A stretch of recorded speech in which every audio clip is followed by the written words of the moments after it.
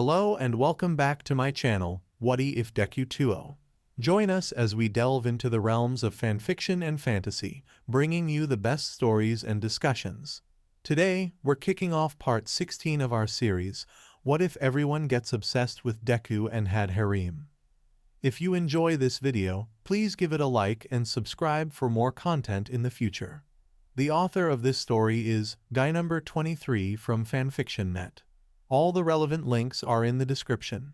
Feel free to say hello to the author on their profile. Now, let's dive into the fanfic. And that's what happened. Izuku released a deep breath once he finished telling the story of how 3 more girls got suddenly added to this ever-growing harem. The said group of women stood in front of him, some with arms crossed and tapping their feet on the floor, others more relaxed and simply listening. Close to his side, a few steps behind, stood the last 3 additions to the team, Yui, Ryuko, and Kanoko. The raven-haired cold princess stood up to her nickname, keeping her neutral expression while Izuku completely exposed the acts that should be kept confined inside 4 walls and between a couple. The ghost girl tried to keep her head up despite the hot feeling in her face. She might have been blushing like the expensive red carpet of Momo's room. As for the shorter brunette, Kanoko kept her face hidden behind her bangs, recoiling more into herself each time the love of her life mentioned her and anything related to her feelings for him. They stood somehow behind him under his instructions. That way it would be a little harder to get to them, in case of things getting out of control. That's what he said, but until now this went pretty smoothly. I mean, when the green team texted to them telling to meet him in front of one of dorms, the girls prepared for a lot of trouble. The guy was a pile of worry when he stealthily got them inside the building, and before entering the room he told them to not make any sudden moves. Seriously, it was like entering a den of lions. Lionesses with huge levels of libido, apparently. They stared at his back, watching Izuku shift uneasy and nervously scratching his neck. Then the brunette with rosy cheeks spoke, her face opening up a bright smile. "Oh, is that all? All right." "Wait, what?" he asked her back, surprised and incredulous. "Did you forget to say something?" "No. Well, there are some details, but these ones I mean, aren't you, mad or anything?" The brunette tilted her head in a playful manner, raising one eyebrow. "Me? Mad? Why? It is pretty obvious to me. Deku-kun loves these girls. No one doubts it, right?" she said, turning around to the girls, who nodded in agreement. An unexpected surprise, but a welcome one. Izuku didn't think they would accept that so easily, especially Ochako and Momo. Yes, Tsu, Kyoka, Mina, and Toru were also quite possessive, but these 2 in particular were on a whole another level. Perhaps they became more comprehensive, and he didn't notice. His harem bonded pretty well, after all. And here I was worrying myself. I couldn't think of a better way to explain this, he said, relief clear in his voice. There's nothing to explain here. Deku-kun loves them, and they love Deku-kun, Ochako said, getting closer to the boy, arms still crossed, a wide smile plastered on her face and her eyes closed. She leaned forward and said near his ear, "Deku-kun, are you trying to set a record here?" Her sweet voice, her gentle smile, her cute round face. None of these matched the danger that leaked from her words. It immediately sent a cold shiver down his spine. "Oh no," was the only thing that managed to get through his mind. Before he knew it, Ochako moved with lightning reflexes, trapping her target in a vice grip. The brunette swiftly got behind and performed a perfect headlock, not giving a chance of escaping. Oh, Ochako, see, calm down," said Izuku as he struggled to loosen her arm around his neck. Everyone around them got surprised as it happened practically in the blink of an eye. "I can't believe it happened again. Izuku, are you trying to tell me something?" What? No, what could I possibly say doing this?" Her hold began to tighten. "Oh, I don't know. Perhaps that I'm not enough for you? Or that you don't love me like you used to? What's going on? Got tired of me and all my caring for you? Is that it? Or are you so good at having me senseless that you simply have to go and have more girls, huh? Tell me, Izuku." Did you get enough of Ochako already? Her voice rose and became more desperate and enraged as she spoke, slowly crushing the green teen in her arms. T, that's not it. I swear I love you T the same. It wasn't on purpose. He struggled to speak as his throat got more and more blocked. Where does all this strength comes from? Then how, Izuku? How come that every time I'm not looking you get to make another girl fall for you? And 3 at once, 3. I'm spending more time on the waiting line than ever. Are you going plus ultra on this harem too? Ochako half shouted, half cried, a mix of emotions joining the rage of a few seconds ago. Ochako, calm down, I can't breathe, Izuku said, or at least tried to, his words barely coming out as his lungs were denied of air. He started to feel lightheaded, his vision blurred a bit, the light of the ceiling appeared to shine more, calling him. All right, that's enough. Release him already, Ochako, you said, quickly getting to them and forcing her arms to unwrap from his neck with a lot of effort. Momo also rushed and supported the boy, now gasping and taking deep, desperate breaths. Holy, gasp, I think I saw, my granny calling, gasp. Meanwhile, the tall blonde held the brunette as she ran her mouth with a devoted look about some nonsense, Izuku leaving her for good and a few foul names here and there. Okay now, easy there, Ochako. Izuku is not going anywhere away from any of us, right, sweetie? You said, looking at the boy, who nodded his head vigorously. Ochako seemed to focus again, only to snap her head towards the 3 girls now at close range and without Izuku to shield them. You, she growled in a low tone, actually making Kanoko hide behind Ryuko, who flinched once she got in the front line and also hid behind Yui. Yui simply stared. If anything, she looked slightly amused. Now that everyone has calmed down, said Nejire as she had her back on the ceiling, currently holding Ochako in a leg lock, completely overpowering the brunette. Are we calm now? She asked the once enraged gravity girl, stopped trying to get free from the older woman. Yes, she answered after grumbling something, releasing her quirk and making them descend like a feather. Okay, so, Nejire got up and shoved her ponytail to the side. Let's have a civilized discussion about this. One wrong move and I'm knocking out everyone here, got it? Good. Now, she cupped Izuku's cheeks with her hands, making him look like a chubby baby. Izuku, dear honey, love of my life and future father of my children. Why? Ooh, I kinda explained already, he said, not sure if he understood her question. No, sweetie, you simply told us the story of how you FCK'd 3 girls and made them love you. T, that's not it. Oh, only it, at least. Sure, some development here and there. Really touching, by the way. But why? Why do you have to attract so many women? She asked again, not to him specifically. Maybe to some superior existence controlling the universe. Don't ask me, Nejire, ask the fandom. Actually, ask Horikoshi. Why is Izuku so easy to ship with? Anyway, back to them. Izuku looked at her, them to the ceiling, then to the girls around him, trying to form an acceptable answer, which came in the form of his hands being lifted, an uneasy smile on his lips, and a face that clearly spoke "Dunno, I'm sorry." She sighed, resting her forehead on his. I love you so much, but I swear, you're too precious to walk around like this. Oh well, what happened happened. We can't change it. These girls also love him, yada yada. We never decided a maximum number of members on this harem, did we? Yeah, I thought so, so we can't complain much. You can either be sore about it or welcome the newbies with a warm hug or a kiss, whatever you feel like, Nejire told the other girls, who got a minute to think about it. Well, I'm still mad about it, Ochako said from her place on the carpet, crossing her arms and making a pout that looked more cute than fearsome. But you said you weren't mad before. I was being sarcastic. How can I not get mad knowing 3 girls got on a bed with you? She said to the green-haired teen. Her head and shoulders slumped as she let a sigh. Then she turned to look at him again, sadness and worry filling her eyes.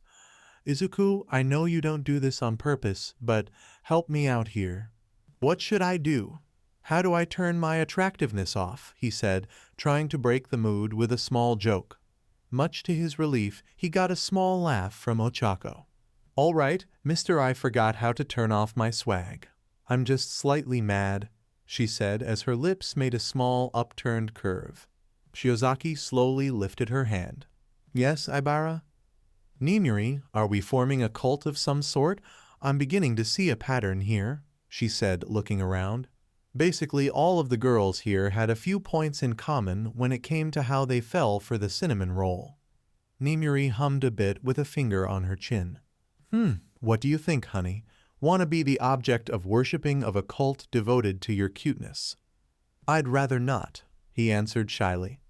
"Why not? I can think of a few advantages." "Come on, it can be fun," she said, laughing lightly. "Ribbit, it does make you think, right? Why don't we discuss something else?" He practically pleaded them, earning a few giggles from his harem. He was just that adorable. "Well, I don't know about you, but I'm not surprised at all with my friend Yui here. She has good taste in men just like me," Setsuna bragged as she wrapped one arm around the girl's shoulders. "But I gotta say, girl, you went straight for the gold. Paint me impressed," she said, sending a wink to her friend. "Izuku didn't mention it, but I fell in love when he saved me back at the night of the attack. I didn't get it in the beginning, so I decided to watch him closely, and then I realized." The girls looked at Yui with awe as she reached for their hearts. "Also, I noticed how hot he was, so I wanted to have sex with him," she said bluntly. The girls kinda nodded in agreement and understanding. "Well, and what about Kanoko-chan and her backstory with Cutie?" "That was so sweet," Toru said, giving a surprising hug to the mushroom lover who still refused to remove the bangs shielding her face. That was, well, I didn't know him at the time. It was a huge coincidence that we went to the same school, but in the end, we got into separate classes and, you know the rest," Kanoko said, blushing as she spoke, fiddling with her fingers. "So, doesn't that make Kanoko the first girl to fall for green?" Kyoka said, turning to face Ochako. "Hey, I'm the first one, that's final," she said, pulling Izuku into a bear hug, once again taking the air out of him. I wouldn't even dare take your place, Uraraka-chan. Izuku told me about you. How you were his first love like he is mine. I find it so beautiful." I am his first love, present tense. "Don't mind her much, you get used to it. She tried to kill me once, but now we're like best friends, right?" Mei said with a grin crossing her lips and giving a slap a little too strong in Ochako's butt. "Yeah, best friends with Busty here," Ochako said, glaring at Mei's developed bosom that looked even bigger with the white tank top she was wearing. "Oh no, here we go again," Yu said as she got between the two girls, taking Izuku from Ochako and making him sit on her lap. They would start another argument about bosom size, and she didn't want to see Kyoka aiming her earphones at them again. "Well, I'm glad that I have a special place in Izuku's heart. The fact that I got to share it with so many girls means that he has a big heart, right?" Everyone looked at her and either voiced or thought "awe," making Kanoko blush again, though this time they could see her face clearly. "Ah my gad, that's too sweet," Mina said, also hugging Kanoko together with Toru. "Imagine if you ended in one a Kanoko. I would definitely support you with muscles. Like when we shipped him with Ochako, right Mina-chan?" Toru said. "Yeah, I can totally see this working, harem or not. Actually, she kind of reminds you, Ochako." "Eh?" said the brunettes. Then both girls looked at each other, brown eyes meeting also brown eyes, but one had thin crosses on them like a shiitake. Similar hair color, and even the hairstyle. A bubbly nature mixed with a hint of shyness for that extra cuteness factor. Even the round faces looked a little alike. "Are you saying that? For a little margin?" Kanoko started. "If we had a slightly different result in the entrance exams." Ochako continued. They both reached the same conclusion together, shock filling their faces. "I could be in your place," they said together, even pointing at each other, which made the girls laugh as even their overreacting was similar, Komori spiraling into a mumbling spree, coiling herself, and Ochako floating with her eyes spinning and steam coming from her head, many possibilities crossing her mind now. Is it always like this? Rieko asked no one in particular. Not that she didn't like it, it was quite the opposite. Izuku was right, she didn't feel alone in the dark anymore. Here, with them, was warm and bright. I thought the same when I joined the team, Ibara said, suddenly appearing next to the silver-haired girl, startling Rieko. Oh, I'm sorry, did I spook you? Rieko simply looked at the vine girl in silence as Ibara looked back at her, honest concern in her face. Yui, Itsuka, Setsuna, and Kanoko also looked at the vine girl. Soon, everyone was staring at her. What? She asked innocently. Then Rieko opened a wide smile. Yes, you can say it was. Too spooky for me. And then she burst into laughter, shortly followed by Ibara, who finally got it. Heavens, that wasn't intended, Ibara said, wiping a tear away. Usually, Rieko was the one to prank and scare her. Hee, I think I understand better why you like so much to be around them. I also felt like this when it was my turn. Don't worry, you'll feel like it is natural pretty soon, Itsuka said as she got near her friends. Yeah, and you know what? It is nice to have someone to talk to about this. Having to keep a secret from you guys makes me sad. Glad you all got to know Izuku better, if you get me, especially you, Kanoko, Setsuna said, giving a wink to the short brunette. Hey, isn't there another girl in your class, Itsuka? Momo asked the ginger head curiously. Yes, Tsunatori. She's the short blondie with the horns. Don't even think about it, Izuku, Ochako said, giving him a warning glare. I didn't think of anything, he said in his defense. Exactly. Keep it that way. Honestly, it could be easier to keep the secret if every girl from each class was involved. Nimuri thought out loud. What do you say, Izuku? She's from the USA, you know? Are you up to some foreign meal?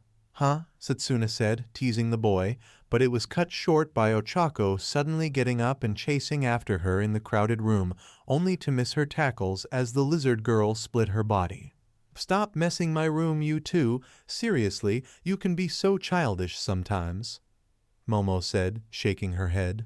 Just ignore them, Momo-chan, Ribbit Tsuyu comforted her friend. All right, you loud girls, Kyoka looked at Nimuri by instinct, getting a hue of red in her cheeks once she noticed the woman referred to everyone. You're lucky that I knocked out the boys before getting everyone here because they would be woke as hell. Back to your rooms, ladies. Aha, they said in unison. Don't awe me, especially you. We have work to do tomorrow, and you all have class. Come on, Nimuri, you got up, leaving Izuku on the floor, and came to the other teacher, putting her best puppy eyes and staring at Nimuri's sky blue ones. It's already pretty late. You got really close this time. Just a good night time. Suddenly Izuku felt all the eyes focusing on him. Oh boy, there goes my sleep again. The girls looked at Nimuri, and she looked down at the cinnamon roll as he looked back. So tempting, 1 or 2 hours wouldn't harm. Then she saw Mina drooling already and Setsuna about to toss shirt and shorts away. Nope, that's not gonna end anytime soon. Hell, I know myself too. She took a deep breath, mainly to strengthen her own resolve. Not tonight, ladies. If his harem felt a bit of disappointment, Izuku felt relieved like a condemned man getting his sentence shortened. If they insisted, he'd do it anyway, but honestly he was enjoying being able to properly focus on the classes. He would form a dent in his desk if his head kept hitting it. The next morning came, and as the sun rose some dedicated students got up while others, took a few more minutes. Breakfast was being done on 1B's kitchen by the early birds, Kendo, Tsunatori, Kodai, and Rin. There was some small talk between them as the others joined them one by one, be it sitting on the table or just grabbing something from the fridge. A little surprising though, Kodai seemed more radiant today. Not that she looked sad before, but her serene face felt more bright and lively this morning, and she was even chatting with Kendo using more than 10 words per phrase. An unexpected surprise, but a very welcome one. Except for one thing that has been bugging the short blondie for some time now. Tsunatori quickly glanced at them from time to time, trying to divide her attention between mixing the pancake dough and listening to her friends. She never was much into gossip, but it seemed that all the girls had a topic in common that she failed to fully understand. Rather, now it was everyone but her, as only recently Kodai, Ryuko, and Komori started to talk about it too. She felt afraid of directly asking because she could be misinterpreting something. Again, the language barrier was still a work in progress for her, but she was making an effort. So as she poured some of the dough on the frying pan, what the shorty-horned girl could make out of their chat was something to do with going out and getting back late, and something about splitting into teams or taking turns. What now? Were they planning some secret training too? Oi, Tsunatori, it's burning. Eh? She fully turned to her ginger-haired friend, focusing on her alarmed face. Then she followed the direction Kendo was pointing and noticed what was meant to be a pancake burning to a crisp and releasing a bit of smoke. Ah, my pancakes. After a bit of panicking and quick action, the frying pan got tossed on the sink and cooled with water, filling the kitchen with a smell of burnt sugar. Ah, what a waste. Tsunatori cried over her ruined breakfast. She was the only one to eat pancakes with syrup on breakfast around here, and she liked a good pile of at least 5. Kendo got by her side, helping to clean the mess. Is everything all right, Tsunatori? What happened there? I got distracted, she answered, a bit uneasy. Distracted? By what? Well, I don't know either, but if you could tell me what do you mean by getting under the green, it would be nice. Dunno, just zoned out, I guess, she said, putting up a little smile. I see. Just try to be more careful. You know I can make your pancakes, but since you insist on using the oven. That's okay, Kendo-chan. I can reach the oven just fine, the shorty said, getting back to the said oven, which was higher than the one she had back at her house in the S. Maybe it was her height or her personality, her overall appearance, probably all of this together, but everyone kind of wanted to keep her safe from harm along with Komori. She didn't mind, but she liked to do things herself.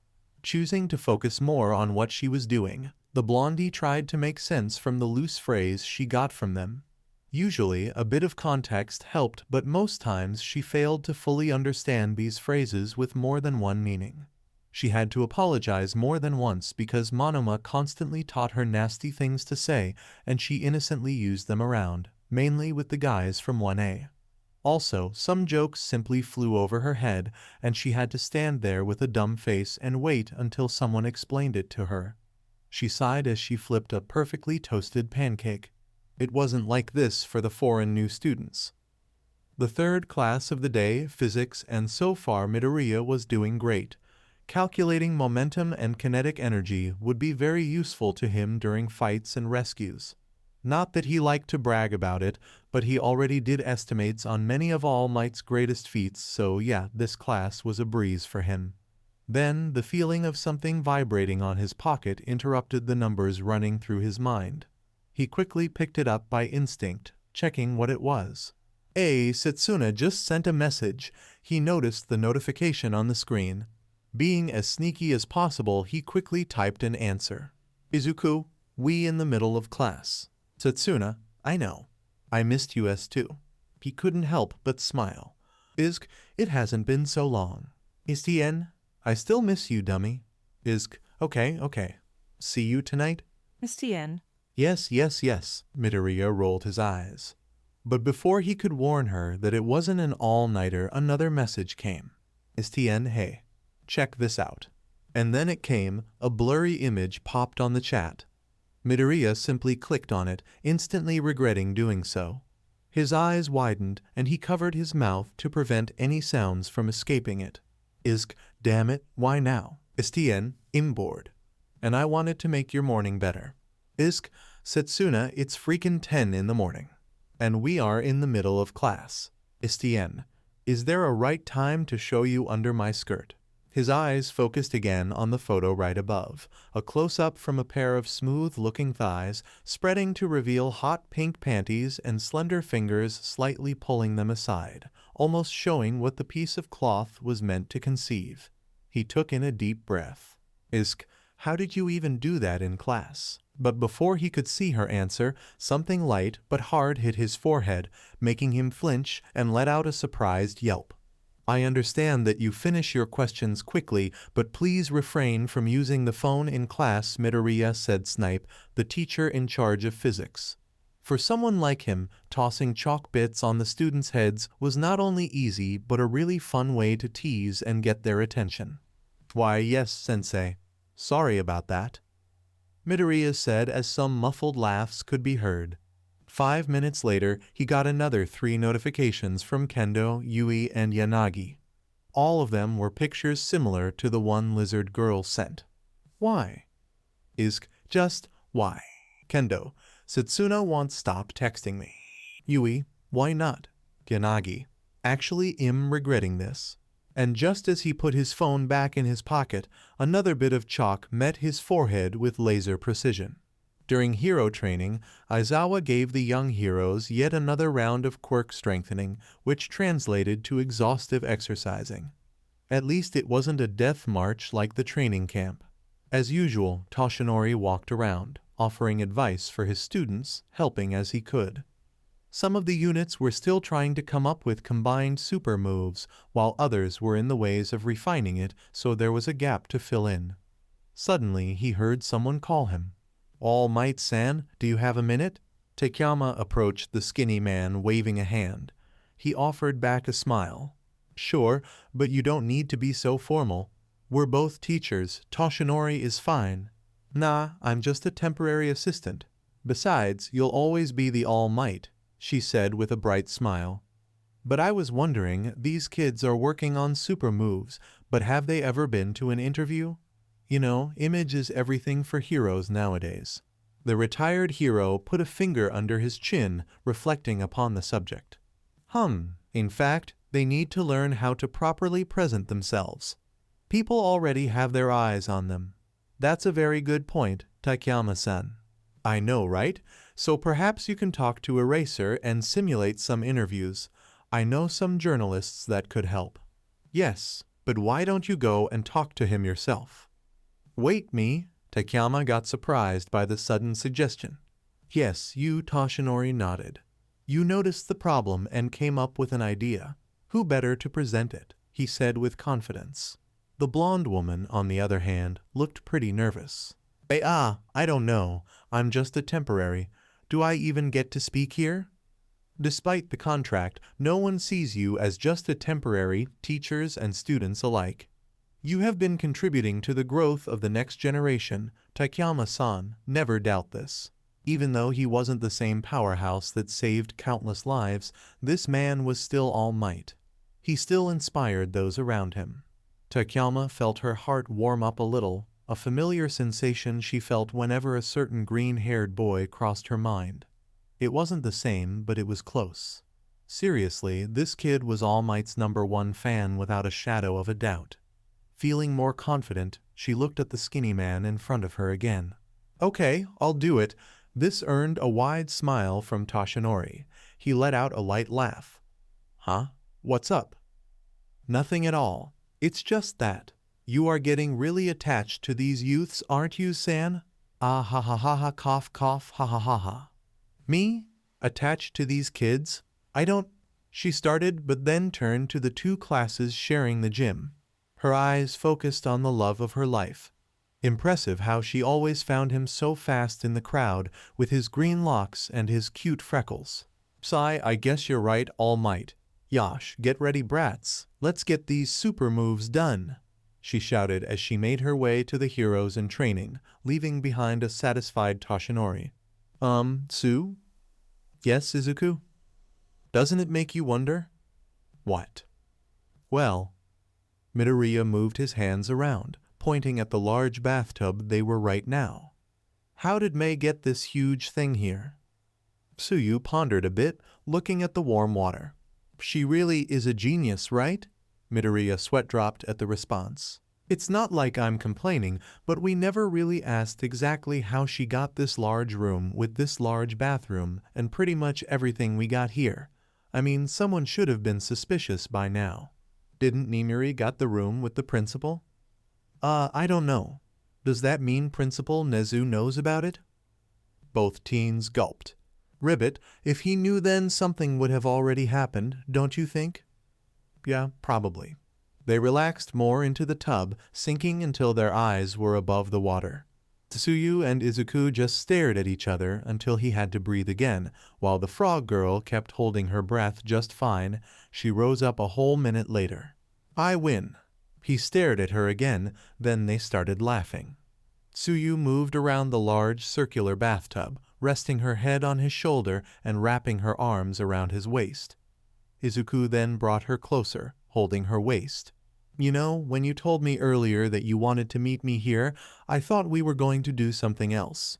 Do you want to do something else? Ribbit. That's not it. It's nice to just soak in a hot tub. Even with clothes, he said, looking down at his swimming trunks and Tsuyu's black and green two-piece. The weather is getting cold, and the pool is too big to be warmed up.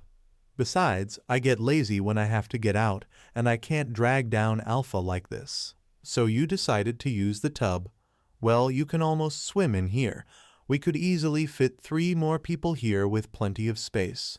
That and I missed you, she told him, then cupped his cheeks with one hand and brought him closer, slowly closing her eyes. Izuku mimicked, and their lips were almost touching. Then open up some room, I'm getting in too. Before they could react, something fell on the tub, splashing water everywhere. What the Setsuna? Izuku looked at the sudden new guest as she removed some hair from her face. I see you two are having some fun, but Izuku, I hope you didn't forget that I wanted to see you tonight, Setsuna said, crawling and straddling his waist. How could I? You sent me something pretty dangerous right after, Izuku said to himself. Come on, it was just a panty shot. Is it that bad? During class and in public. Pretty bad to that, Setsuna let out a light laugh. Okay, I won't do that anymore. You said that last week, he rolled his eyes. But it is so fun to tease you, Izuku. You look so cute when you're embarrassed. Am I right, Tsu? She turned to the frog girl, still hugging Izuku. Ribbit, you're right on that, but please try not to blow up our cover. Relax, if no one found out until now, no one will. What could possibly happen? Can you not jinx us all? Said the green-haired boy. All right, but seriously, did you two come here just to take a bath? Tsu has cold blood and we're almost in winter. Low temperatures make me drowsy, Ribbit. I kind of hibernate. Oh, that's tough. You get used to it.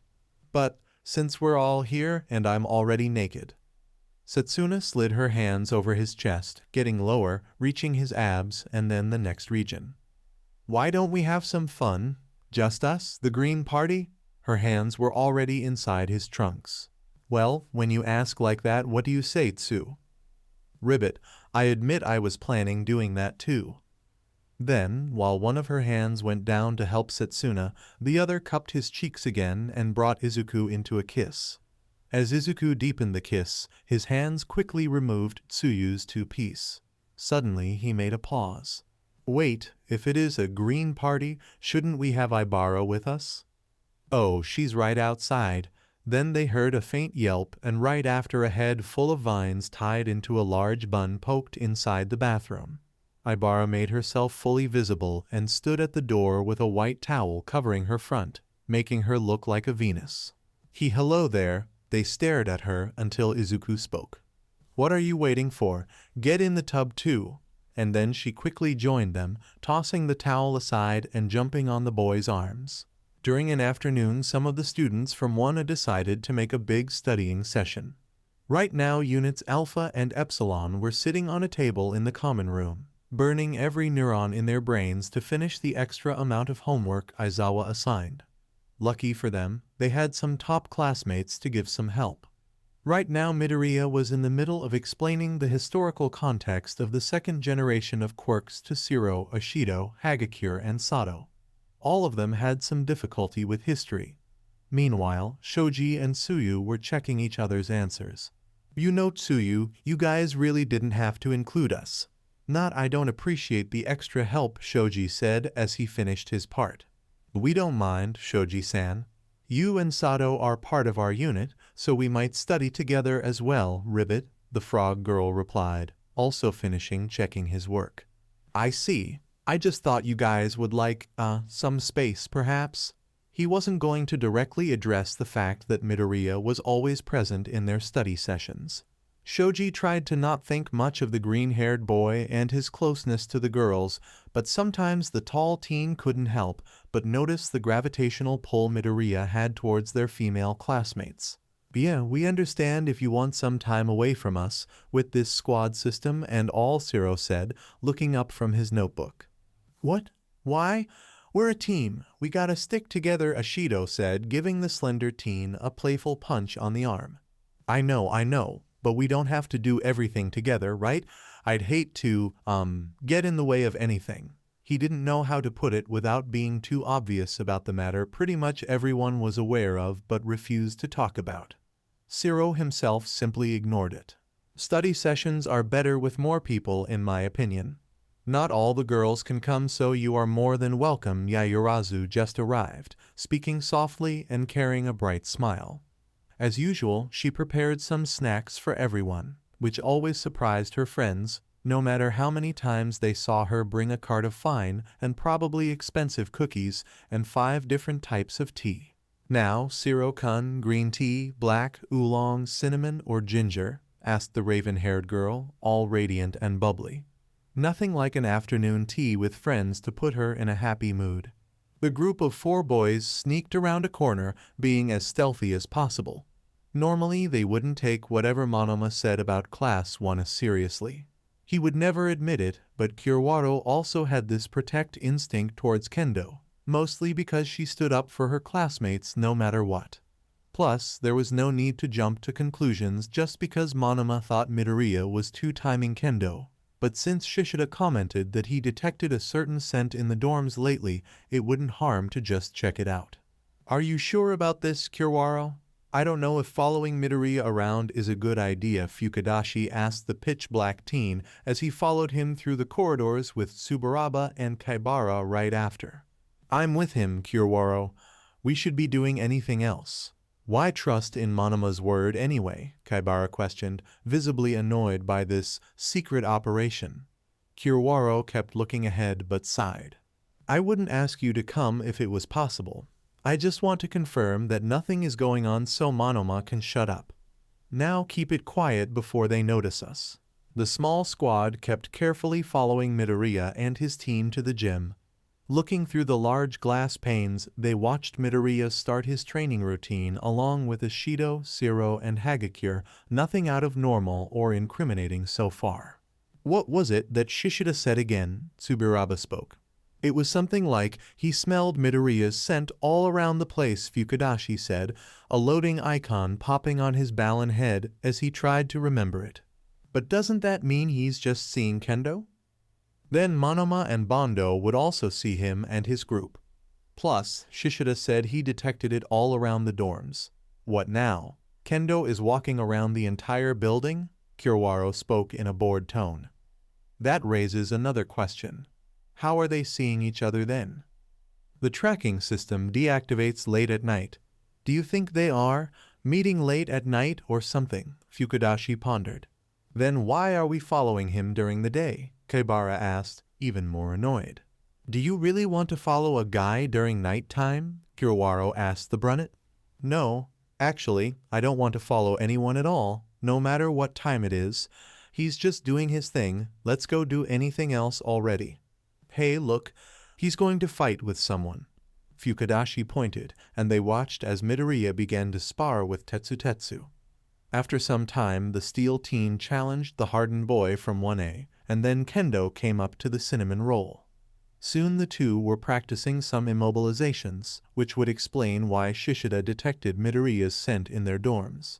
And would you look at that, Monoma was sitting in a corner with his arms crossed and visibly bored.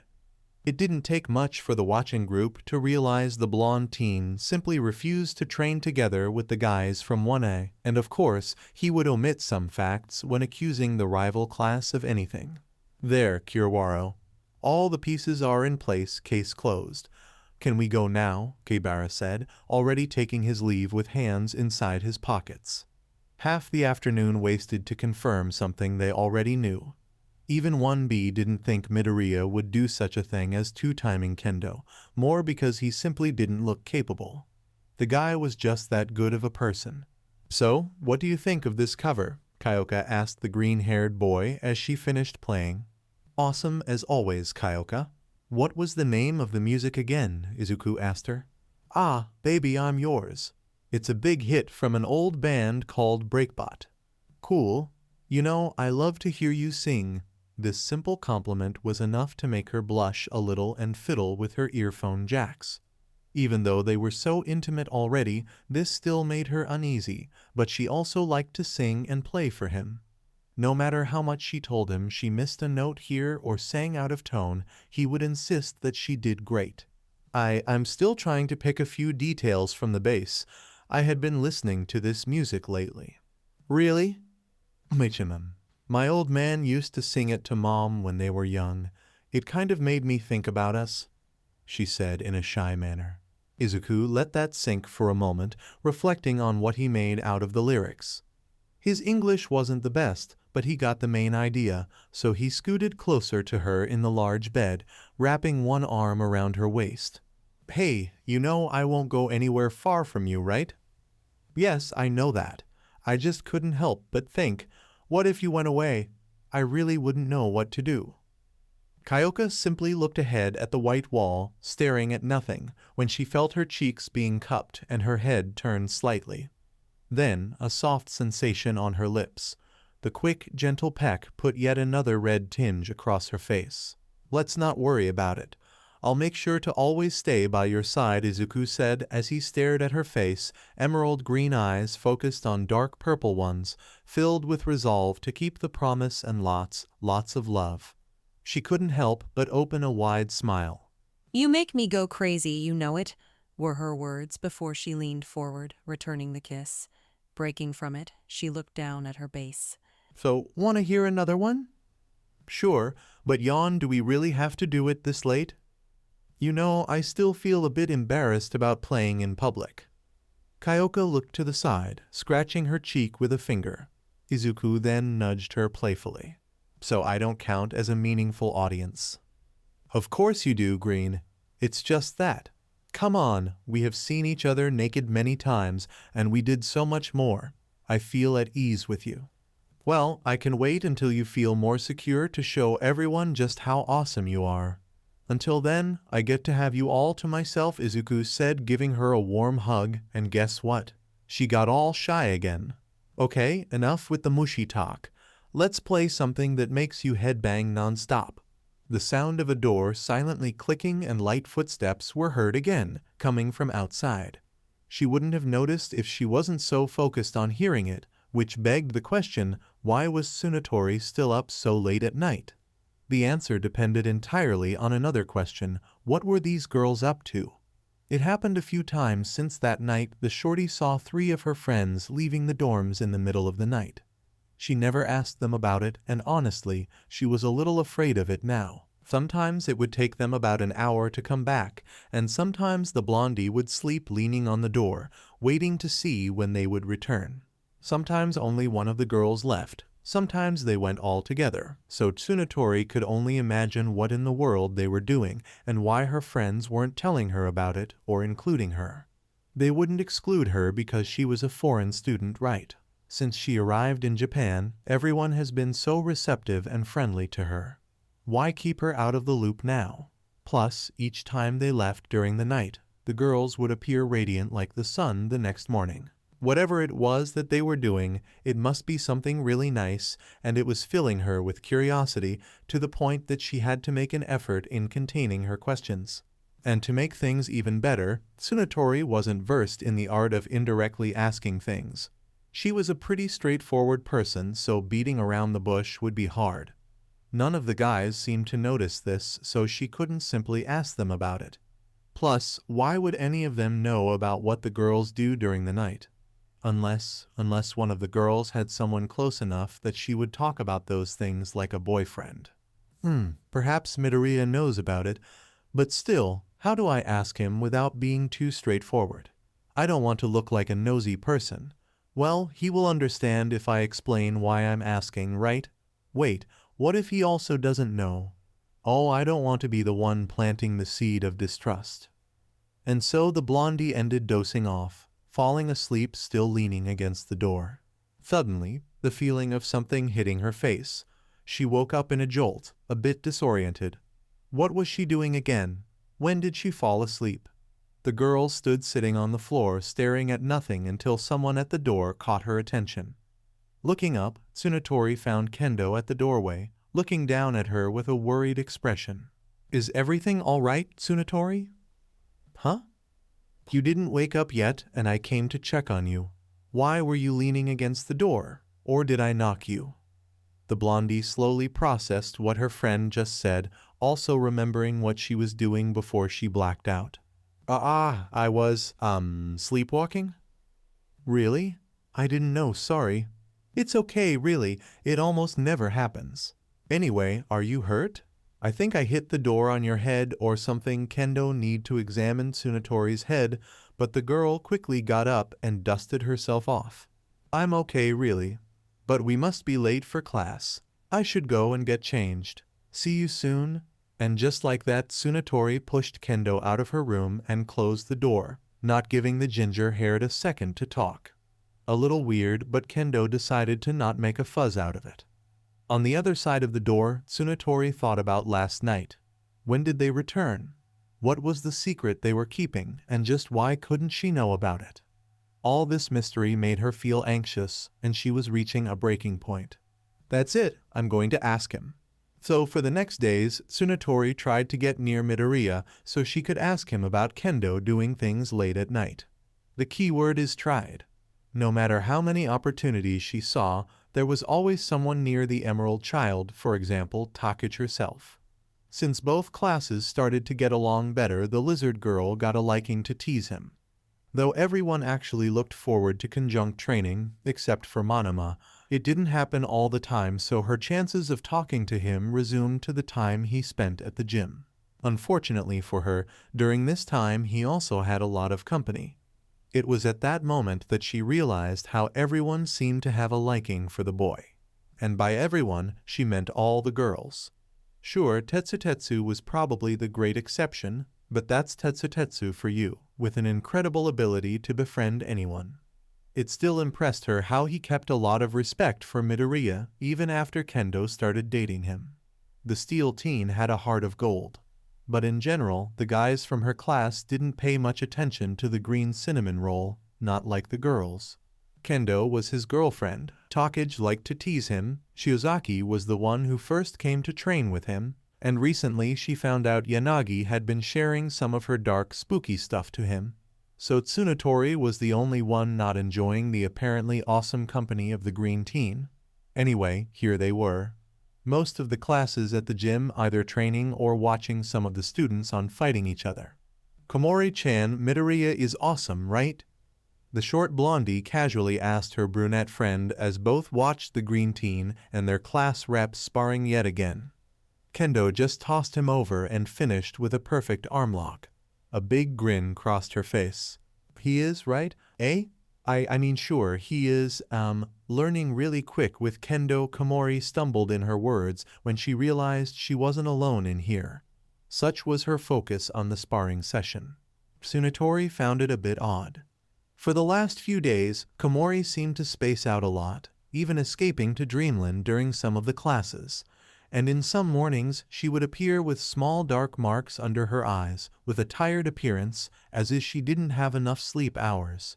Yet the bright smile adorning her joyful expression remained. In fact, it was like everyone was shining more. The blondie swore she heard Yui giggle, as in, a legit giggle of happiness, not from a simple joke or anything. She never saw the girl do anything close to this since she arrived, not that she didn't want her friend to feel happy and all. Honestly, Tsunotori felt that the fact of being Class 1B kinda weighted down her classmates a bit, the burden of being the second class. Nonetheless, the girls kept their spirits high, which she was glad for. If only she could know what they did to solve this minor problem. Tsunotori-chan, what do you think of Midoriya?" Komori asked her friend in a low tone, even shielding her mouth with one hand and looking around. The sudden question forced the blondie out of her thoughts. "Huh? Midoriya? I don't know. He's okay, I suppose, she answered sincerely. Until lately she never paid much attention to the boy, so she didn't have any particular opinion about him except for the obvious. I mean, he's pretty strong, and he is nice to everyone around him, so. She continued. Yeah, he sure is, but, what do you think of him, like, as a man? The fungi girl said almost in a whisper, her timid voice barely audible amid the noises of the gym. The question itself didn't faze Tsunatori at all. She and the girls had this kind of chat sometimes before, a few weekend nights spent talking about ships and discussing best boy ranks. No, what surprised the short blondie was the way Komori seemed interested in her opinion this time. She, from all her friends, was the most reserved about her opinions on these topics, yet here she was, looking curious about her thoughts on Midoriya. For some reason, she felt like it was almost personal. Well, if the few times Komori said anything about her type were something to take into consideration, the green teen pretty much passed in all the requirements. Tsunatori wouldn't be surprised if the brunette had a crush on him. Takage teased her about it occasionally, but the brunette never assumed it. She never denied it either. As a man, you say, well, he's pretty cute. I'd say handsome, even, Tsunatori said, glancing at the mentioned boy from the corner of her eyes. And, would you go out with him? If he wasn't dating Kendo, that is. The blondie pressed one finger against her lips while pondering about it. She ran a list of Midoriya's pros and cons, almost like a character stat chart. Sure, why not? I mean, he seems to be a sweet boy, and I don't have any reason to doubt Kendo's choices, right? She joked, smiling and waving her hand. But when she looked at her friend, Tsunatori found a pair of shiny eyes and cheeks with a tinge of red. Komori looked eager to something. What it was, she didn't know. Tea then, if you could, you know? Huh? The two exchanged a few glances. Komori fiddled with fingers as her head tilted a little to the side, looking to the duo still sparring. Kendo had Midoriya in another headlock. If there was a way to. Once again, Tsunatori got herself thinking about it. Did Komori really ask her if she would go out with someone, despite the said person being in a relationship? Before she could answer, the sound of a crowd cheering got the attention of both girls. Looking at the fight ring, Kendo had Midoriya on the floor once again, pressing his face against the floor and twisting his right arm up while pressing one knee on his back. Judging by the comments, Kendo skillfully reversed a hold he did and made this finishing move. While some of her classmates and new friends from 1A either cheered or whined about their bets, Tsunatori focused on the two lovebirds on the mat. Kendo had the widest grin crossing her lips, and her eyes never left the boy under her. As for Midoriya, despite the visible discomfort from the position of his arm and the weight on his back, he also seemed quite happy. No matter the occasion, his smile adorned by freckles always seemed so bright. Wow, did he always look that cute? She shook her head a little. No, I'm overthinking. I have been focusing on him for some time now. Of course I would notice a few details, that was the only explanation. Plus, there was Komori and that weird talk from a minute ago. Anyway, now it was her opening. The crowd slowly dispersed as the main event ended. Kendo released Midoriya and helped him sit up. He twisted and stretched his sore arm, scratching the back of his head as they chatted, probably about the fight. For a brief moment, the short blondie entertained her mind with the thought of her being in the place of the ginger-haired girl. But it dissipated quickly like a cloud in the clear sky. The green-haired teen came towards her general direction, luckily not accompanied by his sparring partner. So in a quick and subtle motion, Tsunatori grabbed his hand and dragged him around some equipment. The boy never expected being yanked around like that, so he half stumbled on his feet before looking up and finding the short blondie in front of him. Oh, hi there. Tsunatori-san, wasn't it? Hello, good fight you had there with Kendo. She must be teaching you really good, the girl said, keeping her hands behind her back and a friendly smile adorning her features. I have been improving a lot, thanks to her, but I'm far from being as good as Kendo, Midoriya said, feeling his still sore arm. They exchanged warm smiles, but after a minute or so he felt a bit awkward. Do you need something from me? Oh, right, she might be playing it cool on the outside, but internally Tsunatori's mind was racing. She absolutely could not mess this up. Actually, there's something I wanted to ask you about for some time now, she said with a hint of shyness in her voice. The blondie turned her head a bit to the side, not looking straight at him, scratching the tip of one hoof on the floor of the gym. Tsunatori remained silent for another hesitant minute until she decided to say it with all the letters. Midoriya-san, do you know what Kendo is doing late at night? The question was pretty simple, so much that without a proper context it could sound too vague. One could do many things late at night, like sleep or study for a difficult text or anything else.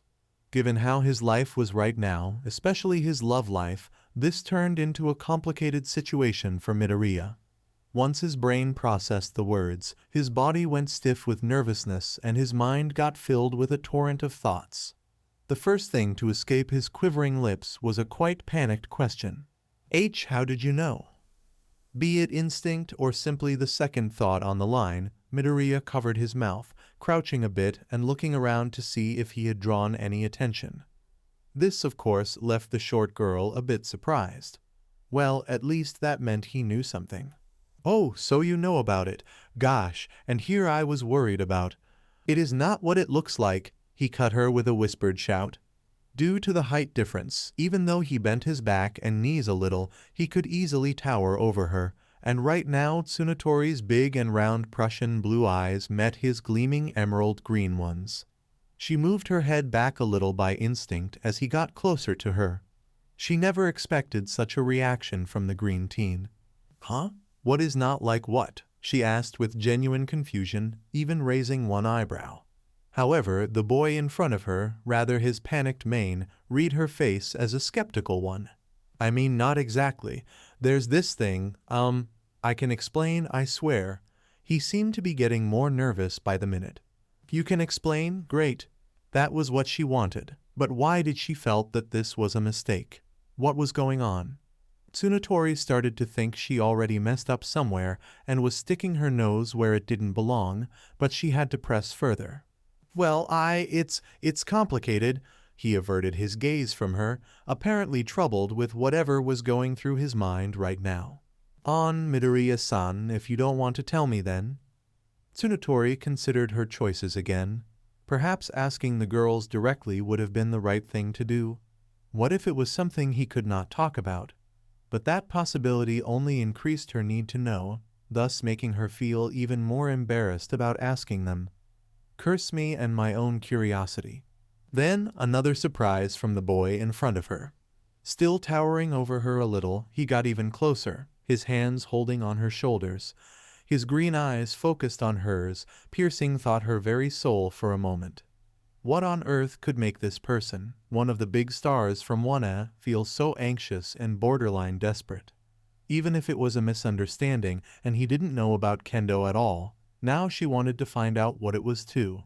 He spoke in a forced flat tone as if he tried to contain his emotions.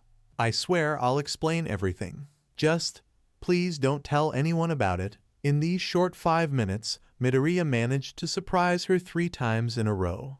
What was this plea for? Caught in by the turmoil emanating from him, Tsunatori simply nodded in agreement. At least he was willing to tell her. After this scene, she didn't feel very comfortable in pressing further to have her answer, not that she wouldn't keep asking. So before she could voice any other thoughts, Midoriya let go of her and took a step back, looking around again like he was some international burglar on the run. Okay, I'll tell you everything later. Bye. And just like that, he left, too quick to even notice her weakly reaching out with her hand. Did it go well? She asked herself out loud. Feeling more mentally tired than usual, the short blondie let her body fall on the fluffy bed. She looked at the ceiling of her room, letting out a tired sigh. Only after he left the gym, she realized she never got his phone number. How was he supposed to talk to her? And when was later supposed to be? Did he plan to appear in her room during the night? I think it means this isn't something to address by phone. She let out another sigh. Tsunatori hated to be doing this behind her friends' backs. But in her own defense, they were also hiding something. They were living together for some time now. What was the need for so much secrecy? The blondie held a cute pout, puffing her cheeks as she thought more about it. Did they not trust her with a secret? She never let a single one escape, yet Takage apparently knew about it too.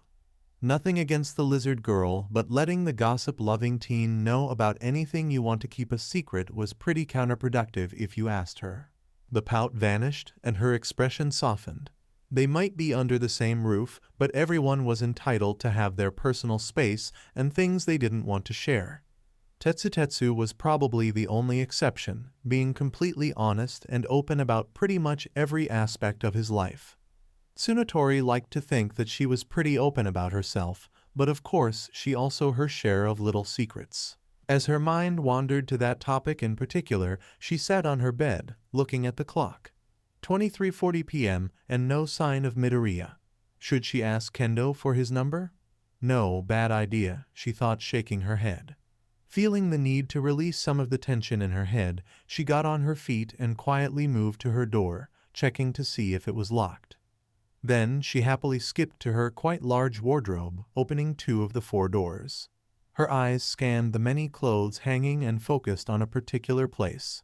Her hands reached between the clothes, finding a small lock with practiced ease. One quick turn, and she pulled the fake panel open to reveal a new set of clothes, though these ones differed much from the first set in color and shape. Her short tail wagged, truly showing her interest in these clothes.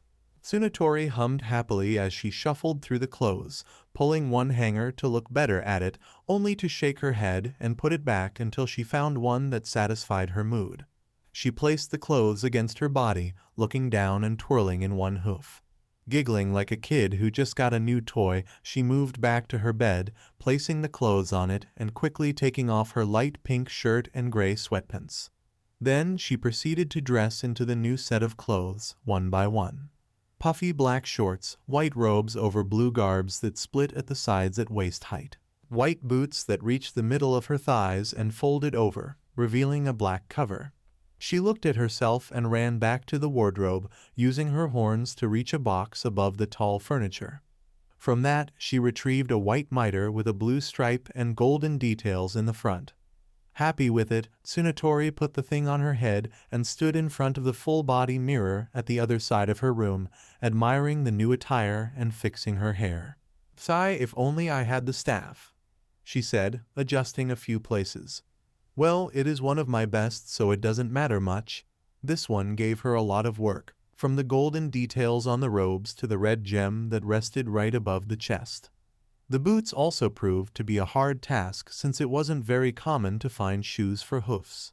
It took her 1 whole week to successfully adapt a pair she got from her uncle. One less option in her wardrobe, but one more piece to use in her works. She waved her hands around, letting the large long sleeves wave freely, and she spun in place again. It never failed to put her in a better mood, seeing the results of a good job. Good thing she had natural blonde and long hair, otherwise it would be a little hard to find a nice wig. "Well, it isn't as long as Priestess, but it looks nice," she said to herself, giving one last check on her outfit. Except for the horns poking out and the odd shape of the boots, one could actually see her as the character in real life. "Wow, it looks so. Eh?" Tsunotori turned to the glass door of the balcony with a neutral expression. Did she just hear someone's voice? "Oh, wait, Her defense instincts instantly kicked in, and in split second, horns were launched at the figure hanging on the balcony. She didn't spend a single moment thinking who it was or how it got to the 4th floor, neither why in the world this person thought using the balcony would be a good way to get in. No, the only thing occupying her mind right now was an overwhelming feeling of shame, which boosted her panicked reaction. The result, a green-haired boy almost being tossed away by a pair of pointy horns. Midoriya skillfully let go of the ledge, grasping it again at the last second. The boy remained like that with his arms stretched up for a moment before trying to call the short blondie inside her room. "Tsunotori-san, it's me, Midoriya," he whispered as loud as he could, trying not to wake anyone up. After catching her breath, Tsunatori got closer to the edge of the balcony, looking down to find the teen hanging on with an uneasy smile. My, Midoriya, what are you? I said I would tell you later, didn't I? He answered nervously. Well, yes, but did he have to go up to my balcony in the middle of the night? While she questioned the reasons behind this, she heard a fake cough that successfully got her attention. I know it's a bit weird, but HNG, can I, get up there? Midoriya said as his fingers began to feel a little sore. His mom raised him better than barging into someone's balcony without asking first, right? EA? Why you want to GG get in here? If possible, yes. It bothers a little to be left hanging, hee. He put up the best smile he could, though his hands were slipping a little. No, she muttered. Then his face got a few tones paler. No? No, not yet, at least. Just give me a minute, no, 5 minutes. But she's gone. Before he could say another word, her blondie head came out of his visual field. Well, he could at least pull himself up and keep hanging in a more comfortable position. And don't look until I tell, okay? Said the shorty girl, who quickly rushed back to the balcony and vanished again just as fast. Okay, Sai, what am I doing? From his position, he could hear some shuffling, hurried steps, and at the end, the sound of something being locked. Then, at last, the head with horns appeared again, just when he thought his hands would give up on him. All right, you can come now. HNGN, a little help here? His forehead was starting to get covered in sweat. Oh, right. The blondie then leaned over and grabbed his arms, helping the green teen to get up. He simply let his body roll over the ledge, doing a lazy roll and laying flat on the floor for a minute or two. Man, I thought I wouldn't make it, he said in a tired voice. My arms are still sore from today's sparring with Kendo, he said absently minded, not paying much attention to the girl that recoiled on the wall and watched him catching his breath. Once he sat up, he noticed the weird look directed at him. Well, justifiable. I just jumped at her balcony, for heaven's sake. Sorry about the way I got into here. It was a good idea 5 minutes ago. Midoriya apologized, scratching the back of his neck shyly. Do you visit everyone you know through the balcony of their houses? She said after an awkward moment of silence between them.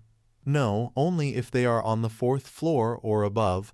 There was another weird silence between them as both let the jokes sink in. No amount of chit-chat could compensate for the current levels of awkwardness, so Midoriya decided to be straightforward. Well, Tsunatori-san, about that thing you asked me earlier. Yes, before you say anything, I gotta confess I wasn't expecting you to tell me right away. It seems to be a big deal after all. There weren't any hints of her intentions in her voice, which made Midoriya even more anxious. He swallowed dry before continuing. Can we talk about that inside? Sure, please come inside, Tsunatori said, getting up and leading the way. Once inside the room, shielded from the cold air of the night, Midoriya took some time to build up some courage while thinking of a better way to address the matter that he had a harem. His eyes jumped from the glass door to the ceiling, to the door of the room, to the wall in front of him. Meanwhile, Tsunatori simply sat on the bed next to him, but with almost a meter of distance between them. If you don't mind me asking, how did you find out about this? Midoriya didn't know where to start. Well, it was an accident, actually. I was up late one night, then I heard something and went out to see what it was. Then I saw the girls going somewhere outside.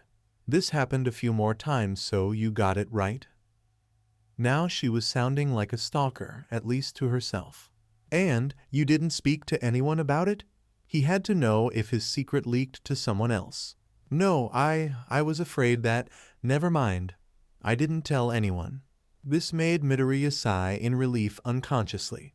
Now to properly explain his situation.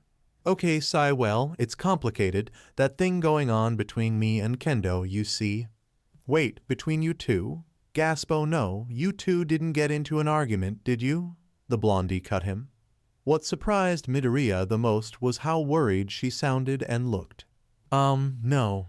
No, we're fine, Tsunotori released a relieved breath, placing one hand over her chest. But we have this, we kind of, listen, you have to keep your mind open, okay?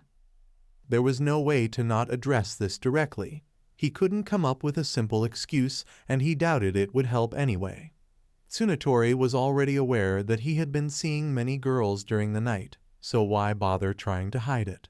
He might as well explain the whole thing and beg for her to not expose him completely. Maybe if he said she could also join then. Hold up. Why would she ask me if she already knew about it? Don't tell me.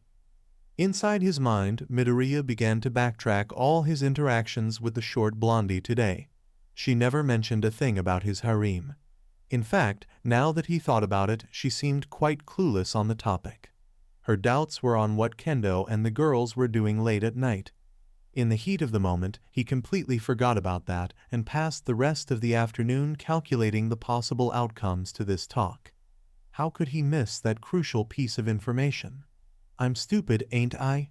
I almost blew up the cover myself, Midoriya thought, mentally facepalming. For some reason, he swore he heard a faint laugh somewhere. Midoriya-san? Oh yes, he suddenly got dragged out of his own world by the kinda shy voice calling him. The blondie next to him also seemed quite shy herself, looking at the floor and poking her fingers together. You don't. If it is something that you can't say, then it's okay. Now I'm thinking that I shouldn't bother you asking this. If Kendo and the girls don't want to tell me about it, then I shouldn't pry, right? Huh? This confused him. She seemed quite eager to know about it when she came to him at the gym. A few moments ago, he could still feel her curious eyes on him, and now, this. You don't want to know anymore? She hesitated for a second. Well, I kinda do, but... She slowly turned to the green teen, looking at his general direction but not focusing on him. It's their secret, right? I don't want them to think I'm some nosy, annoying girl. They wouldn't do it at all, he said, trying to cheer her up. But we're all friends, and we live in the same house, and we do lots of things together. Why didn't they tell me already if everyone seems to know about it? Her voice cracked a little with a hint of incoming tears. So they don't trust me. Hey, come on, you know it's not like that, right? Just because the girls have a secret doesn't mean they distrust you. Suddenly the topic of their talk changed, but Midoriya felt this was just as complicated. Fortunately, Tsunotori seemed to get it pretty quick. I know. I'm being silly for even imagining this. Everyone had always been so nice to me ever since I got transferred to UA. You came from the United States, right? I bet it was hard to adapt, even more considering this is the #1 hero course. Yeah, hehe. You guys here in Japan have it rough. I still can't understand a lot of things, but everyone from my class helped to feel a bit more at home in some way. Sigh. I shouldn't be doubting my friends like this. Even more when I have my own secrets. The last part was meant to stay inside her mind, come out as a murmur, if nothing. However, Midoriya was a very good listener, and when he was talking to someone like this, his ears wouldn't miss a single word. What secret, if you don't mind me asking? She visibly tensed up when he asked. He asked out of habit, as he tried to keep the talk going on.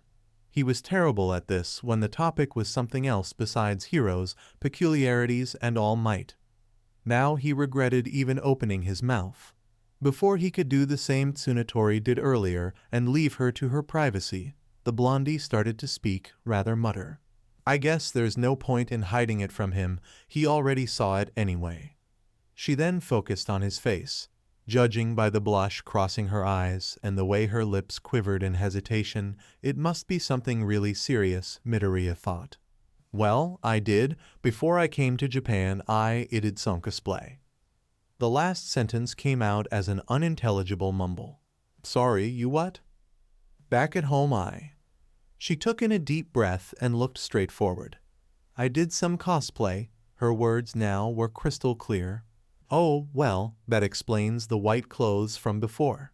They sat in silence for a minute or so, but for Tsunotori in particular, it felt like an hour. She didn't know where to look, and the urge to hide from the Emerald Child was starting to build up inside her. Why did she even tell him this? Perhaps it was the impression she had of him, considering how Shiozaki trusted him and how Yanagi opened up to the boy, and let's not forget who was his girlfriend. Yes, Midoriya was definitely someone she could confide this little hidden side of her life. Plus, he wasn't from her class, so there were even fewer risks from him telling her classmates about it. In the end, Midoriya had to break the silence again. So, you never told anyone about it? She flinched a little at the question, constantly looking down. And no, I never had the opportunity. Plus, I don't think I should. Really? But it looked so awesome. Well, at least the one I saw anyway.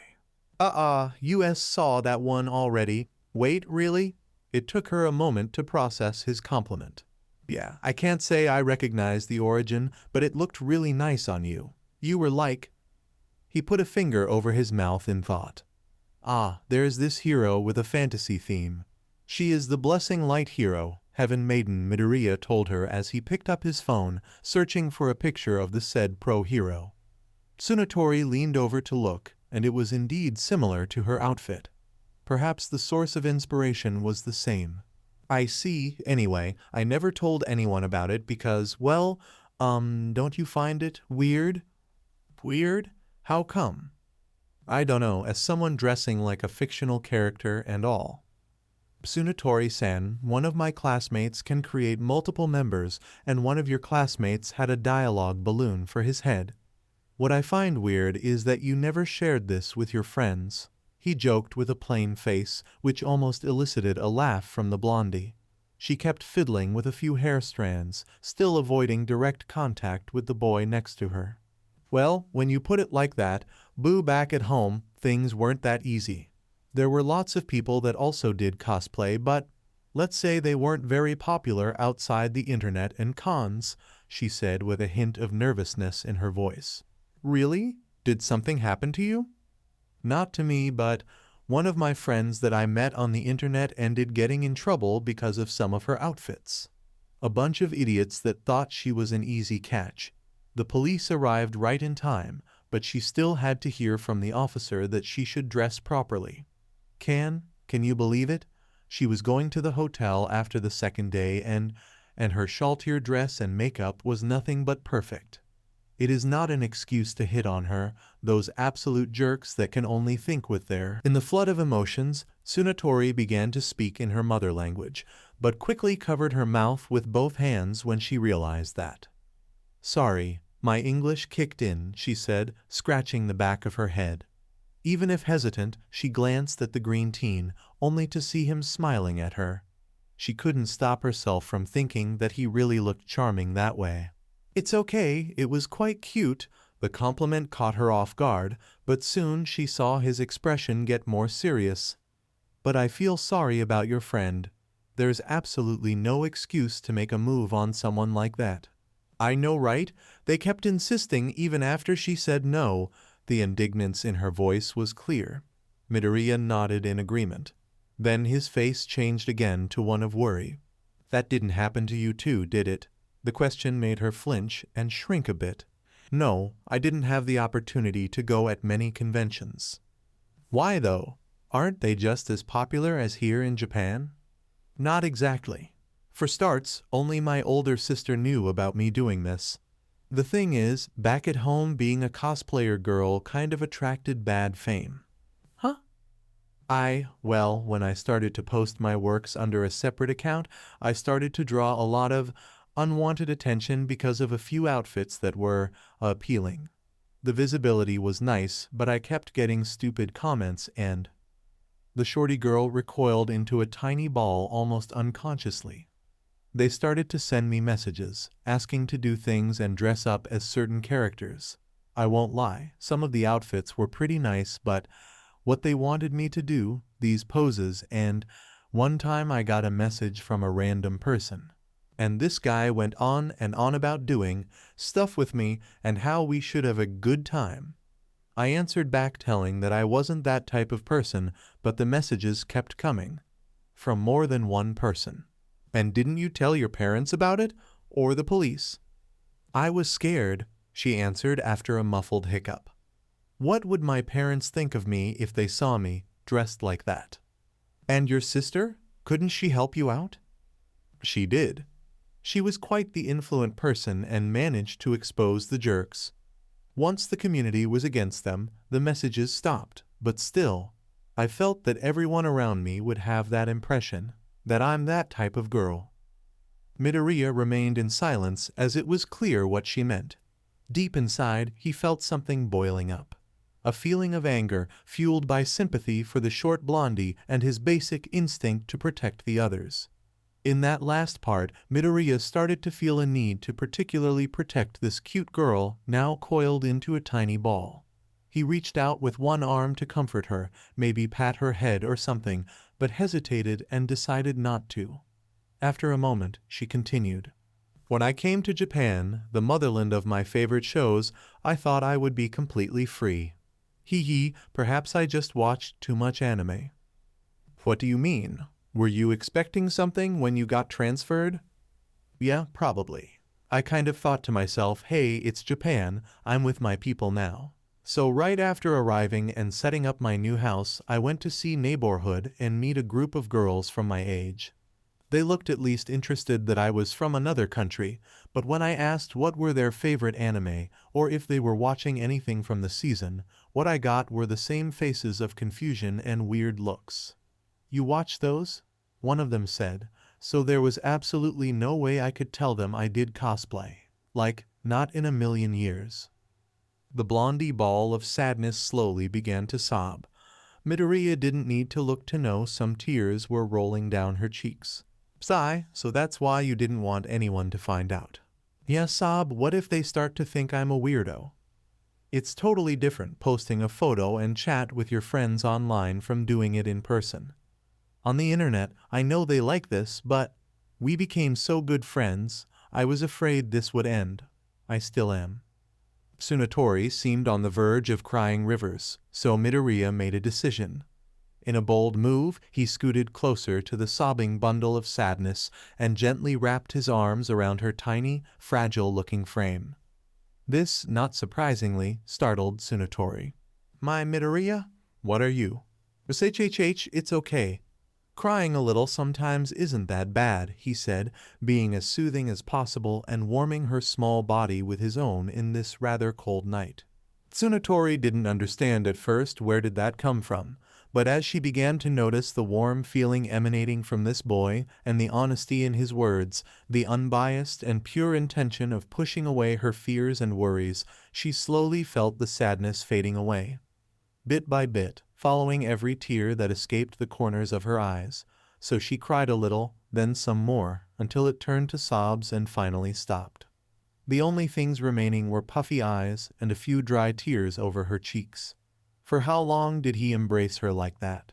She didn't know, neither cared about. Now that she seemed to be feeling better, Midoriya let go of her as she slowly uncoiled from the tiny ball, looking at the floor and wiping her face with the sleeve of her many sizes bigger navy blue t-shirt. Thanks. Ooh, I didn't know I needed that, she said, clearly embarrassed. You're welcome, I guess. He also felt the awkwardness between them. The silence between both teens added to the weird feeling of the past minutes, so before it could become unbearable, Midoriya tried to restart the conversation. Suo, you didn't tell me about that outfit from earlier. Where is it from? He wasn't sure if that was the best topic and released a breathe he wasn't holding when the blondie perked up, looking more lively and interested in talking about it. Oh, it's from an old anime called Goblin Slayer. Have you heard about it? Doesn't ring any bells. What is it about? Besides the obvious title, that is, he swore her eyes shone like twinkling stars. It is a fantasy story based on D&D about a stoic warrior who is hellbent on killing each and every goblin he encounters because when he was a kid the goblins attacked his village and no one came to help, so he decided to do it himself. Then he starts to. Chado mate, Tsunatori-san in Japanese if possible. My English isn't much above average. Oh, sorry. I got carried away, she said with an apologetic smile. Anyway, this knight who only kills goblins meets and saves this young lady named Priestess, and she starts following him on his adventures of goblin extermination. Wait, he only hunts goblins? Yes, it's on his name. What else would you expect? HMHM, in fact, this is a common joke throughout the story. And you said the girl is named Priestess? Yeah, since it is based on D&D, the characters are named after their roles or classes.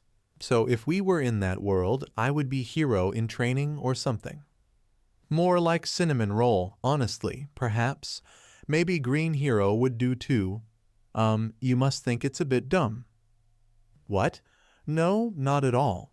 I didn't watch much anime or read manga, but I definitely find it interesting. Really? Then if I showed you another cosplay I did and the source, would you? I mean, it is just a suggestion, you don't have to, Suddenly, Tsunatori found herself out of words, lost in thought. She never considered the possibility of finding someone to show her works in person, outside of going to conventions. Again, this was totally different from posting online under a fake name. More importantly, she would be showing her works to someone that wasn't an anime fan like her, so this could prove to be quite the experience. But would it be okay to do this with Midoriya? He seemed to be more than a decent person if the embarrassing moments from earlier were anything to be considered. I suppose I can trust him, right? He wasn't from her class, and he didn't seem the type that talks about people behind their backs. Besides, he was keeping Kendo's secret, so he probably was a reliable guy. Oh, right. About my question from earlier. Oh, that. Well, I can't tell you everything, but, let's say that Kendo and the girls are working on something together. Something that would, surprise you. Midoriya didn't know half of the words he was saying, but now that would have to do. It's okay, I was going to say that you don't have to tell me. To be honest, I'm glad you were so worried about telling me. Are you serious? Yeah, it shows that you care about Kendo and that she trusts you enough to share a secret with you. The blondie was completely honest with him. Well, I myself don't know all the details of it either. He lied, but the next part was the absolute truth for him. But one thing I know, they all care about you. They wouldn't think you're weird because you like to cosplay or watch anime. And neither do I, he told her with a warm, gentle smile crossing his mouth. It made her heart skip a beat. You are probably right. Yes, I am. She remained in silence for a brief moment, as if considering something inside her head. Then she looked again to his face. Can I ask you something else instead? If I can help. Would you, if I wanted to show you some of my cosplays or talk about an anime I like, would you do it? He put a finger over lips, closing his eyes and seeming in deep thought, which made the blondie feel even more anxious.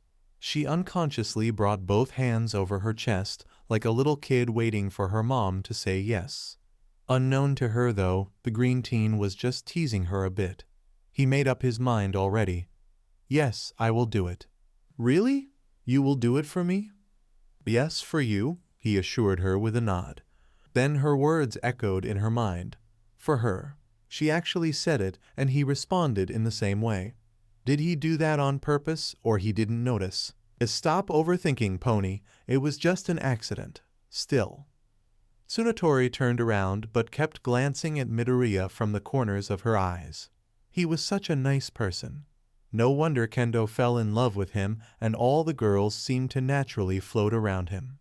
Besides her sister, Tsunatori never shared her hobby with anyone in person, so this ended being even nicer of him to do it.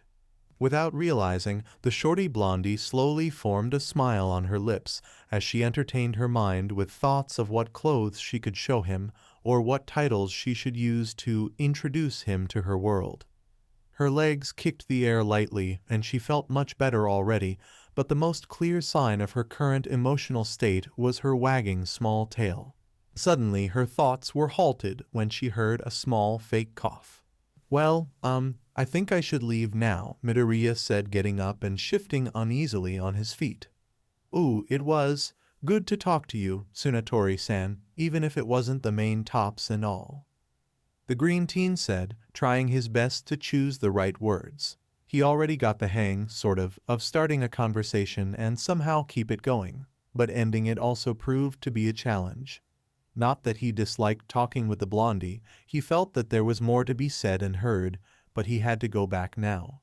Perhaps in another opportunity. Oh, it's okay. It's quite late already, ah ha ha ha. Despite her gentle smile, Tsunatori sounded a little bit disappointed, sad even, with his leave. There was a silent minute between them in which she hesitated, voicing the words that came to her mind. I'll go now. I'll use the balcony again because, yeah. And so the boy moved to the balcony, but as he put one foot over the ledge, Tsunatori called him. Midoriya. He looked back, finding the girl at the glass door with an uncertain expression on her face. Prussian blue met emerald green, their eyes locked in a weird but nice staring contest for a few seconds that surely felt like minutes. Thank you for listening to me, Midoriya, and for keeping my secret too. I hope it won't cause any trouble between you and Kendo. No, it won't. And you're welcome. I'll be happy to listen to you whenever you want, he told her with a precious smile adorning his face bathed in the silvery moonlight. I see. Well, see you soon then. I'll show you my best outfits, she beamed with the eagerness of a small kid. Then I'm looking forward to see what you'll dress for me, Midoriya replied, then climbed on the ledge and gave the blondie a final glance and a wave. There, for 2 or 3 seconds, time stopped. The world seemed to enrich her sight of the emerald child. The cold breeze blew by, shaking his green locks. The veil of the night clashed against the moonlight in a play of light and shadows. His eyes shone with an iridescent green that seemed to emit energy of some sort. From her place below, and being already under the average height, she stared up at him with a hint of awe in her face. It was like every single detail of him was clear to her, just like the dark night sky full of stars that worked as a beautiful background, and was the moon always so big and bright? And so time moved again. The world regained its rotation, and the green-haired teen took one step forward, falling to the ground as sparks surged from his body. With a roll to make his landing smoother and quiet, he quickly dashed away into the night, leaving the blondie alone. Tsunatori kept staring at the direction he went for a few minutes before heading back to her room, closing the glass door, turning off the lights and lying on her bed. She pulled up the blankets and made herself comfortable. There was only one problem. Her eyes refused to close. She turned to the left, to the right, faced the ceiling, then turned left again. Why didn't her heart stop beating fast yet? What was that? Climbing back to his room was far easier since he was on the second floor. Practice leads to perfection, so Midoriya moved around in silence, almost like a casual stroll. Of course, he always kept his senses keen to make sure no one noticed him. But by now he was starting to get used with all the sneak around, troublesome as it might be. Back to his room, the green teen quietly closed the glass door from the balcony, letting out a relieved sigh. Things turned out better than he expected, so much that he even felt embarrassed of himself when he tossed under his bed the 3 small packs of protection Nejire forced him to walk around with. He slumped on his bed, shoulders low as another sigh escaped his lips. He did avert another crisis now, didn't he? Maybe I should feel proud of myself this time, just a little. Anyway, it was getting really late. Time to hit the bed and rest. Midoriya brought the blanket over him and slowly tried to fall asleep, but there was this sensation in the back of his mind, preventing him from effectively shutting his eyes close. She looked really cute. Now that the tension was gone, Midoriya went back on his memories, and this was his conclusion. Tsunatori looked really cute in that priestess cosplay, though he didn't know the character at all. How to put it? There was this feeling of a fragile thing that suited her. Not that he thought she was weak or anything, otherwise she wouldn't have made it to UA, right? Still. When he saw the short blondie looking at herself in the mirror, he couldn't help but stare in awe a bit. The smile adorning her short muzzle, the way her blonde hair moved as she twirled around, the soft humming of happiness. In Toru's words, he felt like he could hug her for an entire week without getting tired of it. The sugar in his blood reached some dangerous levels. Then there was her reason for calling him and her past. It must be hard for her sometimes. She was far from her home, away from the people she knew. Sure, she got many friends here, he included now, but Midoriya didn't think it made things any easier. Plus, there was the whole deal with her secret hobby. He wasn't exactly a huge fan of manga and anime, but he could understand perfectly how Tsunatori felt. Not everyone was so into heroes like him, so most of the time Midoriya had to tone down this side of him. He heard more than a few times that this side of him was pretty annoying, weird even, but could someone bully him if he wanted to talk about something he liked? It was the same for her, probably. He didn't know exactly what was the Western view of Japan regarding this topic. Maybe she thought there would be much more acceptance here since she was basically at the source. Well, he felt like hitting an invisible wall too when he got to UA. Somewhere deep inside he expected to find more active fans of All Might like him, so it was a bummer to him in the first days. Still, after some time he got along with everyone, and Midoriya was pretty aware that he didn't have many social skills. They wouldn't mind at all, her friends. No, I think they would even support you, Tsunatori. Midoriya was pretty sure of it. Just look at him of Kyoka, for a better example. She still didn't feel comfortable enough to play in front of everyone, but she already made a lot of progress, and he hoped that soon she would show everyone just how amazing she could be. And now he would make sure to encourage the short blondie as much as possible. I wonder, what will she wear next time? A smile made its way into his mouth. Well, I bet it'll look really cute on her. Midoriya then tried to entertain the thought a little further in an attempt to fall asleep faster. What was the last anime with a cute girl that he watched? Rather, there were lots of pro-hero women with cute costumes. The cats, when they made their debut, came to his mind. He remembered that Ragdoll, Pixie Bob, and Mandalay were on the hot topics of many forums for a good amount of time, and they were pretty popular with the kids. Naturally, he tried to imagine Tsunatori wearing the blue version of the cat's costume, knee-high boots, frilled skirt, big paw gloves, and all. The image inadvertently put a big smile on his face. I bet she would look cute even with 13's costume, hee. Then his mind replayed the moment they parted ways, rather the moment he left her room. He didn't intend to stare for so long. Hold up, how much time actually passed anyway? All Midoriya knew was that when their eyes met, when he waved to her and looked down, something happened. Be it the talk they had, the nervousness he felt during the entire afternoon, or anything else, for a moment he simply lost himself while admiring her figure.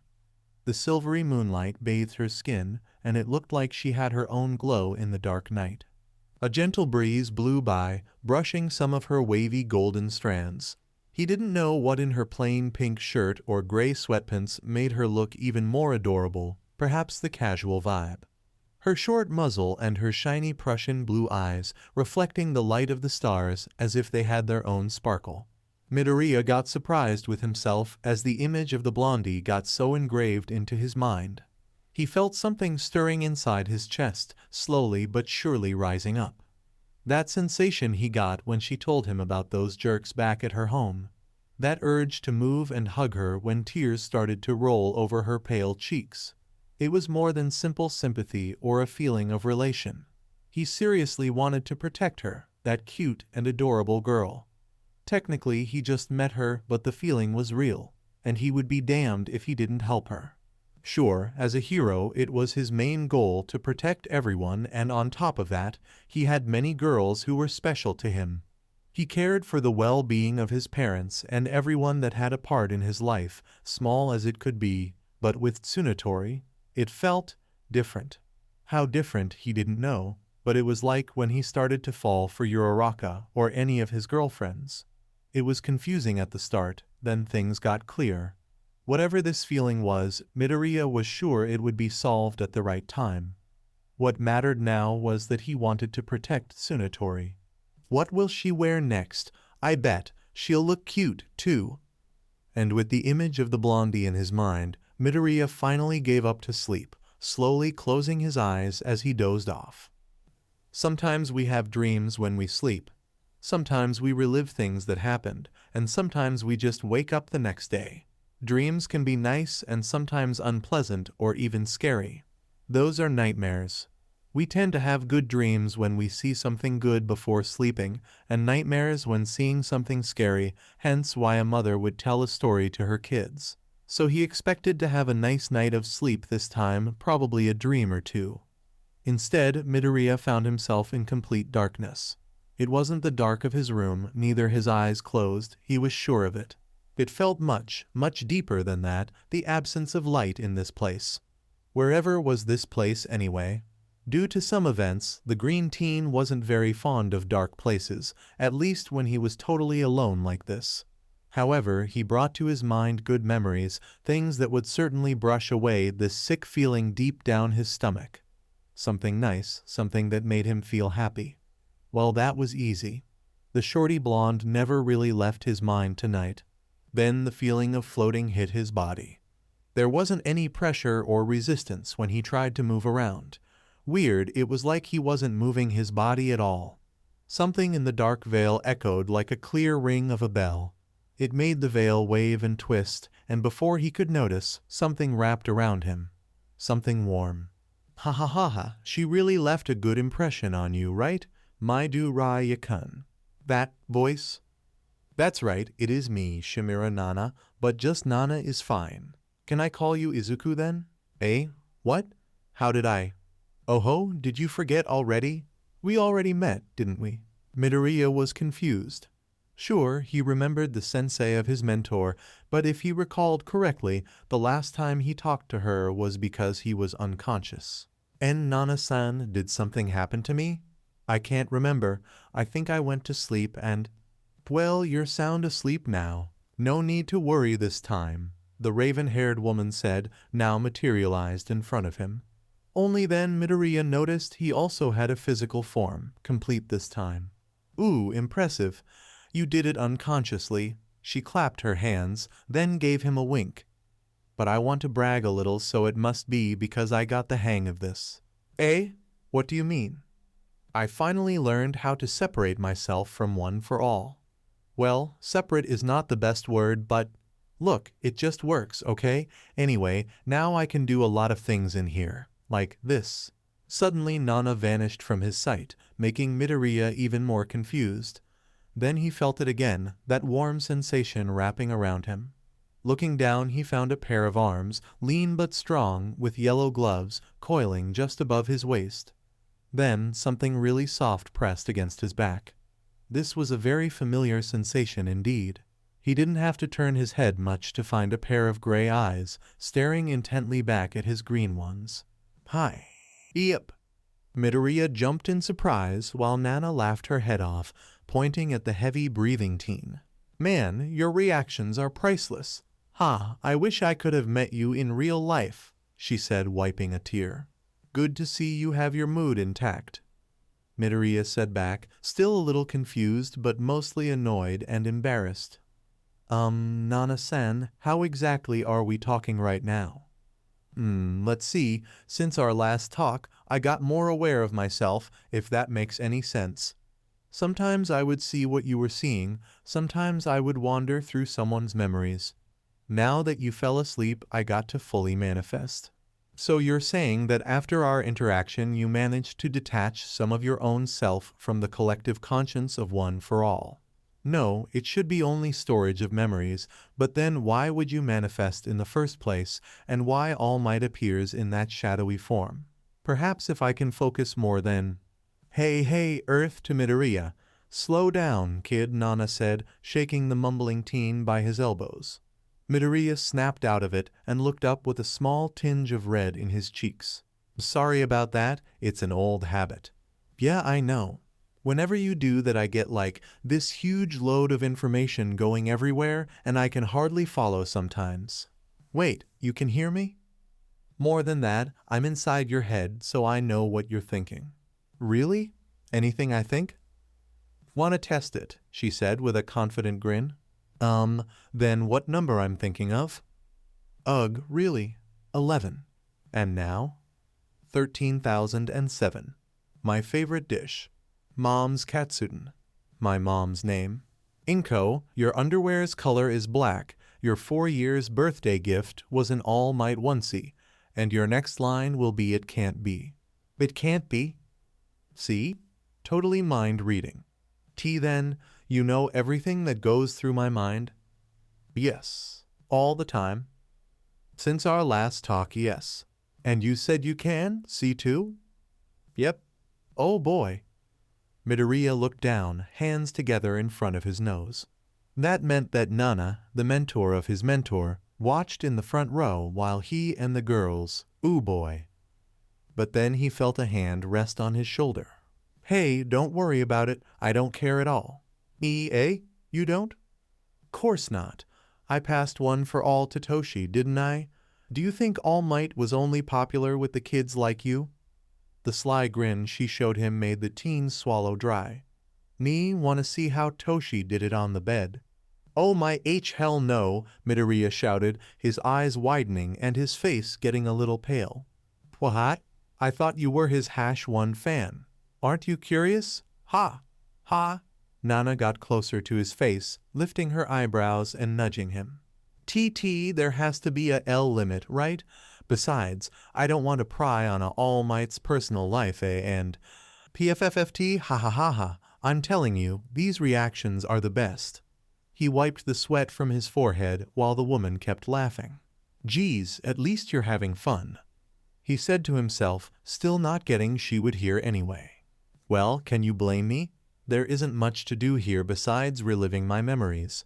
At least now I can visit others, I guess, she said, resting her chin in one hand and looking away with a small pout. Oh, he realized what she meant. Being a copy of herself inside One for All really turned her options limited. Probably it wouldn't be a problem if she didn't discover how to detach herself.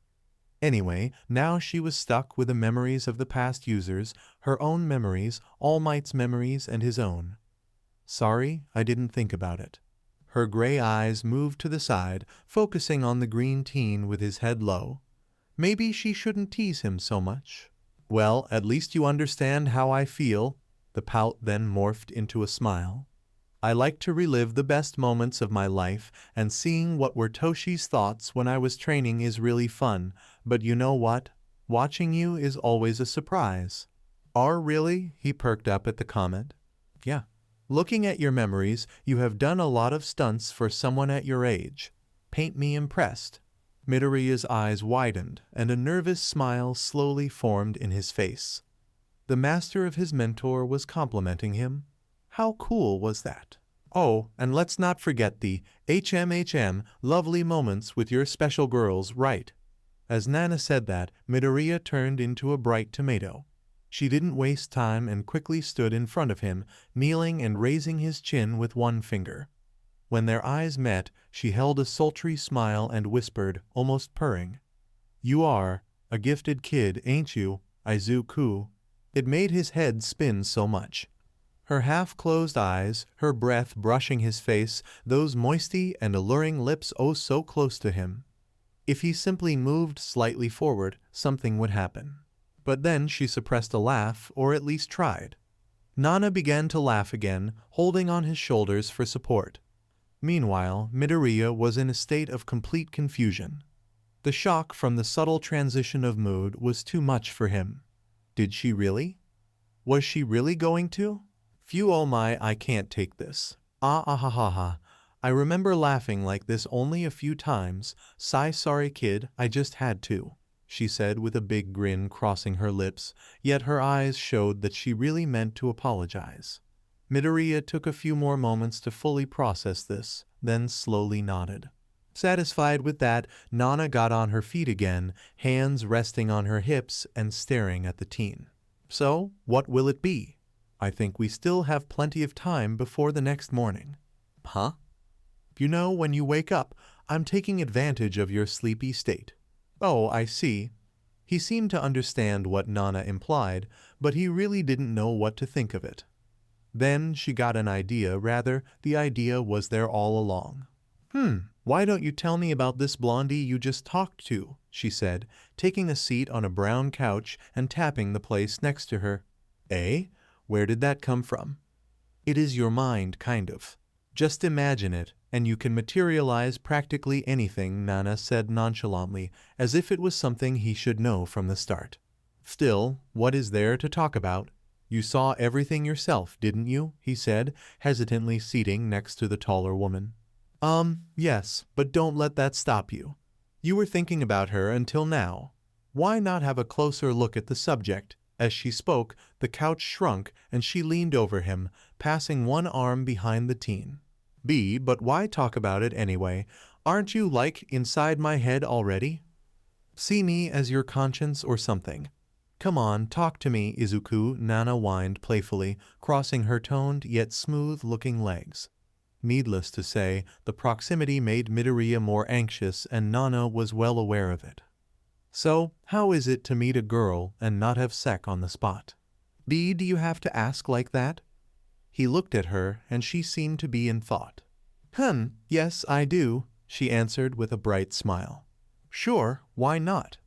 And anyway, it is not like that all the time. I'm not trying to get laid with every girl I know. I know, but she was really an exception here, am I right? And what about Ibara, or Kendo, huh?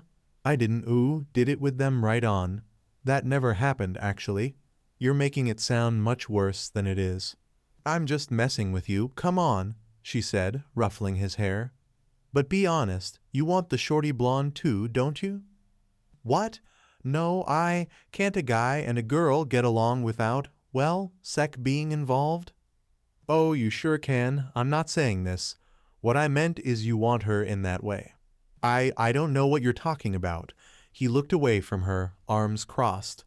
Nana leaned in closer to him and Midoriya inched away. Oh, please, I was there when you were about to fall asleep. She then put one hand over her chest dramatically, saying to the black sky and faking a male voice. Oh, Tsunatori is so cute. How I want to protect her from everything. I wonder if she'll dress as my R-rated teacher. I definitely didn't think that. He turned back to her, only to find Nana's face really close to his. But you could have. Do you think she would do it? How should I know? She is not that type of girl. Midoriya averted his gaze, but Nana kept invading his space. Oh, and what type of girl would she be? Oh, a better one. What type of woman Nejire is then? I didn't mean that. Nejire, she is, she just likes to. It's complicated, Midoriya sighed in defeat, while Nana laughed lightly. But about Tsunatori, I think she's a kind girl. She does what she likes, and she seems talented too. Explain. You know, her cosplay looked really nice. Oh, I see. Would you say she looked pretty in that cosplay? Yes. What with it? Nothing at all. I get it, she's cute, went through a few things, you want to help. You always want to help. If I can do something to help, then I should, right? Agreed. But have you thought about this? What are your girlfriends going to say about it? He froze in place, trying to imagine the possible outcomes.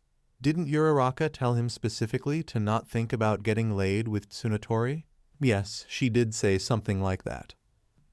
I won't get used to you reading my mind. Anyway, I'm not going to get laid with anyone here, I'm just being a good friend. Oh sure, good friends keep secrets from other friends' girlfriends and watch each other dress in suggestive cosplay. It doesn't have to be a suggestive cosplay. You don't know yet.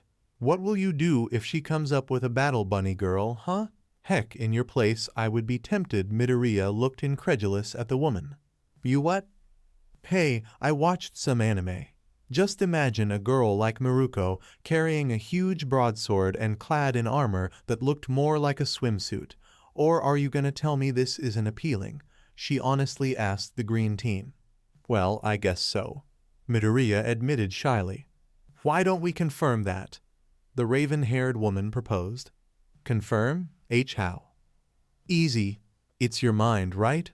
And before he could understand the implications, Nana snapped her fingers. What made him worry was the smug smile she held as she stared at him. Being distracted by her kinda enticing gaze, Midoriya failed to notice a new guest. until he felt something slowly hold his chin and turn his head around. The first thing his eyes saw was the bosom of a healthy tanned woman, barely contained by a tiny plate. Scratch that, it was literally a bikini top made of metal with some covers on the shoulders. And the lower part of the protection was equally dubious, basically, a few plates overlapped in the shape of a G-string. The only things that resembled armor were the gauntlets and knee-high boots. Resting on her shoulders was a large sword. Could you even call it a blade, or it was more like a heap of raw iron? But the best part was yet to come as the woman got closer and closer to his face. Ruby-red eyes stared intently at him, like a huntress focusing on its prey, and she licked her lips before her mouth opened into a wide, lust-filled grin. "My Maruko," Midoriya finally reacted, getting away from the tanned woman as much as he could, which wasn't much really since he was already pinned against the couch. He froze in place, not understanding what was going on, which gave an opportunity for the grinning lady to sit on his lap, letting go of the heavy sword and wrapping her arms around his neck. Then a mocking whistle got his attention. "Oh wow, you sure have a good memory, Izuku? Such details from this beauty, engraved deep inside your mind. Are you sure you aren't a closet pervert?" Nana teased him, running one gloveless finger over the arms of the white-haired hero and cupping his cheeks at the end. He certainly wasn't, but the way she bit her inner lip and looked at him surely left a dent on the wall of his resolve. Nana-san, how did she, my Maruko here, how eep? His flustered state only increased when Battle Bunny Maruko started to slowly rock her hips and lick his neck seductively. Just how could he be in a situation like that inside his own mind? "I simply went through your memories and found her. Since you capture so much detail, it was really easy to bring her here," Nana said with a hint of pride. "Then I just had to add a few memories from what your girls usually do, and I put some of myself in there too." I get it. Can you make her go now?" Nana laughed lightly, seeing the distressed face Midoriya had. He was really trying to hold himself, wasn't he?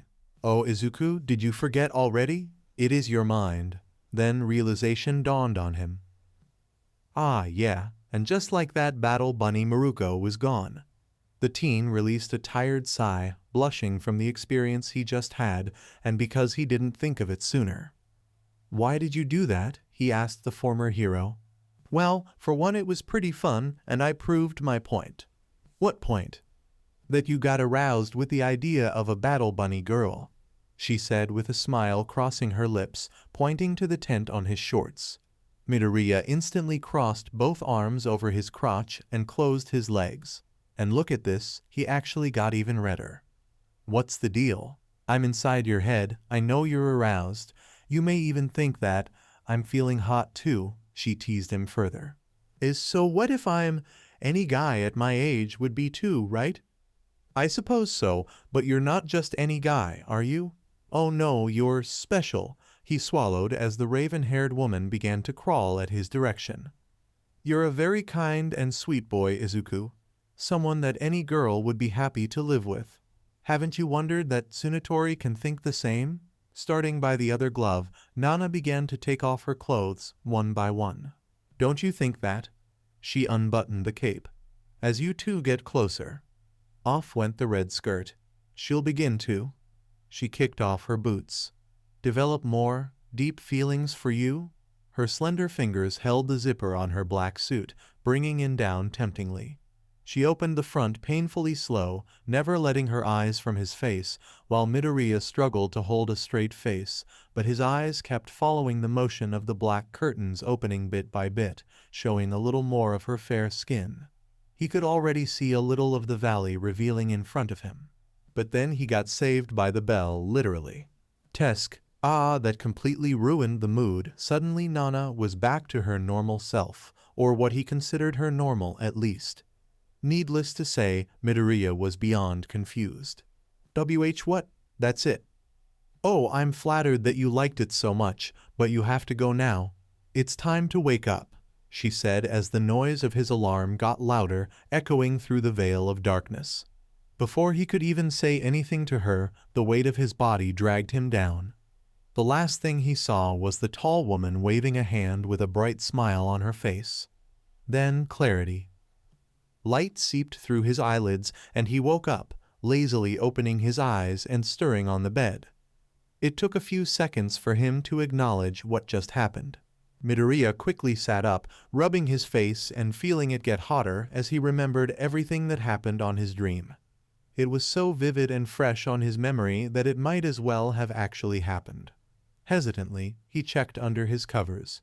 Yes, there was a morning wood present, much to his embarrassment. In the back of his head, he could almost hear it, a faint sound of bells ringing, but if he focused enough, a light laugh. Haha, very funny, Nana-san. Izuku. Ka, what the Himiko? The green-haired teen shouted in surprise when he turned around and found the blondie clung on his back. She almost made him kiss the floor with his tray of food. Hey, what do you think you're doing? Ashido, who was next to him, immediately put her own food down to pry her boyfriend free from the crazy girl, but one should not underestimate Himiko's strength. Let go of him. Nuo, I don't want a, Himiko whined, wrapping her arms around his neck like a kid throwing a tantrum. We have barely seen each other lately. And I'll keep it that way, Ashido was determined. While Shiro shook his head and Hagakure came to help her pink-skinned friend, she watched from the other side of the lunchroom. They didn't have many opportunities to talk or do anything, but that was to be expected. The final exams were coming, and it turned into an even more serious matter when you're on the hero course. And to top that, there are the expectations everyone had since she was one of the top 3 students in the entire school. So yeah, Hadou didn't have much time to spend with the interesting guys from the first year. Still, something had been occupying her mind for some time now regarding the green teen she was looking at right now. Did he choose someone already? What was that, Nejire? The call of her name and the known voice broke her from her inner thoughts. She looked across the table she was in, finding the never-wavering smile of her friend. Tagata stared at her for a moment, then turned to the general direction she was looking at. It was easy to spot the small commotion caused by the group. Sai still worried that it might be a bad idea, he questioned the brunette. Oh no, I don't think so. After what happened, I think Midoriya has things somewhat under control. Of course, there's an ex-villain here with us at U. A small smile formed in her lips. This is turning out to be interesting, Tagata finished as Hadou trailed off and returned to stare at the young ones. Since the invasion, she had been wondering how Midoriya was dealing with having Toga Himiko around all the time. Sure, there were a lot of safety measures, some of which she could pass off without. Not that she didn't enjoy being near her friends, and they were practically a team already, but it stopped her from doing her own things sometimes, like going there and showering Midoriya with her questions. She saw the way the girls reacted when he got so dangerously close to the line between life and death. Hadou could also tell that the girls from his class felt something for him, be it just infatuation or a serious crush, and honestly, she totally understood why. He had that charm in him, this nice contrast between his shyness and boldness. Sometimes you saw a cute-looking sweet boy and others, a handsome young man ready to fight. How did he manage to do both? Did he get lots of gifts on Valentine's Day when he was in middle school? How would he react if he had a fan club like she and Amajiki had? Did the girls from Class 1B also had a crush on him? She would bet all her money on him if there was a boys' beauty contest in the school. Tagata would surely be a had contester, and she guessed the son of Endeavor too. Perhaps the explosive guy too. Some had their unique tastes after all. There was so much she wanted to ask him. Midoriya didn't explain to her yet how that black mass sprouting from his arms worked, and there were the gloves he used, though that could also be addressed by talking to the person who designed and built them. It was that girl from the support course, the one with pink hair, crosshair eyes, and a tendency to blow up, right? But I suppose it would be funnier to talk to Midoriya, she said to herself. You're having ideas, aren't you? Once again she got out of her bubble by another familiar voice. By her side, Amajiki was midway through his layman, shoulders slumped forward, a small shadow cast into his face. I wonder, hee hee. Sai just make sure to not bother anyone, he said nonchalantly. Hadou wasn't a person you wouldn't want around, on the opposite. She was cheerful, bubbly, full of energy, practically a ray of sunlight given life. The only problem, if you could call it that, was her eagerness to know something about anything all the time. And she decided to focus on you. Well, you better prepare for intense interrogation. That side of her was what made the elf-looking boy back of when they first met, but she insisted and insisted on befriending him. For Amajiki, who always stood on the other sidelines, this was completely new, almost terrifying. But with her, Hadou dragged Tagada into his life, and before he noticed, they were best friends and partners for everything. He could rely on them, and they trusted him with anything. It was because of her that he got to crawl out of his shell, slow as the pace may be. 2 years ago, he wouldn't even manage to enter a classroom full of younger students looking up to him. The thought made him straighten his back and look up a little. Hadou said that the image was an important part of being a hero, so he had to look nice. People would seek him for help and hope after all. How much had he changed because of his friends? How much did he change himself because of her? She never refused to help him, even when he didn't think he needed it. She always cheered him up, balancing his own pessimistic view. She kept him in the tracks sometimes when he felt too nervous to act. Tagada was like his brother, and he was sure the blonde felt the same way, but with her. Somewhere in these 3 years, Amajiki realized it was different. Slightly, but different. It wouldn't change anything to him, but perhaps he should face it properly and give some thought. They would be pro-heroes soon, he was sure of that. And then life would keep going. If everything went right, they could make their debut as a team already and work together. That alone was cool enough and a great feat, but what else after that? Without noticing, he looked at the blondie across the table stuffing his face with rice. He didn't give that much thought either, but what if Tagada didn't? He shook his head lightly. Amajiki had to keep expecting the best.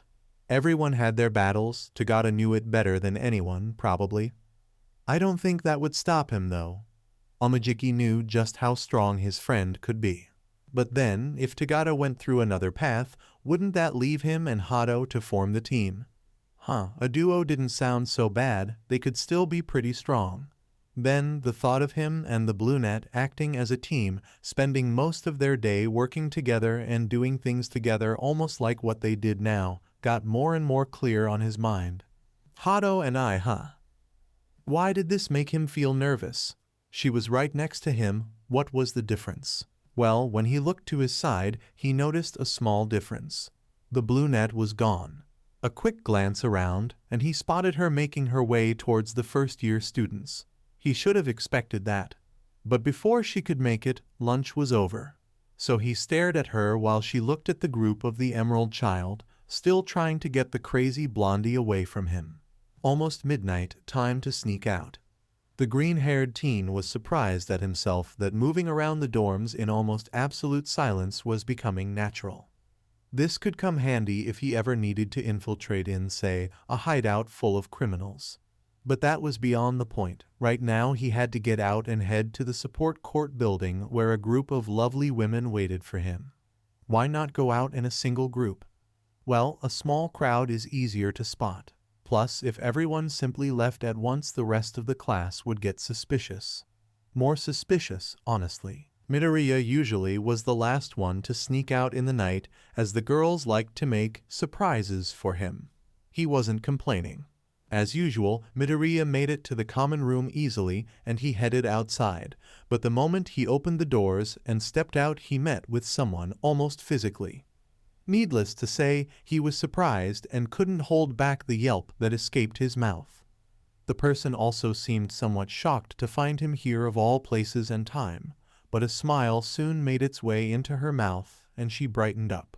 "Oh, Midoriya, what a coincidence, I was looking for you." Hadou-senpai? The brunette stood in front of him, casually dressed in a light yellow shirt a few numbers larger than her size and gray sweatpants.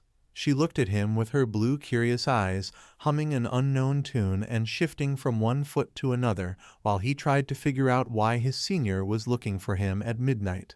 Can we go inside? I feel that this night will be cold, she asked, breaking Midoriya out of his inner thoughts. Oh, sure. Please get inside, senpai, he reacted, not sure if he should really do that. He had another place to be right now. Anyway, Hadou made her way in and sat on the couch, the smile in her face never leaving. Midoriya stood still, not knowing what to do until she called him again. Are you going to keep planted there? Come here, the brunette said, tapping the seat next to her. Midoriya awkwardly sat and waited, glancing a few times at the door. Senpai, you said you were looking for me, but couldn't it wait until the morning? He asked as politely as possible. Probably, but then I would have to bother your friends, and I kinda wanted to talk to you in particular. The last part was a small surprise for him. What could Hadou want to discuss that she felt the need to talk to him only? Well, what is it then? Midoriya, how are you feeling lately? Huh? Obviously, the vague question made him confused. How am I feeling? About what exactly? About anything or everything. Is something bothering you lately? Are you dealing with any troubles? Despite the weirdness of the sudden questions, he could tell she was serious, even with the never-wavering smile she held. I don't know. I mean, besides the classes and extra homework Aizawa-sensei gives some time or another, everything is pretty normal, I guess. Haha, sensei also made us work like there was no tomorrow, Hadou said with a light laugh. But aren't you feeling any other type of pressure on you? Well, if he counted being the successor of All Might, having to master one for all and unknown quirks he didn't even know, and taking care of all the ladies in his life, then yes, there was at least some pressure here. No, not at all, was Midoriya's response, to which Hadou replied with a simple, I see. She remained silent for a moment, apparently contemplating something before she faced him again and held his hands on hers. She focused those shiny blue eyes on his green ones, which made Midoriya back up a little. Senpai? What are? You and Mirio are so alike. Me and Mirio? Yes, you both work hard as if you had this huge goal to reach, and you just can't stop for anything at all.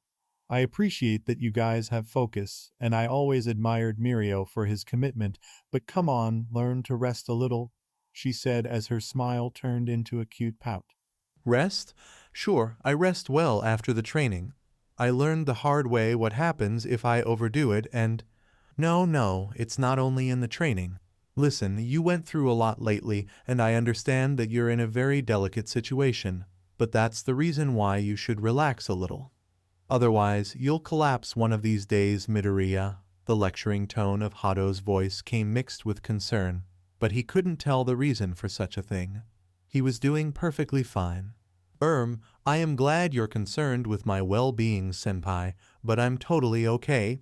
He tried to assure her, but that didn't seem to work. Midoriya, you don't have to act strong, at least not with me. Do you want me to believe you're completely fine having that blonde troublemaker around you all the time? Huh? No, Bakugo isn't that bad. Sure, he yells a lot, but… What? No, I'm talking about the villain girl. Ooh, yeah, now it made sense. Of course she would be concerned about it. We are speaking of Toga Himiko, a villain known for countless cruel murders, and let's not forget she kidnapped him. He told his girls he was fine. He told his mom and his mentor he was fine. Everyone was told he was fine. Midoriya told himself everything was fine, and he was already over it all, but honestly… senpai, I see why you are concerned, and I really appreciate it, but I'm fine, so you don't have to worry about me. Of course I have to. I'm on the 3rd year, it's my duty to look after my kuhai, she said with a hint of pride in her face. Besides, I don't want to see you suffering alone. Mirio does it all the time, avoiding talking about his quirk, working out at the gym more than usual. I swear I caught him sobbing one time, but he insisted that it was nothing, and it makes me even more worried. Hadou hung her head down almost as if she was defeated. Her usual bubbly and energetic self gave place to a quiet and saddened version of the brunette. Senpai. I believe he'll get back his power, which he worked so hard to get better at, I really do. But still, sometimes we can't help but wonder, that would be easy for Mirio, or Mirio could do that, and I know it hurts him to admit he no longer can do these things, and yet he keeps moving forward. I don't think that shutting down all of your emotions will do any good to him or you, Midoriya. After that, they both went silent. What she said made complete sense, and he should know better than bottle down all his problems until the breakpoint. Yet, how should he put it? I understand that you're worried, Hadou-senpai, but, I'm still working out this thing with Himiko, and there are other things going on, and it's kinda complicated, he said with a hint of defeat in his voice. Well then, one more reason for me to help you out. Why you don't have to, really, senpai? I don't want to bother you with my problems. The final exams are getting closer, and you must be already full of work and... Midoriya, if I came here at this hour to talk to you, don't you think I really want to help? Hadou quirked an eyebrow. If you got to know her for a while, you would notice the subtle differences between Nejire's happy smile and her mildly annoyed smile. This kid could be so stubborn at times, just like her blonde friend. Yeah, when you put it like that. Plus, I'm on the top ranks of the school for a reason. I'm sure I can spare some time to look after my troublesome Kuhai, right? She said with a truly happy smile this time, ruffling his hair as if Midoriya was a puppy or something. That prompted a blush to appear on Midoriya's cheeks, and he unconsciously lowered his head, adding up to the impression of Hadou head patting a small dog. There was a minute or two of silence in which a simple thought crossed the green teen's mind. This is kinda nice in its own way. Oh, just look at who awakened a new fetish. Instinctively Midoriya tensed up with the voice echoing inside his head. En Nana-san. In flesh and bone, or should I say memories and synapses? How I thought you used my asleep state to talk like that. Well, you can say we got closer to each other after our last playtime, but that doesn't matter right now. You're enjoying being treated like a pet by the hot brunette, aren't you? Oh, of course not. I just, Yes? I appreciate that she's concerned about my well-being, that's all. Wow, you are terrible at lying to yourself too. I'm telling the truth. I can feel you're getting aroused, remember? It's okay, she's cute, nice and good-looking. There's no reason to feel embarrassed. But still, you look like her little pet. Are you into roleplay, or you just do that for Momo and... Nana-san. The F? Suddenly, the silence was broken by an unusually calm voice. Both Hadou and Midoriya perked up and looked towards the kitchen where the noise came from. While the brunette remained slightly amused at best, Midoriya widened his eyes in shock and his mouth hung ajar. From all people that could walk into them at this kinda embarrassing moment, this was the last one he would expect. Kakakin? Bakugo stood there for a few seconds, holding a glass of water and staring back at the two figures sitting on the couch in the dark of the common room. He would recognize shitty Deku anywhere, and this senpai was strong, so he clearly remembered her. The real question was, why was she here, with Deku of all people, this late in the night and caressing his head like he was a lost puppy or something? Deku, why are you here with Airhead senpai? It could be the drowsiness, but Bakugo sounded more confused than enraged this time. You see, Kaken, we were just... Senpai, she just wanted to. I'm here to comfort this troubled young man. Do you want to be patted by your senpai too, Bakugo-kun? Hadou cut Midoriya's stuttering and stated her intentions, bright and bubbly as usual. Once again Bakugo seemed half asleep enough that he took a minute to process the info and react out of character. Tesk, whatever. Get over this bullshit already, you nerd. You want me to beat your ass so you can have a memory that hurts more? The blonde said, downing the glass on his hand in one go. Don't worry, Kaken, I'll be fine, really. Shut up, I'm not concerned or anything. I just don't want one more loser dragging me down. Aw, don't be like that, Bakugo-kun. You can be honest about your worries with me. I'm always ready to listen, Hadou said, beaming a smile that could pretty much light up the room. What? No, I don't have any worries, you deaf airhead. Anyway, why are you here this late? Now that you mentioned it, you usually don't stay up this late, Kaken. What was that, Deku? His tone raised a bit. Oh, I see. Bakugo-kun sleeps early. Did you have a bad dream? Shut up already. I just came for a damn glass of water. And there we go, the usual Bakugo. Senpai, we better not bother him, Midoriya suggested with nervousness plastered on his face. Hadou simply looked between both boys with a curious look. Luckily for his, Bakugo was really an early sleeper, so instead of keeping the discussion, the blonde decided to ignore these extras like usual. Plus, it was kinda difficult to output his anger with half his brain still sleeping. Tisk, whatever. You can do whatever therapy thing you're doing. Just don't make me wake up again. But didn't you wake up to get that? Shhh, Senpai Midoriya stopped her before another burst could come from his childhood friend. So much trouble to meet his girlfriends. Speaking of which, shouldn't you be going now? I know, but I can't just send Hadou Senpai away like this. Then I suggest you start speaking. If you want to do the naughty things tonight, that is. Well, shut up. Oh, you wish you could shut me up, right? Focusing too much on his internal screaming out of embarrassment, Midoriya failed to notice the hand gently caressing his head again. It's okay, Midoriya. You don't have to tense up so much. Sleep well, Bakugo-kun. And so the hot-headed blonde made his way back to his room grumbling something, probably a series of offenses directed to the green-haired boy. As for Midoriya, he kept lost at words while Hadou stroked his hair, eventually looking at him in the eyes and holding both his hands in her own. Now talk to me, Midoriya. How do you feel having Toga Himiko around all the time? She asked with a kind but serious tone. Deciding that rolling with it was the fast way to end this, Midoriya let out a defeated sigh. Well, as you may expect, it didn't start well. Far from it. I really want to believe that I'm over everything that happened, but Himiko. I mean, she still makes me shudder deep inside. He looked down and away from Hadou in what she identified as shame. Hey, no need to feel bad about it. Anyone in your position would feel the same.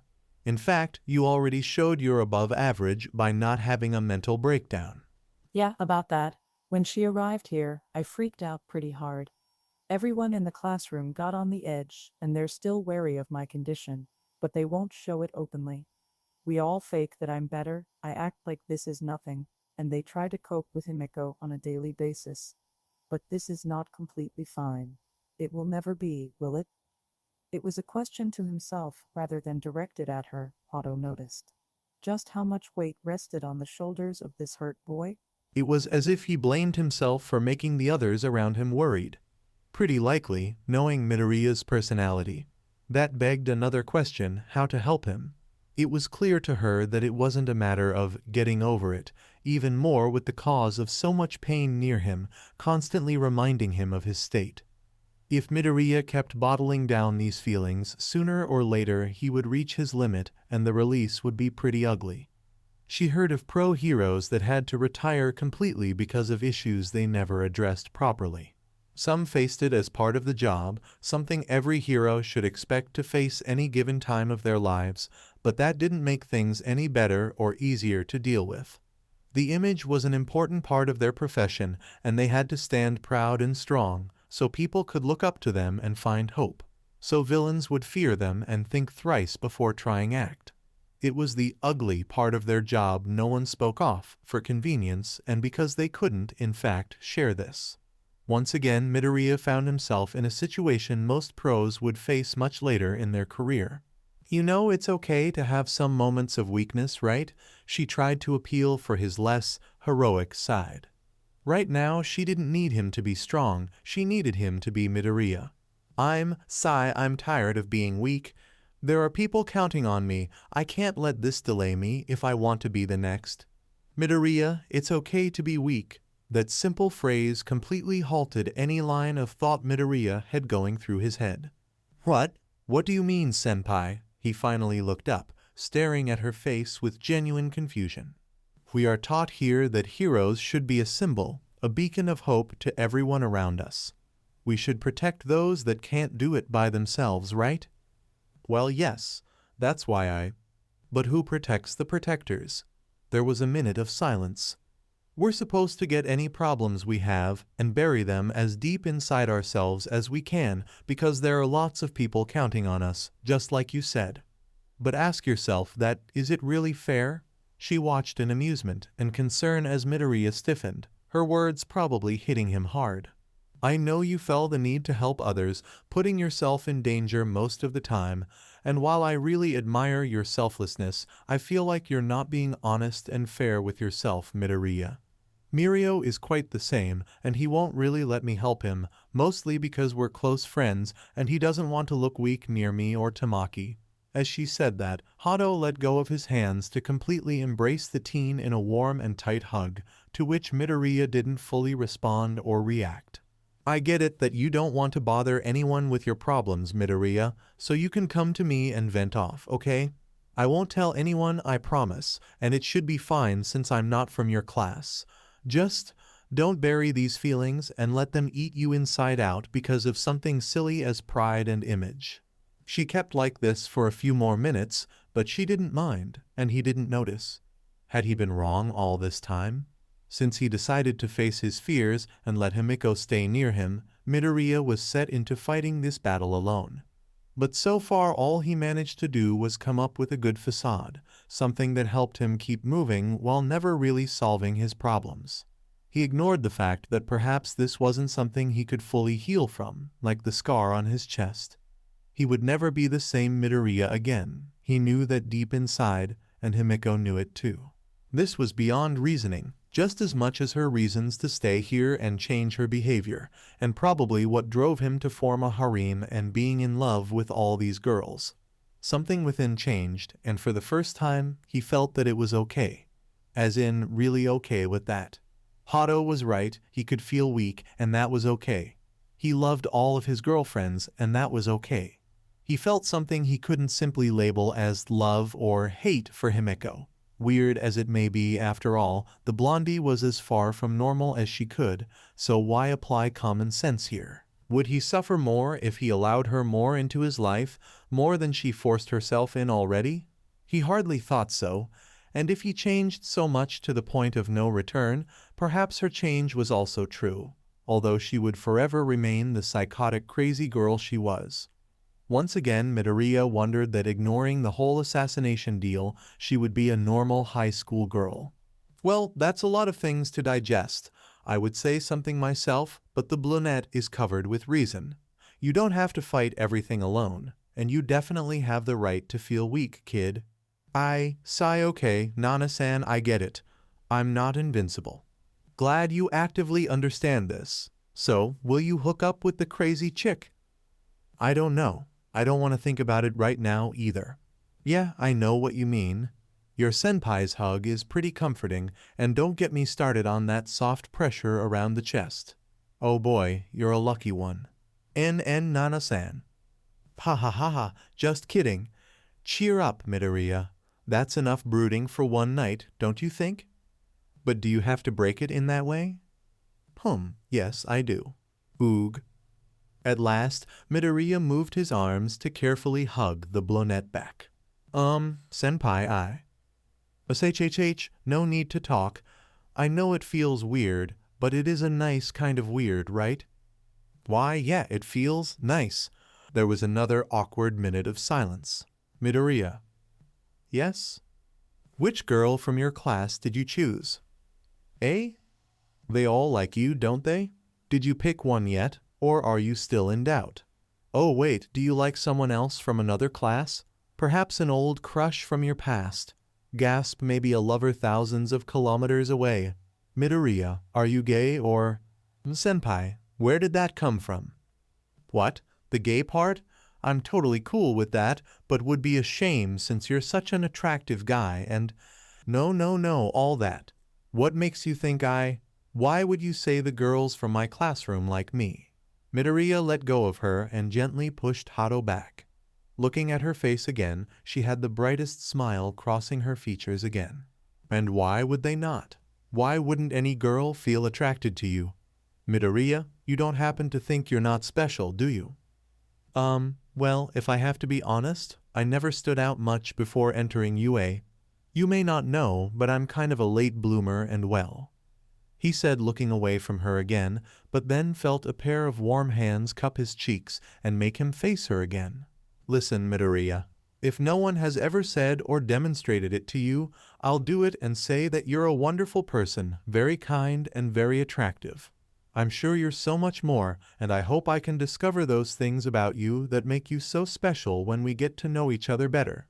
You're not just another one, and I want you to never forget it, but if you do, I'll be there to remember you.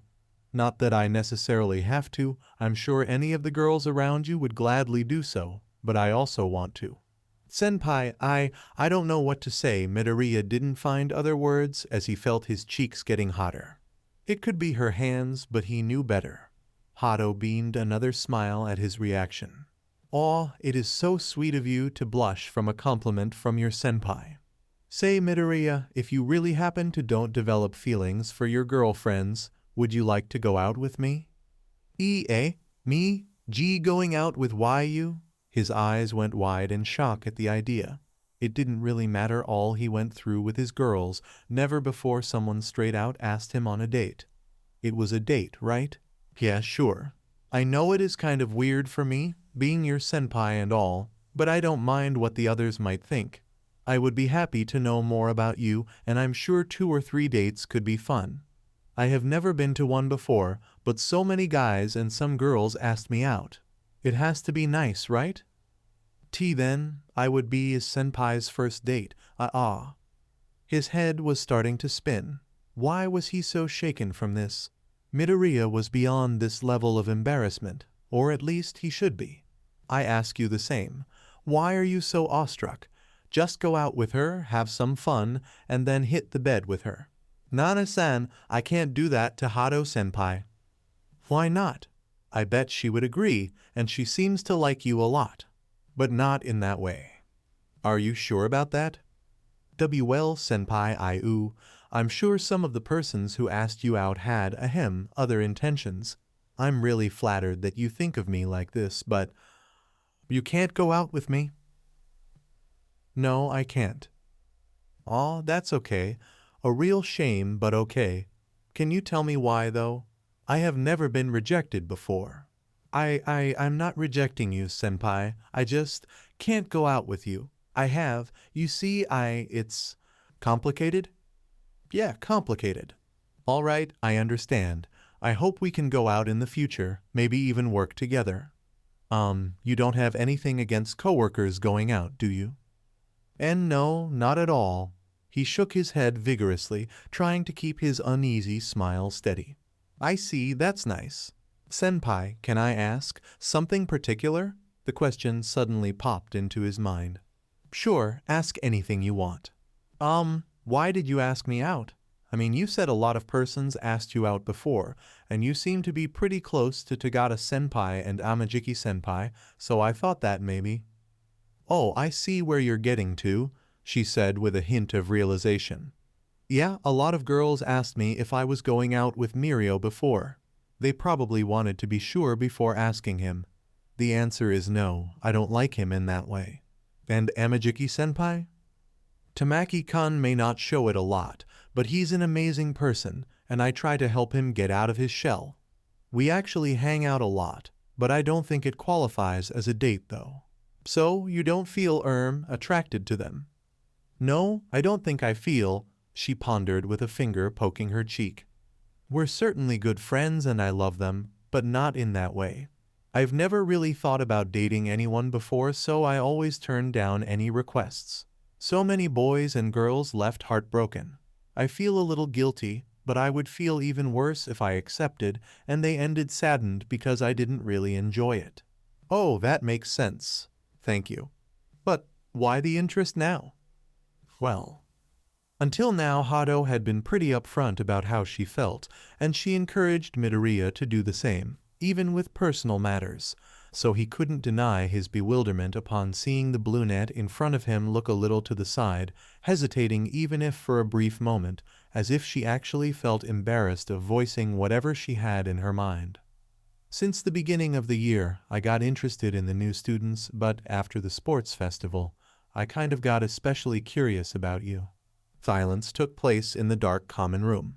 Ooh, did you hear that? She has the hots for you too, Midoriya. She never said that, Nana-san.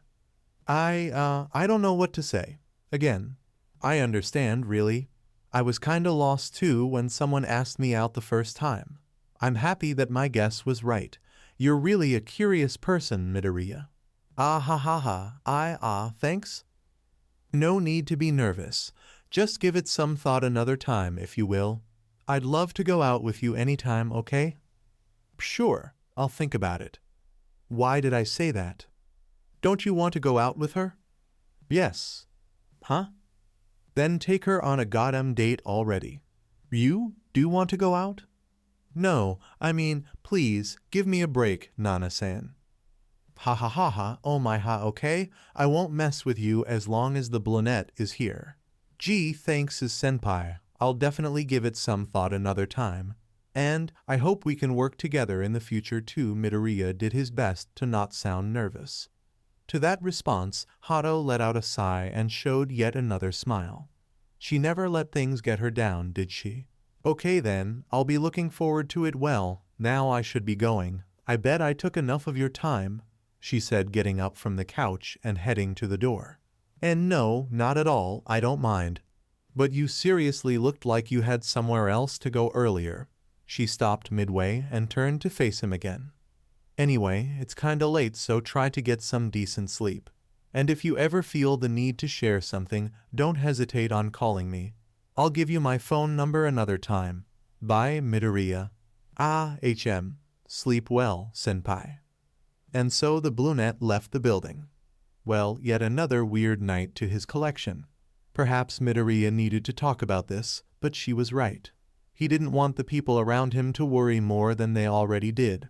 So yeah, he kind of looked forward to talking to her again somewhere in the future, not only as some way to vent off his frustrations, but also because now that he thought about it was really nice. Hadou-senpai was really nice. I won't comment on that thought only because she just left. I'd like if you didn't comment at all. Aw, but that's the funny part. Anyway, shouldn't you be going? I bet there are some thirsty ladies waiting for you. Still in the dark of the night, he once again successfully sneaked around the campus without alerting anyone. Into the support course building he went, walking through the hallways until he reached a dead end. The lack of light didn't matter, as by now he knew where to press his hand so the door would slide open. Midoriya barely put his feet inside the room, and the door closed behind him. A pair of arms wrapped around him and soft lips assaulted his own, taking his breath away both figuratively and literally. It took him about 3 seconds to identify the lady who greeted him in such a passionate way. He had to put some strength in pushing the brunette away from him so he could catch his breath. Puff, good to see you too, Ochako. Deku-kun, what took you so long? We have been waiting for half an hour. Oh, sorry about that. Then Ochako and Deku went to the room where all the girls from the harem were waiting. Suddenly, Izuku mentally flinched as he heard Nana's voice inside his head. In Nana-san? Shit, I forgot I can clearly hear you now. Aw, this will be awkward. Nah, I'm cool. Don't mind me, I'll just grab some popcorn and enjoy the show from the front row. Have fun. Note: story continues after Izuku had harem with the group. Holding each other tight, they came together. Izuku felt all the built-up tension being released at once while Nejire got carried by the huge wave of pleasure. It took them a minute or so to feel their bodies responding properly, but they remained where they were, Nejire on top of Izuku, her arms around his neck and his hugging her midsection. Both panted heavily. With a sly smile crossing her lips, Nejire lifted herself a bit, brushing a few locks from his forehead while caressing his cheeks. She laughed lightly at his slightly drained face. What's up, big boy? Too much midnight for you? She teased. Oh, you know me. Just give me a moment, he answered with a genuine smile. When you have so many girls around you, sharing his time with them was no easy task, but it was definitely worth the effort. I hope you really mean it, because there are some ladies here dying for another try, Nejire pointed out, and when he looked up, practically the entire harem was back up and looking ready for more. Deku-kun, I didn't get to make you climax before, but this time I'll do it for sure. I'm gonna try harder too, my love. Ochako and Kanoko took the places next to him. Then Setsuna butted in, pushing Nimuri a little to the side. Ni Izu, I want you to mess me up again. And one by one they swarmed the green teen, burning with passion and lust. Being under their collective gaze was a bit intimidating if he had to be honest. Scared and aroused, am I right? Not now, Nana-san. You know what? By this point, I don't bother that much. Ah, but it is funnier when you get flustered.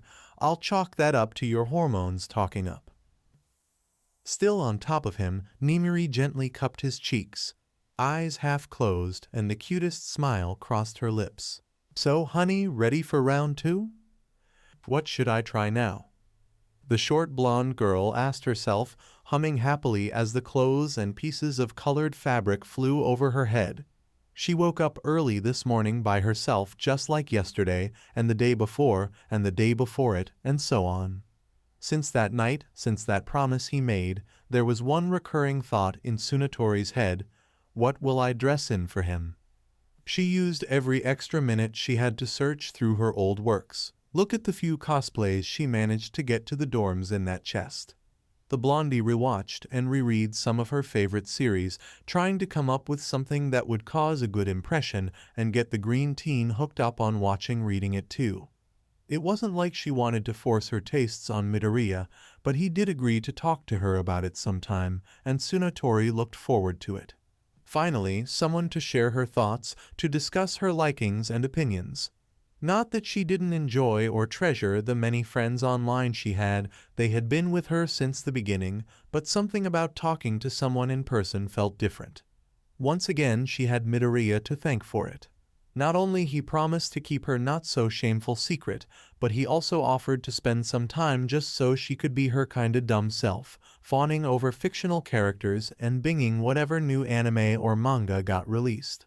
A little part of Tsunatori hoped the Emerald Child would eventually convert into a weeb like her. Well, I think he's the biggest All Might fan I've ever met, so who knows, right?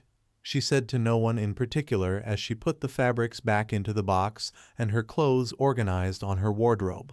Hair combed and horns polished, she headed out of her room and downstairs to make her breakfast, humming a happy tune and with a small smile adorning her face.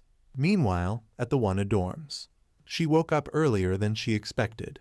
The last session of interrogation took a lot longer than expected, and she had to stick around while the police guys carried out an operation to dismantle a shady network or whatever. Something related to human traffic, the detective said. Anyway, she wanted to sleep more, but that would mean problems. Mainly, she would have less time to admire from afar the object of her adoration, the reason why she lived in more than one way. Okay, maybe she didn't admire him from afar all the time, but can you blame her? Izuku was just so huggable and adorable and prone to a stabbing. She also would lose the morning teasing with her friends. That would be a shame. Oh yeah, there's school too. This she could pass any time if it wasn't for her current situation. Himiko rubbed her eyes groggily, groaning as the alarm clock just started to buzz that loud and obnoxious noise. She missed precious minutes here. Bed sheets tossed over, she flinched as her feet touched the rather cold floor. Should she ask Aizawa-sensei for a carpet? She had been a good girl lately, at least in her opinion. Never mind what her friends might have to say on that. The blonde got up and wobbly walked to the bathroom, looking at herself in the mirror for a moment. She noted the small marks under her tired eyes, signs of her more nocturnal habits. If there was one thing that bothered her about this whole situation was having to sleep through the night. Himiko used to have so much fun at night, wandering around dark alleys and taking out strangers on her dates. The city streets looked so pretty, full of bright lights and with much less noise and boring people. There was eventually a lonely random person coming late from work or some poor drunk soul that lost its way home. There were also other villains and what you could call bad persons doing just what she used to. But no more. Toga Himiko was a new person. She was past her days of stabbing and slitting throats here and there, tying people up and making them bleed beautifully to the last drop. That was the lie she put up to please her love. Splashing some water from the sink in her face, Himiko looked at the mirror intensely, slowly widening a smile that turned into a fanged grin. These shiny white beauties were the last view of many. She heard before that it made her look like a psycho, which was probably true. That won't do then. The blondie tilted her head slightly, changing her expression to one less intimidating, quite bland in her opinion. She straightened her bangs and tied up her hair into two messy buns. If you didn't know her at all, you could say she was just some cute-looking high school girl, exactly what she needed. But today she simply felt like not untying the buns and letting her hair fall free. It went a little past shoulder length, and it was a mess, but she never bothered too much with combing it. Good morning, everyone. Too happy? Morning, guys, too friendly? Yawn, what's bitches? Nah, lame. I'm gonna just jump on Izuku as always, then, she giggled, leaving her room with the practiced smile. You look so radiant this morning, Tsunotori-chan. What a blessed view this early. The short girl turned around on her heels, hands behind her, and a bright smile on her lips. Thank you, Shiozaki-chan. Oh, did something interesting happen? Asked the lizard girl with a mischievous grin. Well, you can say that. Tsunotori walked ahead, humming an unknown tone, leaving her friends puzzled and curious. It wasn't unusual to see the short blonde in a happy mood, but she looked extra radiant these days, and her classmates couldn't help but wonder. The dark green-haired girl had a guess already and an opportunity to tease her foreign friend. She got by her side, wrapping a floating arm around Tsunotori's shoulders. So, who is it? Eh? She looked up at her friend. The guy? Who is it? It's from our class. I don't get it. Come on, Tsunotori, you had this smile for a while now. Either you got the best scores on history or someone found a special someone. This made Tsunotori slow down her pace. So, is him from our class? It's him? Huh? She kept nudging the short girl and Yanagi shook her head slightly, watching from behind. You know, Takage, not everything must be related to boys. That's why I asked if it was a guy, she replied with a wink. I like to think that each day is a gift to be treasured. Tsunotori-chan's attitude is very inspiring, added the Vinehead. We are doing fine on the hero training. I see that as a good reason. We even got a working combined move. Of course, that's your reason. You really love to fight, Kamakiri, said the lizard girl. Not everything must be related to fighting. Well, if she feels happy, then it is enough, Shishida spoke from behind. Yeah, do you really need to have a reason? Added Rin. Before they could discuss further, the students reached their classroom. Tsunotori stopped in front of the door for a moment before deciding to speak. Actually, Takage-chan, sorry to disappoint, but I'm not dating anyone. There wasn't a single hint of sadness in her voice. I just feel so happy these days. There are so many things I want to do that I don't know where to start. At this moment, every teen present swore the short blondie was shining like the sun. Ugh, what an eyesore so early in the morning, Ishido grumbled with a small frown on her lips as they headed to the classroom. Yeah, I also can't get used to it, Zero agreed as he looked forward. Walking ahead of them were Midoriya, Hagakure, and the inconvenience called Toga Himiko. If it wasn't enough having to watch the annoying blondie getting all clingy around him during breakfast and being her insufferable self, now she was trying to walk by his side, hugging his arm. Of course, Midoriya pushed her aside, more than once and sometimes quite harshly, but she was that stubborn. Since the first thing Ishido heard after waking up was that cursed nickname Toga gave her, Hagakure agreed that it would be best if she took care of Midoriya, not risking an accident with corrosive substances. It should be noted, though, that the invisible girl seemed on the verge of assaulting the blondie, while Midoriya somehow pushed through the mild pulling from both sides. Don't be so uptight, Hentai-chan. How do they say? Sharing is caring, whined the blondie as she hugged his right arm. 1. I don't care about you. 2. Let go of him, you freak. She pulled him closer while using one arm to push her face away from Midoriya. You're putting up with this quite well, you know? Nana's voice echoed inside his mind. I'm really trying to ignore her presence as a whole. Maybe this way she'll eventually get tired, he thought, his tone matching the apathetic expression he had right now. Don't even try this with me, I know you're on the edge. Mind reader, remember? Then you know how I wanted to Detroit smash her unconscious. I have bad news for you, kid, these feelings don't root too deep. What do you mean? Well, how do I explain? It's like I can kinda sense how you're feeling. When you're angry, it's like everything is on fire. When you're sad, it rains. Wait, for real? No, silly, that's just how I understand it, I guess. Anyway, I can feel the intensity too. The intensity? An example. I can tell the difference between you being slightly aroused and extremely horny. Like, the lights go crazy and all I can think of is getting a big juicy. But alright, that's enough detail. He let out a tired sigh, finally reaching the classroom. At least with Aizawa-sensei here to enforce good behavior, Midoriya could have some peace of mind for a while. For today's hero training, Aizawa told everyone to get their costumes and head to Ground Omega. Everyone got excited because using their hero costumes normally meant a different kind of training, one that does not involve Spartan methods of getting stronger.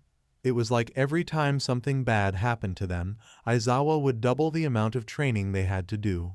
On a daily basis. Yes, the results were clear, but they were still teenagers. Plus, it was kinda hard to not compare how much can you lift with your tail and the size of the iceberg you can create. There was a minor problem, however, and it came in the form of an overly excited blondie in a green and black suit. This is ridiculous. Why do we have to put up with this? Uraraka frowned as she glared daggers at Toga from a distance. Seeing her in a costume that resembled so much of Deku's was an insult. She was either mocking her with this or tormenting her dear Izuku, and the brunette wouldn't have any of these. Despite the general dislike for her, there wasn't much Uraraka or any of them could do about it. It was Midoriya's decision, and like it or not, she proved herself useful. Damn it, she even started to get high grades on the normal classes, and no one could deny her fighting skills. None of this could erase what she did, what she was. Uraraka knew it. She balled her hands into tight fists, eyes burning holes on the skull of that annoyance incarnated. Then she felt something rest on his shoulder. She looked to the side and saw a small shadowy raven, quietly nested and apparently cleaning its wings. When you stare too much into the abyss stares back at you, the raven-head teen spoke as he stood beside the brunette. Huh. She looked at Takoyami as he kept looking forward, arms crossed, and watching Himiko running around with a Shido hot on her heels.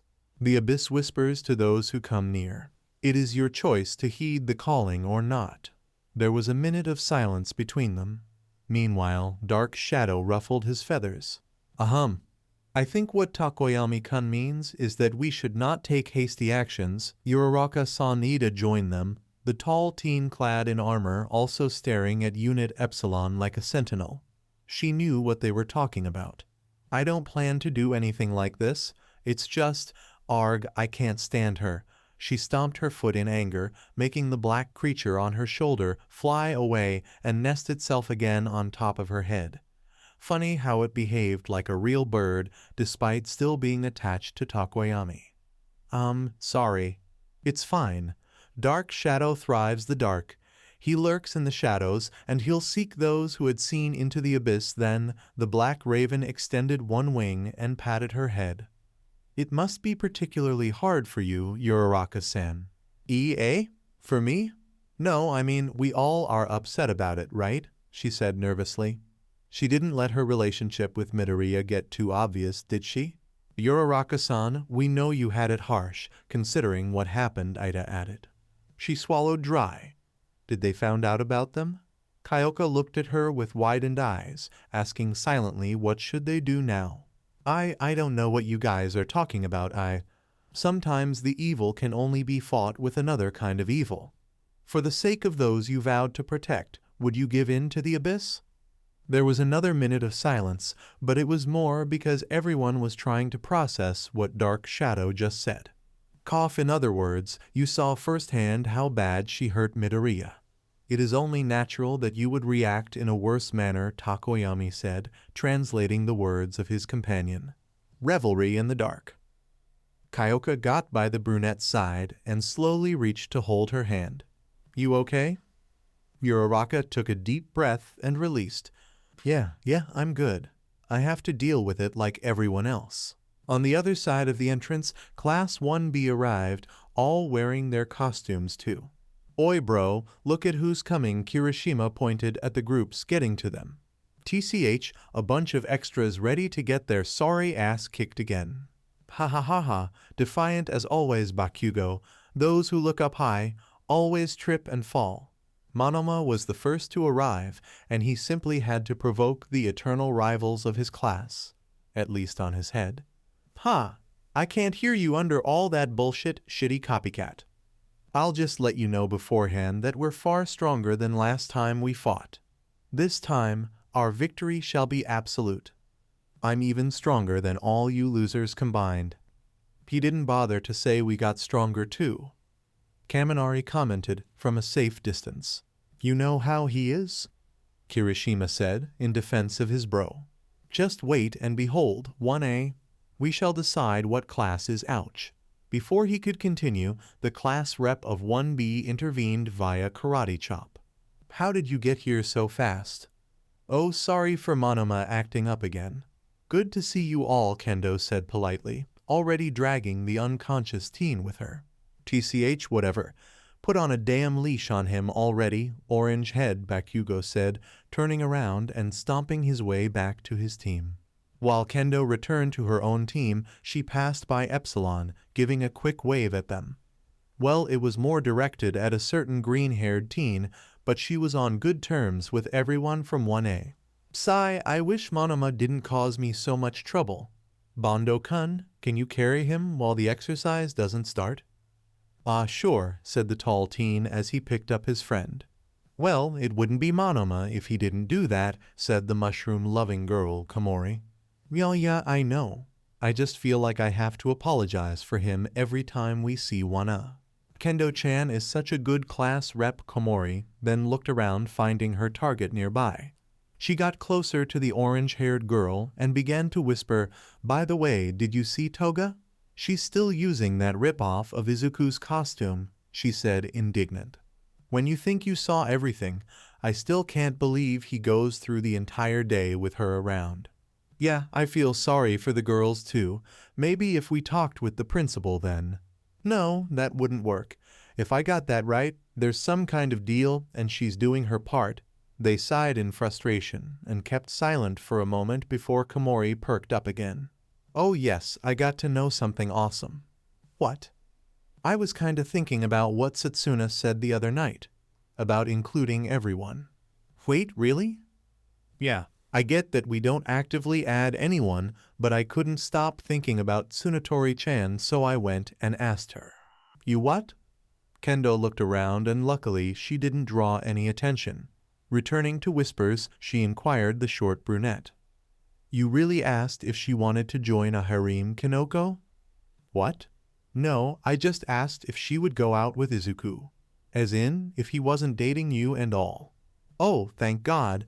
And what did she say? Out of curiosity. Well, yes. She said he looked cute and a pretty decent guy. That sounds about right, but we don't know how would she react to this whole harem thing. Yeah, I didn't even mention that.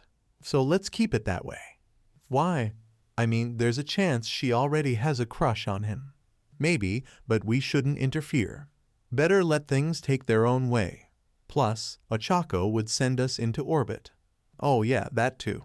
The hustle of teenagers died as their homeroom teachers got in front of the gate. All right, quiet down everyone. The training is about to start, but I have other things to do, so as usual, All Might will be conducting this one, with Vlad accompanying. I'm here to carry out the hero training cough very well, my young men and women. Who's ready to go plus ultra? The former number 1 hero received a loud cry as the students cheered up, while Aizawa quietly left with his hands on his pockets. Oh, All Might looks so energetic today, right? Fukudashi said, his head in the form of a spiked balloon. Yeah, I wonder what we're going to do today, Tsubaraba wondered. Ha, no matter what, we'll have the best performance. This is the turning point for 1A and ouch. Sigh, if you're going to make noise, you better keep sleeping, Manoma. The class rep was quick to knock out her blonde friend. Kendo-chan, won't it be bad if Manoma doesn't listen? Tsunotori asked with a worried face. Nah, we tell him later. Ahem, I'll be overseeing today's lesson, but another person is going to carry it out, and as such, she will explain it. Whispers, you can enter now. Suddenly, from behind the skeletal man exploded a tall cloud of pink smoke, startling everyone. Then a loud and familiar voice boomed. I'm here. The smoke cleared out to reveal none other than MT. Lady, hands on her hips, and with a wide grin plastered in her face. Whispers, how was that? It was good. Really? Oh, thank heavens. Now explain the exercise. Oh, right ahem. Yo, I'm here to, give you guys a lesson, she shouted with her chest puffed out and a closed fist raised. Be it the shock of the entrance or the phrase she just let out, both classes remained silent for a minute or so. Actually, it's not that kind of lesson. I meant training. Yeah, I'm here to give you all the training. Well, that's odd. They kept in silence and staring at her. You was used to being in front of the cameras. Why talking to a bunch of kids turned out to be so hard? A dozen different thoughts started to cross her mind at once, and she didn't know where to look at. But before panic could install within her, a gloved hand rose in the midst of students staring at her. MT, Lady San, her head snapped at the direction of the voice, one she knew very well. You there, with the green costume, she pointed at the green mop of hair. I'm curious about what skill we'll be focusing on today, Midoriya said, showing genuine interest in it, but also focusing to not smile too much. The blonde young woman sighed in relief and sighed, thank him for helping her out on this. Glad you asked. This training will focus on your ability to cooperate under stressful situations, she said with a tiny hint of pride. She actually practiced a few phrases for cases like this. In her humble opinion, it was flawless. Oh, so it's another teamwork exercise, Kirishima commented with Bakugo. TCH, stuck with a bunch of extras again. Oh, another exercise. I thought it was a good idea. Never mind, it's okay to repeat a lesson under a new light. Well, good to see you're familiar with it, but just to make things more interesting, we'll be selecting random teams too. MT, Lady San, I thought we would be sticking with our teams all the time, Oase cut her, receiving a few nods from his classmates. Oh, I see. Shit, I completely forgot about that. Come on you, think of something. Okay, we can work with that. The objective is simple. You just have to pick the... Pardon my intermission, MT. Lady San, but I believe we're going to use the capture the flag model today, correct? Ida asked, once again cutting her. You flinched a bit and froze. She was holding a small ball that she would use as the flag right behind her. Oh, hell no, that too. Come on, there's gotta be something you didn't do already, you precocious brats. Akahaha. You looked around nervously, her eyes jumping from one face to another, more than once focusing on her love for some kind of answer that never came. She turned slightly around, ready to give in and let All Might take the lead. It was his idea after all. But when she looked at him, his face told her one thing. Calm down, you can do this. The man simply smiled at her and gave a thumbs up. Well, if the symbol of peace said you could do this, who was she to deny, right? With a new wind of courage, she breathed out slowly, eyes closed for a brief moment. Okay, brats, here's what we're going to do, a little game of tag. One team against another, she said, tossing the ball up and down with a smirk crossing her lips. For real? Man, when was the last time I played tag? Sato wondered, with Shoji agreeing by his side. Oi, I'm not a kid to play stupid games. Sorry, MT. Lady Sensei. Come on, Bakubro, it can be fun. Let go, and shut up. Despite the comments, you didn't lose her composure. Yes, I know. That's why there are a few different rules. One, there's going to be only one person running. The others are pursuers. MT. Lady Sensei, doesn't it make things too hard? Yeah, and how do we play this with two teams? Shiozaki and Rin asked. Internally, Yu started to feel a little giddy with the students calling her sensei. No, she wasn't officially a teacher, but it kinda felt cool. I never said you would be chasing your teammates. The pursuers of each team have to catch the target player. Quirks are free to use and any tactic is valid. You'll have 10 minutes. Before Yu could discreetly release the breath she was holding, another hand was raised. Ribbit. Sensei, what is stopping us from simply run until the time ends? Well, Suisui-san, at the mark of 5 minutes a small, surprise event will appear. I see, so we have to weigh our options between running and chasing our target, and the time is important too. Depending on the team matches, there will be many points to consider, and that will affect the strategies we can use and... Oh, Deku-kun entered the mumbling zone again, Kyoka-chan. Should we tell him or... Ha ha ha, amazingly perfect. This time we'll definitely dethrone these false kings from... Monoma, do you want me to hit you again? Cough that won't be necessary. You watched with newfound happiness as the teens huddled into their units to form plans or simply chat, all of them excited with the exercise. The one she made herself, even if it wasn't her original plan. Then she felt a hand rest on her shoulder and looking to the side, she found the former number 1 hero smiling at her kindly. See? It wasn't that hard, was it?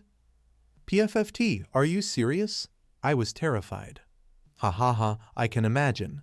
Teaching is quite different from what we do normally, but I sense you have some talent for this. You mean it, All Might? Toshinori, please. And yes, I believe you have much to offer to these young heroes. I might be mistaken a little, but to me, the most important is the passion to teach. You may be right after all. I know, right? Na ha ha ha ha ah ha ha ha cough cough. And so the teams got sorted out. Unit Alpha versus Unit Iota, with Monoma and Tsuyu as targets. Next match, Zeta versus Delta, with Aoyama and Tsuburaba being chased. Third match, Units Beta and Theta, with Shishida and Uraraka as targets. The fourth match would be between Gamma and Kappa, Mainta and Shota being the targets. And the final match would be Eta versus Epsilon. Due to the Epsilon team having one extra person, the other team could pick up anyone they wished to even the numbers. Yu told the first two teams to enter the tree forest and split, going as far as they wanted or could within 5 minutes, then the game would begin. Meanwhile, the remaining students and All Might headed to the observatory room. Whenever they had these kinds of competition, they couldn't help but feel excited and anxious to go, albeit it could also be related to the lack of threats from a certain scruffy-looking teacher. Oi, Tetsubro, we're on the same match. Yosha, I won't lose to you, Kiribro. I won't lose either. Kirishima, stop getting along with these extras. Bakugo-kun, refrain from shouting with your classmates. Bida-kun, you're kind of screaming too.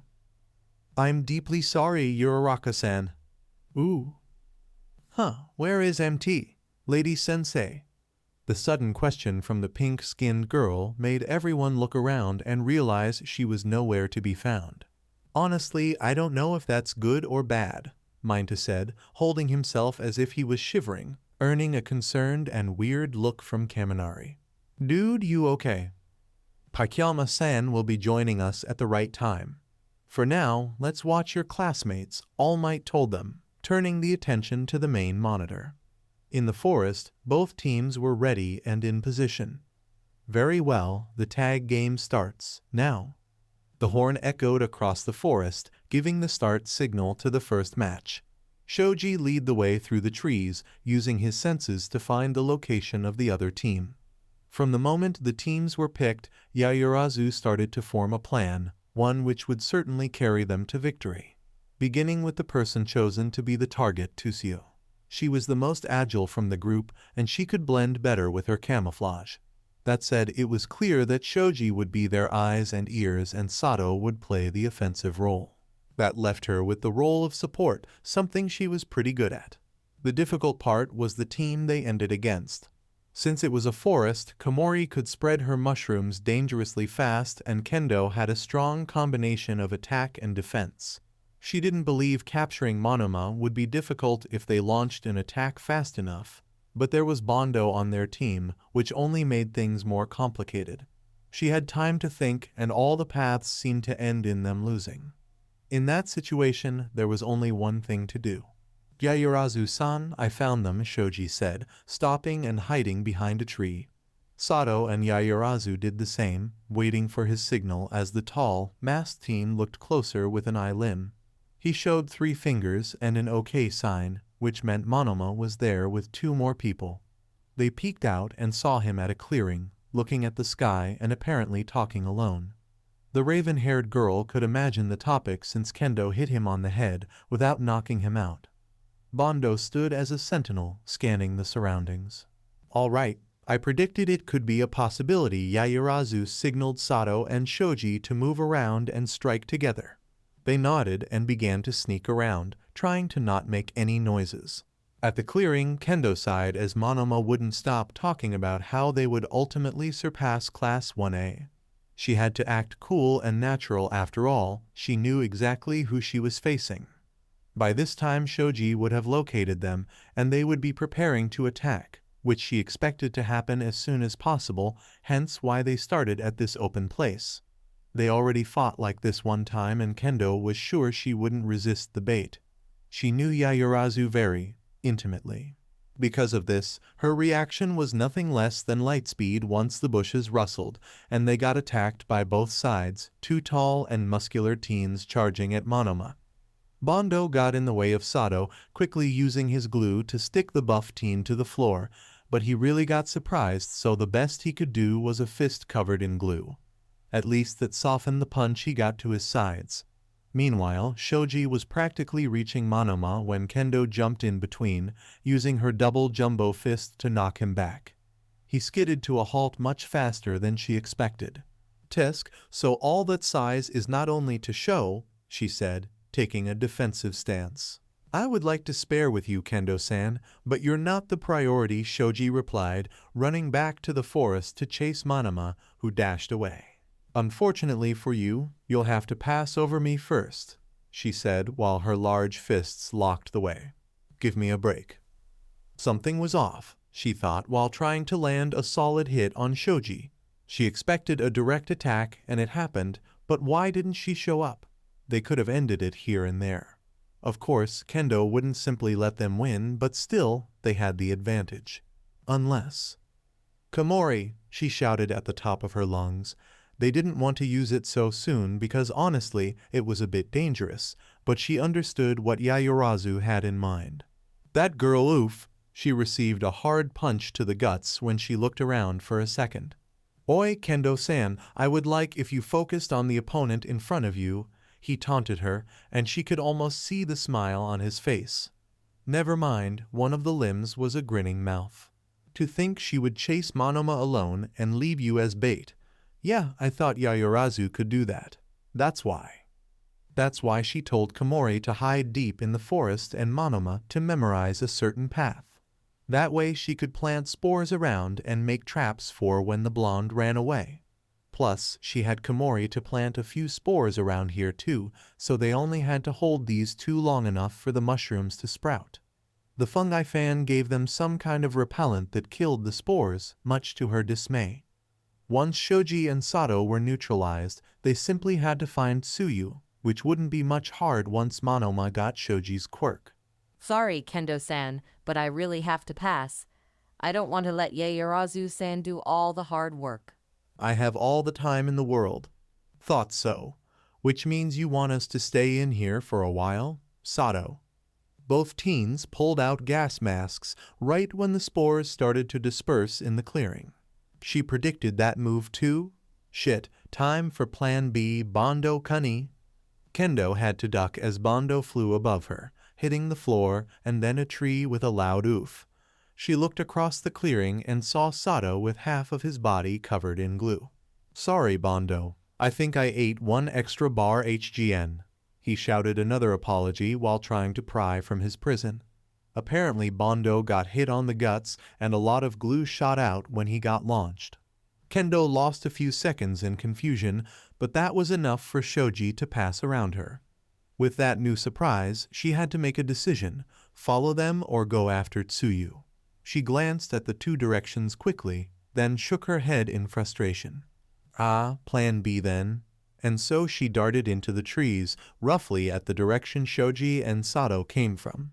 Back to Monoma, he was running through the woods with ease, having memorized each path with perfection. He set his clocks, and he had plenty of time to use Mushroom, Big Fist, and Semidine, so he wasn't really worried about having to fight. Considering what happened and that Kendo didn't return yet, she probably went with Plan B, which meant he had a new task now. Now, Class 1A, let's see how you deal with this. As he ran through the forest, small mushrooms of many types started to grow right behind him at a fast pace, leaving a fine coat of dangerous spores as his trail. He laughed at the ingenuity of the plan, leading the so-called top students into a trap by exposing themselves, then making a run. They would certainly chase him and fall prey to the spores while Kendo and Bondo took care of Isui. If he managed to neutralize them, Monoma could make it even easier using Shoji's dupli arms. Oh, I can already feel the taste of victory, and the shame of them. Ha ha ha ha what? He tripped. Suddenly his legs got stuck on something, and he fell face first on the dirt. He tried to get up, but his leg remained stuck. That's when he noticed something rolled around his ankles, some ropes with balls on the ends. Eh? Bola? Well, it took me more time than I expected. You're fast, Monoma-kun. He turned around once he heard the voice of a girl. It sounded muffled, and he could clearly see why. Yayurazu had a gas mask, making the spores useless against her. So you predicted even that move? Monoma said as he pulled himself up and sat against a tree. Don't be so surprised. All things considered, each team is balanced against the other, but there's only one way for us to win, she said, ready to touch the blonde on the floor. Suddenly, a loud bang echoed. Yayurazu looked to the sky through the canopies. A column of green smoke going up the sky, the flare gun she gave Tsuyu. That meant, no, focus. When she turned around, Yayurazu could only see a pair of giant fists hitting her and sending her flying through some bushes. Monoma untied the knots on his legs and quickly scrambled away, laughing out loud once he got a safe distance from the raven-haired girl. Ha ha ha ha ha ha, not this time, 1A. Yayurazu got up rubbing her head and then looked again at the direction of the smoke. Something was off here. The chances of Kendo finding Tsuyu were too low, and she could easily outmaneuver their orange-haired friend. So what could have happened to force Tsuyu to use the... No way. What she was a very familiar figure. In fact, she was one of the women Yayurazu shared her dearest Izuku with. Why is you here too? Back to the frog girl, Tsuyu found a good spot to camouflage and hide once her team left, so she stood quietly. However, after 5 minutes or so she got bored and decided that keep moving could be a good strategy too. She jumped from branches to bushes, keeping a low profile and attentive to her surroundings. Then, out of the blue, she saw someone she knew. MT. Lady Sensei? Ribbit, shouldn't you be at the observation deck, Ribbit? She just jumped out of the way since you tried to tackle her football style. Guess what, Asui-san? The surprise event is me. What? She didn't have time to think as the woman gave chase, running after her. Just to clarify, if I catch any of you, it's game over. Are you kidding? Ribbit. Get ready, Asui, I'm coming for you. And so the frog girl leaped across the forest, trying to evade the blonde woman. But when she thought she made some space between them, a large hand unrooted the tree she hid behind. At that moment she used the flare gun Yayurazu gave her at the beginning of the match. It was only for emergencies, but last time Tsuyu checked a giant chasing you fell into that category. Unfortunately, her team would not be the only one to see this. Kendo immediately made a sharp turn to the right once she saw the smoke. Turns out she would find Tsuyu if the frog girl didn't move from her initial spot. Kendo moved through the trees fast, not caring about furtiveness. She was against the clock now. She heard a few loud sounds ahead, but she couldn't identify what it was until the trees opened to a larger clearing. There she saw none other than in her giant form, apparently chasing something within the trees. The bad part was that she also spotted Kendo. "Oh, you seem easier to catch. Get ready, Kendo. This is your game over." The teen looked with wide eyes as the giantess moved towards her. Kendo quickly snapped out of it and turned around on her heels, darting back to the forest. "Oh no, I didn't sign for this." On the other side, Tsuyu breathed in relief for a second before hearing the voice of the blonde. "I'll be back soon, Tsuyu. Don't move," she gulped and instantly ran in the other direction. With Unit Iota, Monoma just found Komori, who looked at his dirty face and clothes with worry. "Monoma-kun, what happened? Where's Kendo and—" "The plan a failed. Kendo and Bondo are probably going with B, but I just saw Huff." "Hey, breathe first." 1 minute deep breath MT. Lady Sensei appeared out of nowhere. "Wait, why?" "I don't know, but I think I know where our target is. That green smoke is a signal. So does it mean their plan failed?" I doubt it." Komori couldn't help but smile nervously at the struggle of his friend to face the fact that he almost lost to 1A again. "Anyway, we can still turn this to our favor. Let's head to that direction." "But won't we meet them this way?" "If we use the surprise element now, it is our advantage. We have to go now." "All right." Somewhere else in the forest, Yayurazu worried while she ran towards the signal. What was happening? She didn't take this into account when she made her plan. Suddenly, a shadow moved closer, and she was ready to draw a staff when she noticed who it was. "Shoji-kun, you managed to stop Kendo then?" "Not really. She must have headed to where Asui-san was. Sorry." "It's okay. MT. Lady Sensei got me surprised too." "What do you think it means?" "She said there would be an event during the match." "So she's the small surprise. In any case, I think she's here to get in our way. That means we have to take Tsuyu out of there and find Monoma. You didn't make it to him?" "I hate to say it, but I let him escape. I got distracted." "We'll make it somehow. With all that noise, I bet I can find them in no time," he assured her, and she nodded back. "Then we have no time to lose." Wa, passing by. Kendo just ran by them as if her life depended on it. Shoji heard loud noises coming from the direction she came. "Are these footsteps?" "Oh no." "Oh-ho, 2 more students for me to catch. Bad news for you. Once I get my hands on you, it's game over," said the giant lady as she kneeled to pick them. Both teens exchanged glances briefly. "Run?" "Run." They split paths to reduce the chance of being captured by Yu, who decided to follow Yayurazu. Seeing this, she almost thought about bad luck, but a new idea formed. Yayurazu made a turn and sprinted faster. In no time she was running side by side with Kendo, who looked surprised at her and then at the giant lady. "Hey, that's cheating." "Not really, she can catch any of us. Or one of my teammates since I'm trying to get back to them." "That's all up to you, Kendo." "Oh no, we're not doing this, Yamomo." Meanwhile, Yu laughed internally while she watched the 2 girls pulling at each other and running like there was no tomorrow. She could make an effort and capture them now, but she was actually having fun doing this, playing the slow giantess. 1 minute remaining, Shoji found Tsuyu, and they began to run at the general direction Monoma went first. Meanwhile, Monoma and Komori converged to the same spot, following the faded green smoke. Bondo was still out cold and Sato was desperately trying to hide under a tree once he saw the giant woman walking around, towering over the forest. That proved to be quite difficult since he had to drag a pile of dirt and glue along while he only had 1 free arm and leg. Kendo and Yayurazu made a final effort to run faster and hide from Yu while they tried to outsmart each other. Time was almost over when Shoji and Tsuyu met Monoma and Komori. The tall teen instantly put the gas mask and stood in front of Tsuyu, while Monoma started to spit glue at his direction to block the path. At that moment, both Yayurazu and Kendo came from the trees. There was a second where they glanced at each other before running as fast as possible towards their respective targets.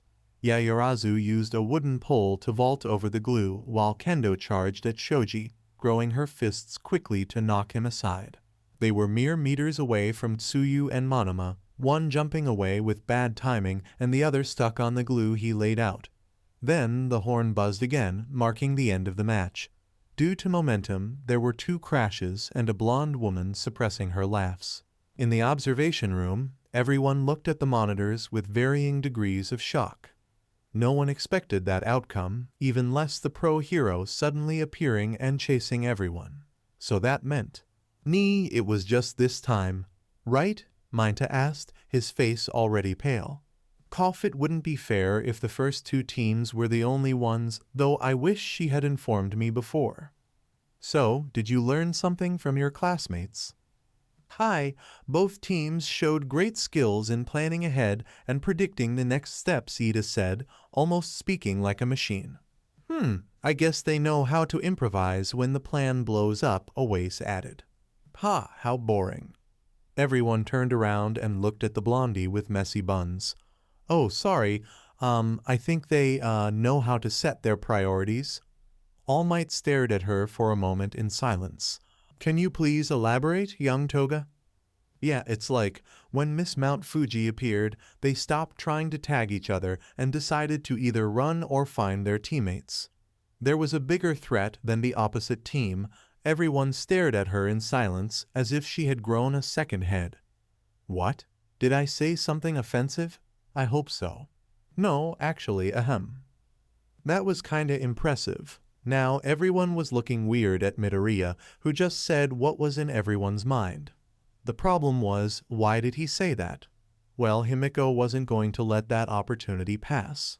Oh, you like it when I'm a smart girl? She said, getting closer to him while Midoriya took a step back and moved his head away. Just stay away from my personal space. But I want to hug you. You made a compliment about me. That bright smile made him both anxious and angry. No, just get off me. Okay, we can go on a date later. Let's hear more from All Might Sensei then, and just like that, she turned around, shifting the focus of the classes back to him. Yes, young Toga made a good observation. Defining the priority list is fundamental for a hero, even more if you're working with a team.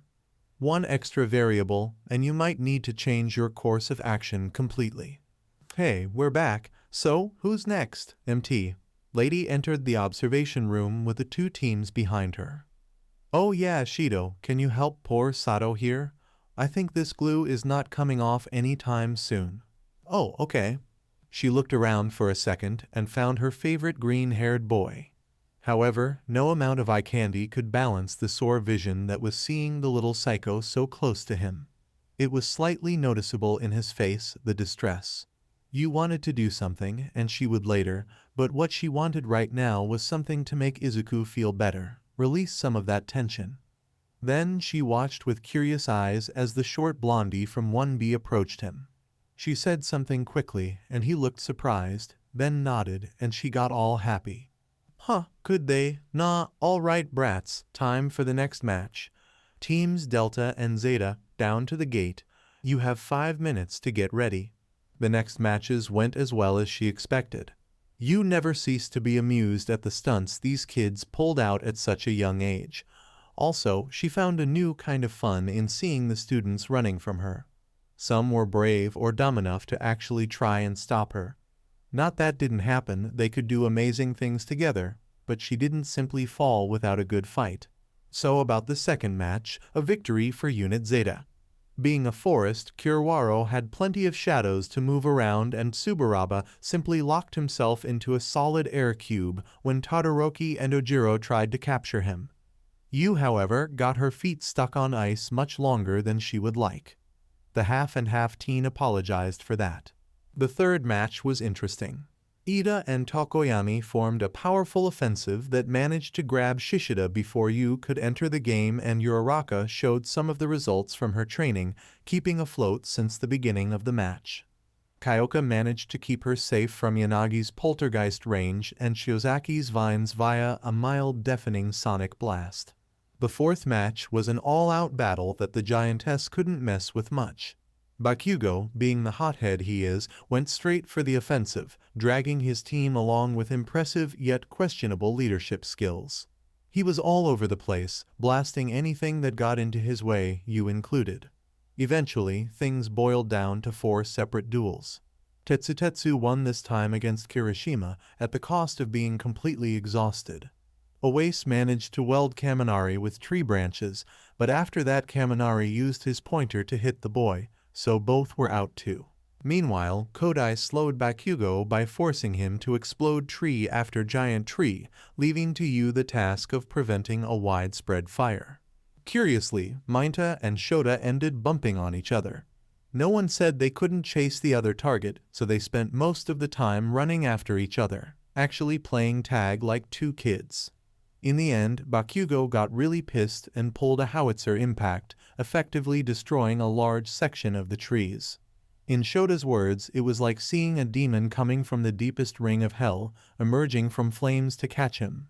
Both him and Mainta surrendered. As for Kodai, she took a safe distance once she noticed Bakugo was getting angrier than normal, so she was fine. So, not considering the loss for the environment, the exercise was doing extremely well. To think she would come up with such an awesome idea.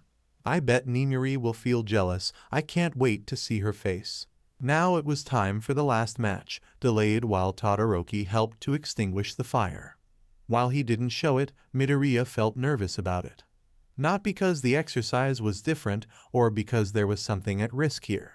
His chest felt a little heavy every time he heard her voice, every time she got near him, every time she made a smart comment or joked around as if she was part of the class. Himiko openly told him this was her mask, a declared ruse to confuse his thoughts. She didn't change anything, except perhaps for the fact that she actually loved him in her own twisted way. Hey, don't think too much of this. You can't torture yourself over something that's her fault, Nana's voice echoed inside his mind. Despite being the first time she spoke to him since the hero training started, Midoriya could feel her somehow calming him down, putting his mind at ease. If he focused enough, he could almost sense her caressing his head while he rested it on her lap. Don't get too comfy, you have to focus. Why, yeah, you're right. Focus. Focus on the matter at hand, pass on this exercise, completely ignoring the obnoxious blonde with a permanent blush if possible. He cleared his mind as teams Epsilon and Ida headed to the main gate. On the 1B side, Takage chose Shishida to even the teams. Oi, Midoriya, don't expect me to go on easy on you just because you're dating Kendo, she shouted from her side, making the green-haired teen get a red hue on his face. Debbie, what are you talking about? He stammered, but quickly recovered. Well, we won't hold back either. They exchanged a quick knowing glance. She just loved to tease him. So who's going to be the one running? Hagakure asked. Oh, I have a plan. Himiko jumped in place with her hand up, earning a few weird looks from the other members. And what is it? Midoriya asked hesitantly. Let's put you as the runner.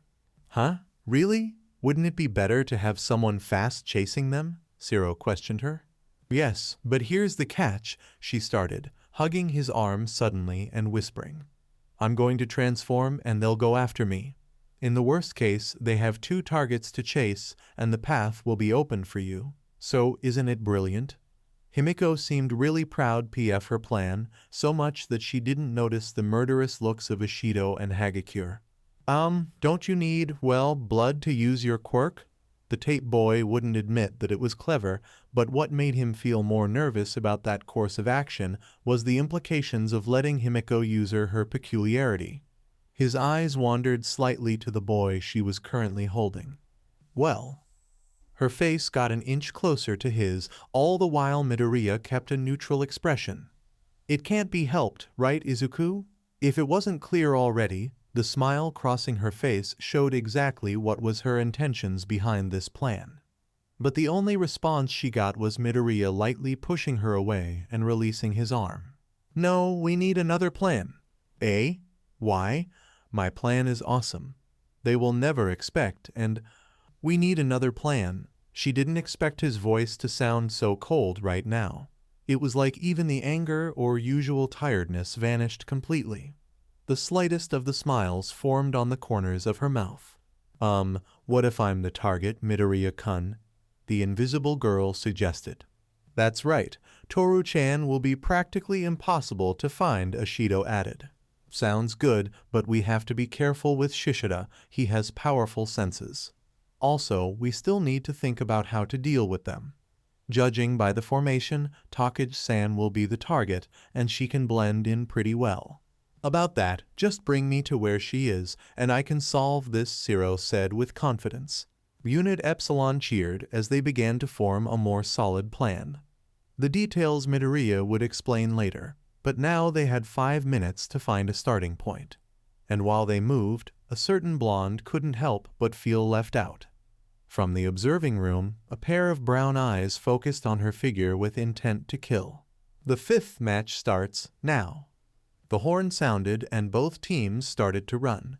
Midoriya lead the way through the trees, using full cowl to jump from branch to branch.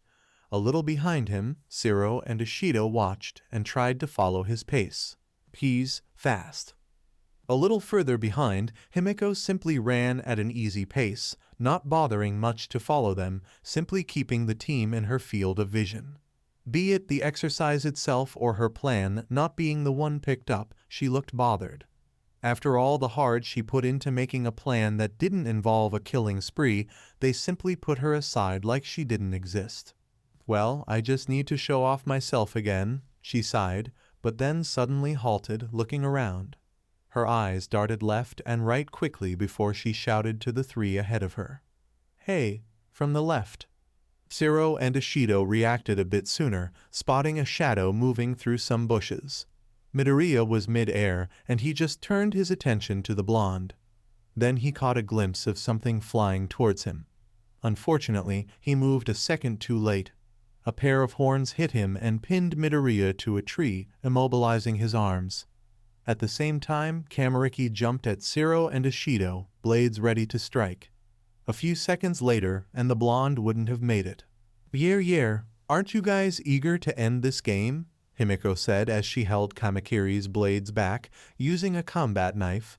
She shifted her weight and spun around to hit him, but he managed to dodge by jumping back. "What? I thought you couldn't use any weapons." Kamakiri adopted a defensive stance, arms crossed and blades ready. "Oh, this? Relax, it ain't sharp, sadly. It's just a very durable piece of steel carbon, really," she said, spinning the thing that resembled a knife skillfully. "I just wanted something to remind me of the real deal. Don't want to lose the feeling, right?" Himiko grinned as she watched the teen facing her struggle to not look nervous. She quickly glanced at Zero and Ashido behind her. Oh, how she wanted to have a picture of their faces right now, shocked and kinda angry. More important, Izuku was pinned on the wall, but without a scratch. Awesome, her time to show off her skills to him. "I'll hold this one here. Tape-kun and Bitch-chan, get Izuku and keep going. They can't be far from here with that reaction time." "What was that?" "Not now, Ashido." "But what do you mean, reaction?" Zero couldn't complete the phrase as his left feet suddenly sunk on the dirt like it was water, or mud, specifically. Tesk, so annoying Himiko didn't have to look around again. She knew who was coming, so she decided to charge at Kamakiri, striking quickly and forcing the teen to back off. Just follow the plan. Zero and Ashido panicked slightly before the tape hero reacted, holding her hand and wrapping tape around a tall branch, lifting them from the mud trap. Well, I didn't expect her to notice me so fast. Like it or not, this Toga Himiko is no joke. The floor of the forest wavered like a pond and Honkuni slowly rose. The trees nearby tilted left and right as the soil became like mud. "Damn it! That girl really saved us there," Ashido said reluctantly. "Zero-kun, let's get Midoriya and go ahead." Zero jumped from another tree, making it topple as he landed. Honkuni swam on the floor after him, but Ashido blocked the way using her acid. They reached the tree. Midoriya got stuck and pulled out the horns. Thanks, guys. We have to move quickly now. Well, it's not easy with Honkuni down there, Siro pointed out, also noticing that the extra weight was making the tree sink. Just don't touch the ground and we'll be fine. Ashido-san, I'll carry you, he said as Ashido climbed on his back. Oi, I'm still here listening. Honkuni touched the bark, making the whole tree soft like mud, but not before they could jump to the next branch, quickly gaining distance from him. Not that I care much, Midoriya, but what about Toga? Siro asked as he swung around using his tape. Sai like it or not, she knows how to take care of her. We have to focus on finding Takage before. Byosh, 5 minutes have passed. MT, Lady is joining the game. The pro-hero's voice echoed through the forest.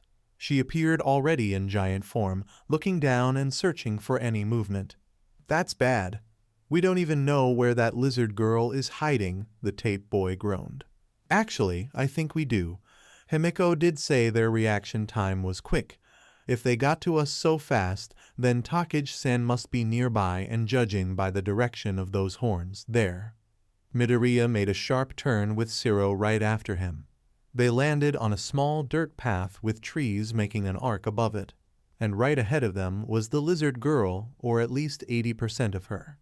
Takage was missing an eye, an ear, and her right arm. Oh, you found me pretty quick. Well, can't say Roman 2 didn't expect that, she said with a sly grin plastered in her face. We got you, sis. There's no way you're running away from us, Ashido said as she let go of Midoriya and prepared to run after her. Oh, really? Takage then snapped her fingers. Thunderhorn! Suddenly a pair of flying horns passed by them, taking Ashido away into the air as she screamed. None other than Tsunatori came from a bush, flying on another pair of horns. Ashido, Tesk Midoriya, let's get her. Oh, are you sure you have time to worry about me? The green-haired girl taunted them. Huh? Tsunatori and I are here, and Honkuni can't be far. Do you know where everyone is? Midoriya stopped to think a moment. Kamakiri is fighting Himiko, so Shishida. Pinpon, you're right now. Where do you think he is right now? The realization hit Midoriya and Siro. Hagakure might be invisible, but the guy was pretty much her weakness. Now, before you go to the rescue, do you think you can pass by MT, Lady Sensei, that easily? I got it. Tsunatori is drawing attention, he concluded, looking up and seeing the blonde and the pink-skinned girl in the air. It seems that you also noticed them and was coming to capture them. His attention turned back to Takage as she laughed lightly. Now she had her right arm back. One more thing. How are you going to decide which part of me chase?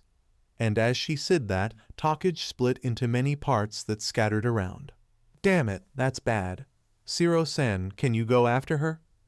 Leave it to me. I have the perfect play ready for her, he said, giving Midoriya a thumbs up and dashing after the lizard girl.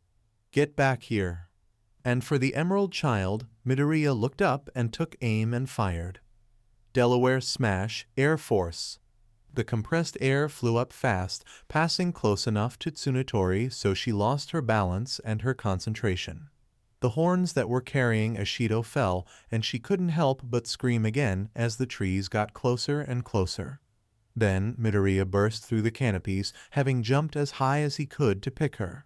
He landed and quickly checked if she was all right. Phew, that was kinda scary. Ashido-san, I have to go back to Hagakure. Siro went after Takage. Okay, I'll hold the blondie here. And be careful is in the game already. And so he dashed away, trying to make the way around Yu's path. Ashido barely recovered. She had to duck as another pair of horns flew above her head. She quickly spotted Tsunatori and went after the blondie using her acid to slide through the forest.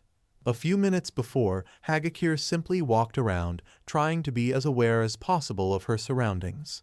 She heard the rustling of leaves and quickly hid behind a tree, covering her mouth and nose.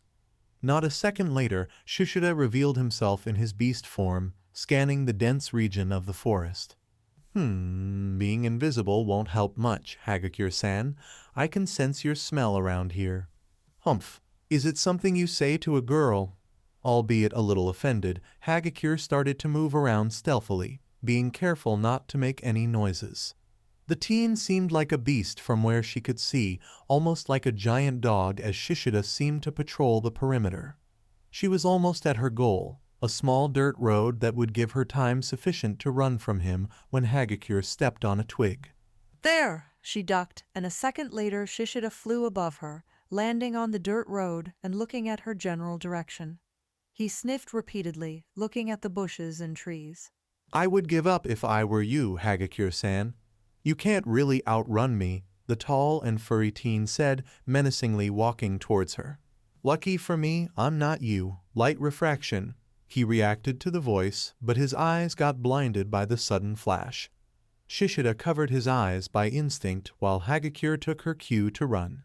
He's not wrong, I can't hope to be faster, but I can win some time on my own. Ah, I wish Cutie was here. At that moment, Hagakure heard a loud boom, and then she saw you right in front of her. Oh, come on. Between the giant woman and the hound after her, she would rather risk being stepped on. After all, no one would dare to keep near you, so that was actually the perfect spot to hide. Meanwhile, blades crossed in another part of the forest. TCH, you're tougher than you look, Kamakiri said with a grunt. He wouldn't admit that for any foe he faced, but Toger really put him against the wall. Besides, even lacking an edge, her naturality using a knife made the teen even warier. Be it a real-life situation, Kamakiri wasn't completely sure he could win, and to make things even worse, he had help. Ah, this mud thingy is not funny. Not a single bit. Himiko shouted as she leaped to another tree, the one she was sinking into the ground. Below her, Honkuni made his way through the floor, aiming for another surprise attack, but getting this girl off guard proved to be a hard task. Damn it all. I can't believe I'm still stuck here, Himiko complained internally as she landed another sequence of attacks on Kamakiri, being forced to retreat because of his partner. I'm wasting time here while Izuku is somewhere else, and I didn't even get to show myself to him. Kamakiri, can you still go on? What are you talking about? I just warmed up. Both teens exchanged a quick glance and nodded, going after the ex-villain. Honkuni dived while Kamakiri went straight to the offensive. He slashed time and time again, and Himiko didn't have any difficulty on either dodge or parry, to the point that her grin made him even angrier. Don't think you can take me down easily. Her grin only widened. Ha! Even if I had a real knife, I wouldn't use it on you. Your bleeding must be boring too. I see you don't take me seriously. What makes you think that? Kamakiri kept advancing with his flurry of attacks, not giving a single breach for a counterattack. He hated to admit it, but Toga Himiko really was on another league when it came to combat. You really seem to know how to take care of yourself alone. Yes, I do. At another time, you would be dead by now, alone and helpless. She jumped back, flashing a sadistic grin at the teen as he recovered his breath. Yeah, probably, but that's your problem. You're alone. Before Himiko could even say her next snarky comment, her feet sunk on the floor. Rather, they were dragged down by a pair of hands. Honkuni dived deep enough that she wouldn't notice while Kamakiri drove her to the exact spot to trap her. The fanged teen grinned as he drew his blades. Of course, the edges were dull, but it would still hurt when he hit her. Tisk, and you were saying some shit about me being dead by now? Villain or ex-villain, I don't care. I won't lose to kinds like you. Ah, this lost the fun already. It happened in a flash, so fast that they barely registered. In one moment, Honkuni had her knees deep into the mud like soil. The other, he was out of it, and Himiko landed a powerful kick to his head, strong enough to disorient him and deactivate his quirk. She had her back to a tree, so Himiko bent back, sinking her fake blade on the bark and lifting her legs from the mud along with Honkuni, a feat of strength for someone her size. It's not funny at all. Her voice sounded flat and monotone, as if she couldn't be more bored. When she looked up again, her eyes lacked that psychotic glee of hers. She seemed much sober and menacing now. Without noticing, Kamakiri took a step back. It was like she could really kill him right here and there with that dull knife. My Izuku is out there being cool and I can't even watch him. All because I have to hold you two here. That's not fair, that's not funny. She mumbled to herself. Oi oi, are you serious? Honkuni, are you okay? Kamakiri shouted when he saw his friend getting up. Shit, that's gonna leave a mark. They surrounded her and prepared to attack. But it was different this time. I don't like it, she kept mumbling. Unlike the other times, Himiko didn't even try a defensive stance. She just kept there, stopped, and with her head a little low. Did she surrender, or was she planning to run? It passed almost 4 minutes since MT. Lady Sensei appeared. They could still make a run for it and help Shishida to find Hagakure. Plus, the giant teacher seemed to have focused on Tsunotori and Ashido since she went after them. Speaking of which, you won't escape. Why am I being chased? Ashido skidded with Tsunotori hot on her heels. No matter what sharp turns and vaults over fallen trees she did, the pony girl kept coming after her and shooting those flying horns. It was honestly unnerving being chased like that by a girl running on all fours. I can't let you get to Takage-chan, the blondie said as she launched yet another horn at the pink-skinned girl, missing by a few centimeters and getting stuck on a tree. The plan was to let Shishida find Hagakure, and if they happened to find Team Epsilon, they had to keep them busy as long as they could. If they managed to defeat or incapacitate them somehow, they could help to find the invisible girl. Takage was completely confident that the Beast Team could do the job, and she trusted everyone else to protect her. Tsunotori had to do her part. However, it was considerably harder with MT. Lady Sensei also after them. The lizard girl was right in using her as bait since Tsunotori could run faster, but having a giant after you didn't add any pressure, right? As for the huge blonde, you simply chased them for the fun and because she honestly didn't find anyone else. Midoriya appeared for a moment and then vanished. What a shame. That's bad, you is after me and this girl is making me waste time. I have to do something. Ashido tried to think of a plan. So far their strategy was working. Zero was after Takage. The main problem was that they got scattered, and so she couldn't help but imagine where Midoriya was. Then a giant hand landed on the floor right in front of her. She skidded to a halt and rolled before it could grab her. Oh, I missed you, said, faking a whine. Tsunotori jumped over a bush and also stopped dead on her tracks once she saw the pro hero, now looking down at her. Oh, no, no, no, no. She immediately turned around to leave the scene, but then Shishida came out of nowhere, crashing next to her. She heard a high-pitched cry and something moving through the dust. The bestial teen raised. Toru? Hagakure-chan? Both she and Ashido said. Mina-chan, where's everyone? The invisible girl asked as she ran to her friend. We got separated. Zero is after Takage, and we have to move now. But before they could take another step, MT, Lady blocked their path. Oh, going somewhere?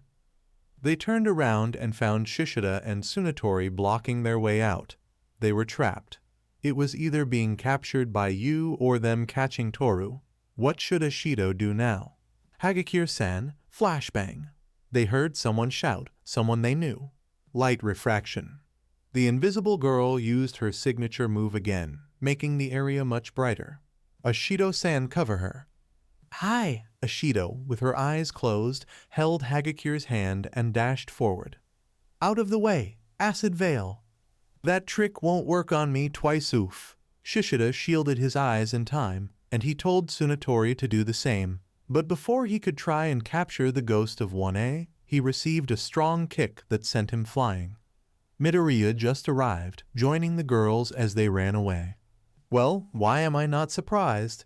You looked at the teens running as she slowly opened her eyes. Midoriya-kun, you came at the best time, Hagakure said as he carried her on his back, Ashido skidding right after him. My bad, I didn't consider that they could use someone as bait to get the sensei's attention. That way they only had to stall us and let Shishida find you. I'm going to tell ya, this dude has an awesome nose. It's kinda scary. Midoriya, what do we do now? Ashido asked, and right after a horn passed by them at high speed. We keep Hagakure away from them. We must have a minute or so. But what about Takage, Midoriya-kun? Don't worry, Hagakure-san, Shiro got this. Really? He said so, Midoriya replied with a confident smile. So let's see our tape hero. Shiro moved through the trees with speed, using his tape to swing around. His target wasn't particularly fast, but her ability to split made things a lot harder for him. Whenever he was close to catching her, Takage divided her body at the last second. Ha ha ha ha, sorry Shiro-kun, but I can't let you catch me. My team is almost winning. You're following them with one of your eyes, right?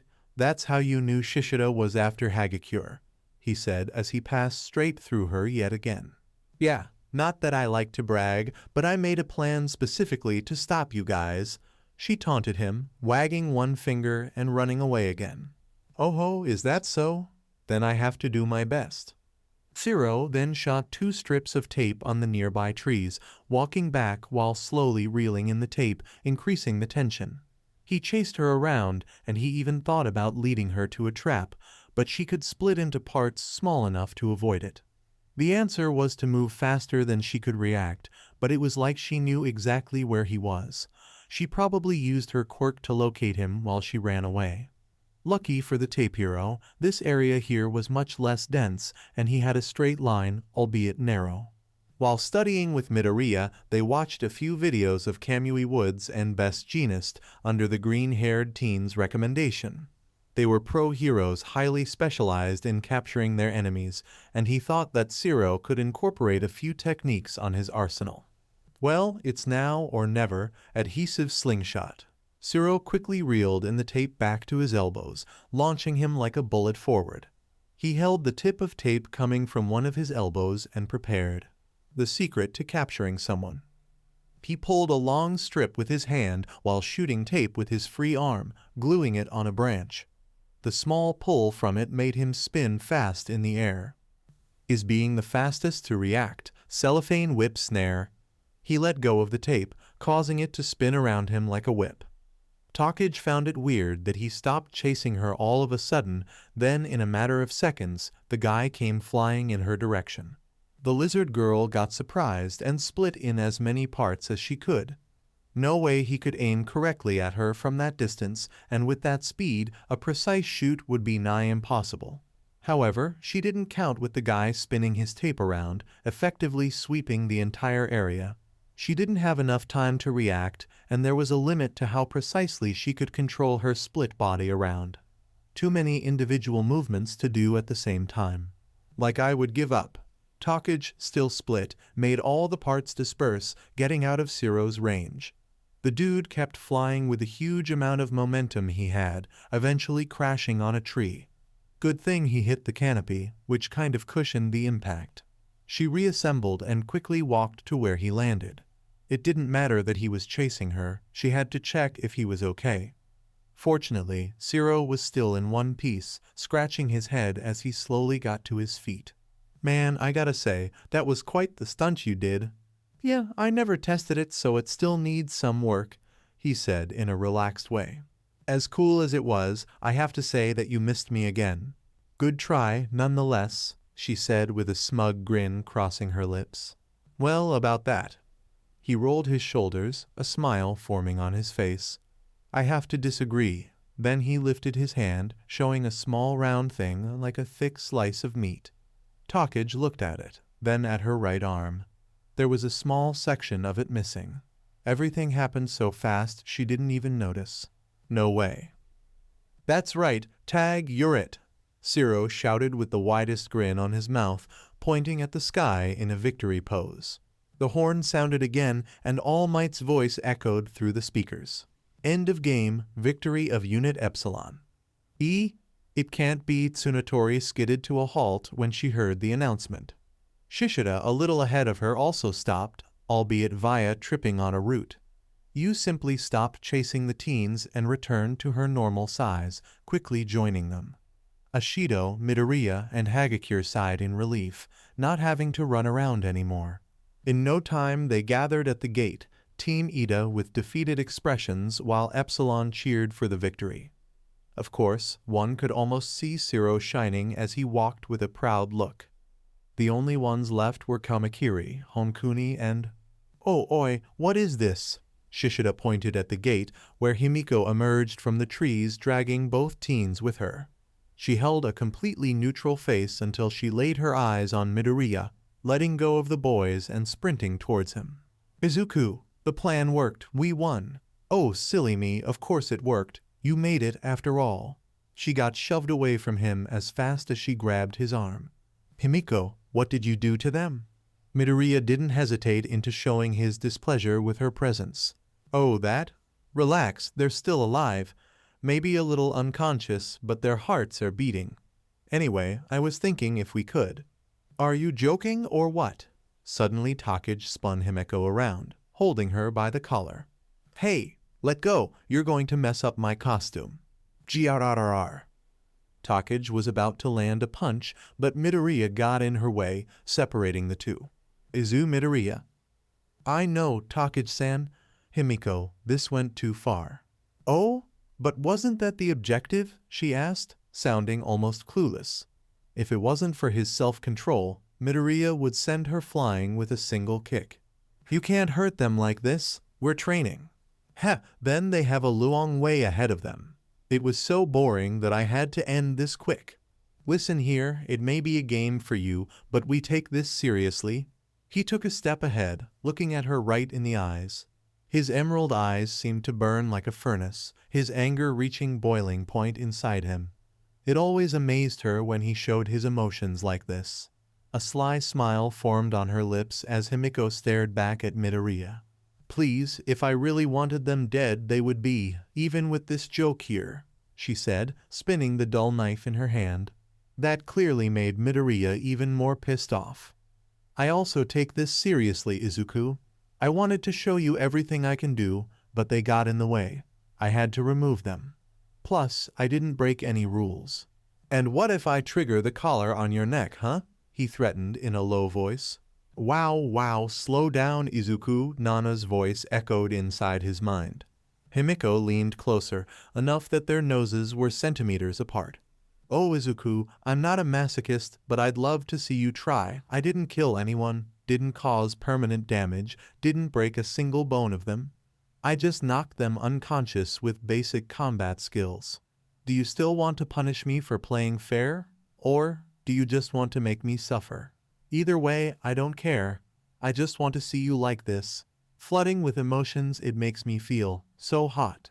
Midoriya had his fists clenched until now, but he took a step back. She was provoking him, playing with his emotions again. So that was her game now. She knew he wouldn't harm her without a reason. This was basically against everything a hero should do. She knew that, and she practically threw that at his face. "Izuku, don't let her trick you into her game. Calm down and think through this." "I know, Nana-san. I just arg, she's so annoying all the time. She acts like a normal person, but I know deep down she's still bad. And the worst part is that sometimes you forget about it." Sigh yes. "Look, this girl is an expert on manipulating others, but she can't fool you because you know what she's capable of. That's the problem, Nana-san. Every time I think I understood her, she does something that completely throws me off. And why is there a need to understand her? I don't know either. Maybe I'm trying to find a reason for her to like me so much." "Do you actually believe in her when she says she loves you?" "No, I don't. But after everything she did, I can't help but feel that something changed within her, even if a tiny amount. Look, I know you feel that everyone has something good inside them, but some people are incorrigible. This girl, Toga Himiko, is broken beyond repair. Nana was right, there was no way Himiko would turn into a normal and decent person, let alone a hero. It was like fighting her own twisted and dark nature. So why did she try so much? She even told it was a mask, so why bother to keep faking she was changing for him? He told her so many times that he hated her and would never forgive her for what she did. It was getting tiring already. Yet she kept coming closer and adapting more to this new situation. Bit by bit, Himiko was turning into a normal high school girl, even as a fake. Midoriya simply couldn't wrap his head around it. Why? That situation aside, Kamakiri and Honkuni were okay and everyone returned to the observation room. Needless to say, everyone kept a certain distance from Toga. They saw how she alone defeated the two students at a speed that even scared some. Uraraka felt her heart beat faster as she saw on first hand just how dangerous the girl could be when she got serious. And as everyone avoided Himiko, the students from 1A and 1B gathered around the stars or the fifth match. Zero failed to hide his pride and confidence, while Takage accepted the compliments with a happy expression. However, Midoriya didn't expect a certain short blondie to come to him out of a sudden. Midoriya, congrats for the match. That entrance at the last minute was so cool. Oh, thanks Tsunatori-san. It wasn't that much though, he said sheepishly. Don't say that. You were so awesome, like, I'm here to save you. Monoma would be mad if he heard me saying this, but I think you all from 1A are incredible. But you, well, you're just a tiny bit more awesome. Thanks again, I guess. There was a minute of awkward silence between them before Tsunatori spoke again. Midoriya-san, she got a little closer and spoke lower. Can you come tonight to my room? There's something I want you to see. Aw, sure. Is it one of your cosplays? He asked back, also in a whisper. Her face instantly lit with happiness. Yes, yeah, I think you'll like it. I'm sure I will. See you later, then, he told her with a gentle smile. The dark veil of the night concealed his figure as he moved across the campus. Sneaking around really became a habit to him. Midoriya hid behind a bush, looking at the windows from the 1B dorms. No lights on, apparently meaning no one was awake except for the person who called him here. He simply took some impulse and jumped up to the balcony using his quirk, landing with the stealth of a ninja. 3 knocks at the glass door were the code they decided to use.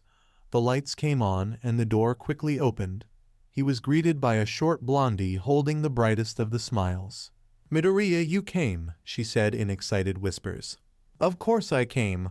Why wouldn't I? He said back with a gentle smile crossing his lips. I know, it's just, I kinda thought that you could have given up or... Tsunatori shook her head, making the signs of worry that briefly showed in her face disappear. Anyway, come in. I have to change, so wait for just a little, okay? She headed to the bathroom, leaving Midoriya alone. He sat on the bed, looking around aimlessly. At another time, he would be absolutely terrified and anxious about being in a girl's room, but that obviously wasn't a problem anymore. However, aside from Setsuna, he never saw a room from 1B, and even then it was a quick glance since he had more pressing matters to deal with at the time. Midoriya didn't exactly know Tsunatori through and through, despite the secret she confided to him, so it was amusing seeing what kind of girl she was. The room itself looked rather simple, nothing to draw a lot of attention, but it had some charm to it. There was a big mirror there across the bed, which he supposed she would use to check on her outfits, and a few empty shelves. Her closet seemed larger than the average, probably meant to keep all the clothes she made. Being from the United States, he kind of expected a flag, maybe a team sign or something, but it was probably him overthinking. Curiously, Midoriya didn't spot a single thing related to anime. Given what Tsunatori told him, he supposed she liked anime a lot, but there wasn't a single thing related around. Just because a person likes something doesn't mean she has to decorate her room after it, right, Mr. #1 fan? Midoriya stiffened a bit as Nana laughed at his reaction. Well, I suppose not, but it would be a shame to keep all that quality merch in a box on my closet, right? Ha ha ha ha ha, yeah, probably. Anyway, you're handling it pretty well, Izuku. Huh? Handling what? You know, being alone with a girl in her room, in the middle of the night. I don't know what you're talking about. I'm here just to see Tsunatori cosplay, he replied in a shy manner. You know I can sense your embarrassment, right? Yeah, that's quite annoying, honestly, he admitted in defeat. Hee, don't be like that, Izuku. It's not funny if I tease you and you get sad. But doesn't this situation makes you wonder? What if? What if what? What if? He could feel Nana getting closer to him, whispering close to his ears. things got a little steamy. How would that even happen? I don't know, how about this? She comes up with some really good-looking outfit, a battle bunny, for example. Oh no. Just the memory of what happened inside his mind was enough to make Midoriya blush. Imagine it. She's standing there right in front of you, showing off that amazing cosplay, and you can't focus on anything else. She starts acting shy and embarrassed because you keep staring, but at the same time she wants you to look at her. You two slowly get near each other, just so you can see it better. She keeps looking at your eyes, and you know she wants something from you. The room gets hot, or is it you two? Then she brings you closer, and you feel her softness against you. She looks so beautiful that you can't hold back anymore and pulls out your heart. Okay, that's enough fanfiction from you, Nana-san. Midoriya cut her, his heart beating faster than he was comfortable with. But I was getting to the best part. We're just friends, Nana-san. Besides, I don't have to get laid with every girl I know. Even if reality contradicts your statement, no you don't. Actually, that makes me wonder if I can technically get laid with you. Wait, what? Yeah, you know that common question about having sex with your clone? In our case, would it be masturbation or nah? How is that a common question? I'm literally the living memories of someone contained in your mind. What do you expect? But why would you want to have, sex anyway? Hey, I might be a bunch of synapses, but I still remember the feeling, okay? Even more, now that I'm aware of myself. What do you think I do all day while you go around? Please don't tell me you do what I think you're implying in the back of my head. No, Izuku, I don't. As funny as it might sound, fingering yourself for hours straight is not my definition of pleasure. You're getting so flustered right now. How cute. Being caught up in the soft laughs and teasing echoing inside his mind, Midoriya didn't notice the owner of the room poking her head from the bathroom. Tsunotori watched with a hint of curiosity as the green-haired teen looked down, his legs pressed together and his arms between. He mumbled something, but it was like he felt agitated or something. Midoriya, is everything okay? He kept looking down, saying something under his breath from time to time, almost like he was talking to someone. Midoriya? Heads up, she's back. What? Tsunotori-san. He turned around to look at her, struggling to hide his embarrassment. Is everything all right? Yeah, I'm completely fine. I understand if you have to go. We can do this another night, I think. Before her face could show any more traits of sadness, Midoriya immediately reacted. No, it's fine, really, he assured her. Relief filled her heart upon hearing this. Besides, you looked so excited today, I would hate to miss it, he said, scratching his cheek with a finger. The thing is, Tsunotori didn't expect it at all. She felt her face heat up a little. Did she really look so happy when she invited him earlier? It wasn't her intention. What if he just came here so she wouldn't feel sad? She didn't want Midoriya to stick around simply out of pity. No, you're overthinking it, Pony. Midoriya is an awesome guy. He would never do something like this, so, are you ready? Midoriya nodded, then closed his eyes and waited. It took Tsunotori more of her will than she initially thought. Showing off her work for a real person really felt different. It was like that uneasiness when you get to present something in front of a crowd, but different at the same time. There was this small weird feeling at the pit of her stomach, a constant thought worrying about whether he would like it or not. Pushing these things aside, Tsunotori stepped out of the bathroom, standing in front of Midoriya and putting up the best smile she could while pretending to not be nervous. Here it is. Midoriya slowly opened his eyes and stood still for a moment as he had his first glance at Tsunotori. Then his eyes widened in awe as he looked at her outfit more and more. She was using a light pink kimono with a pattern of lines that vaguely resembled stars. There was a checkered red and white obi around her waist, with a green band under it and tied by an orange thread. She also wore a dark brown haori over it, and her lower legs were wrapped in black cloth. What got his attention more were the long black wig with vermilion tips past the elbows and the small bamboo piece she had in her mouth, secured in place by a red strip of cloth. Tsunatori removed the bamboo gag and asked him, avoiding looking at him directly. "So, what do you think?" "Wow," was his response, followed by a minute or so of silence. "Yeah, that's totally the answer she was expecting," big boy Nana's voice sounded inside his head. I mean, it looks, you're so. It's weird." No, what I meant is, you look really cute." The lack of response made her nervous before, and now Tsunatori felt even more with that answer. You mean it? It doesn't look odd at all?" "I really mean it. It's kinda hard to put in words, actually." If they stopped to look at each other directly, they would notice a faint blush making its way on their faces.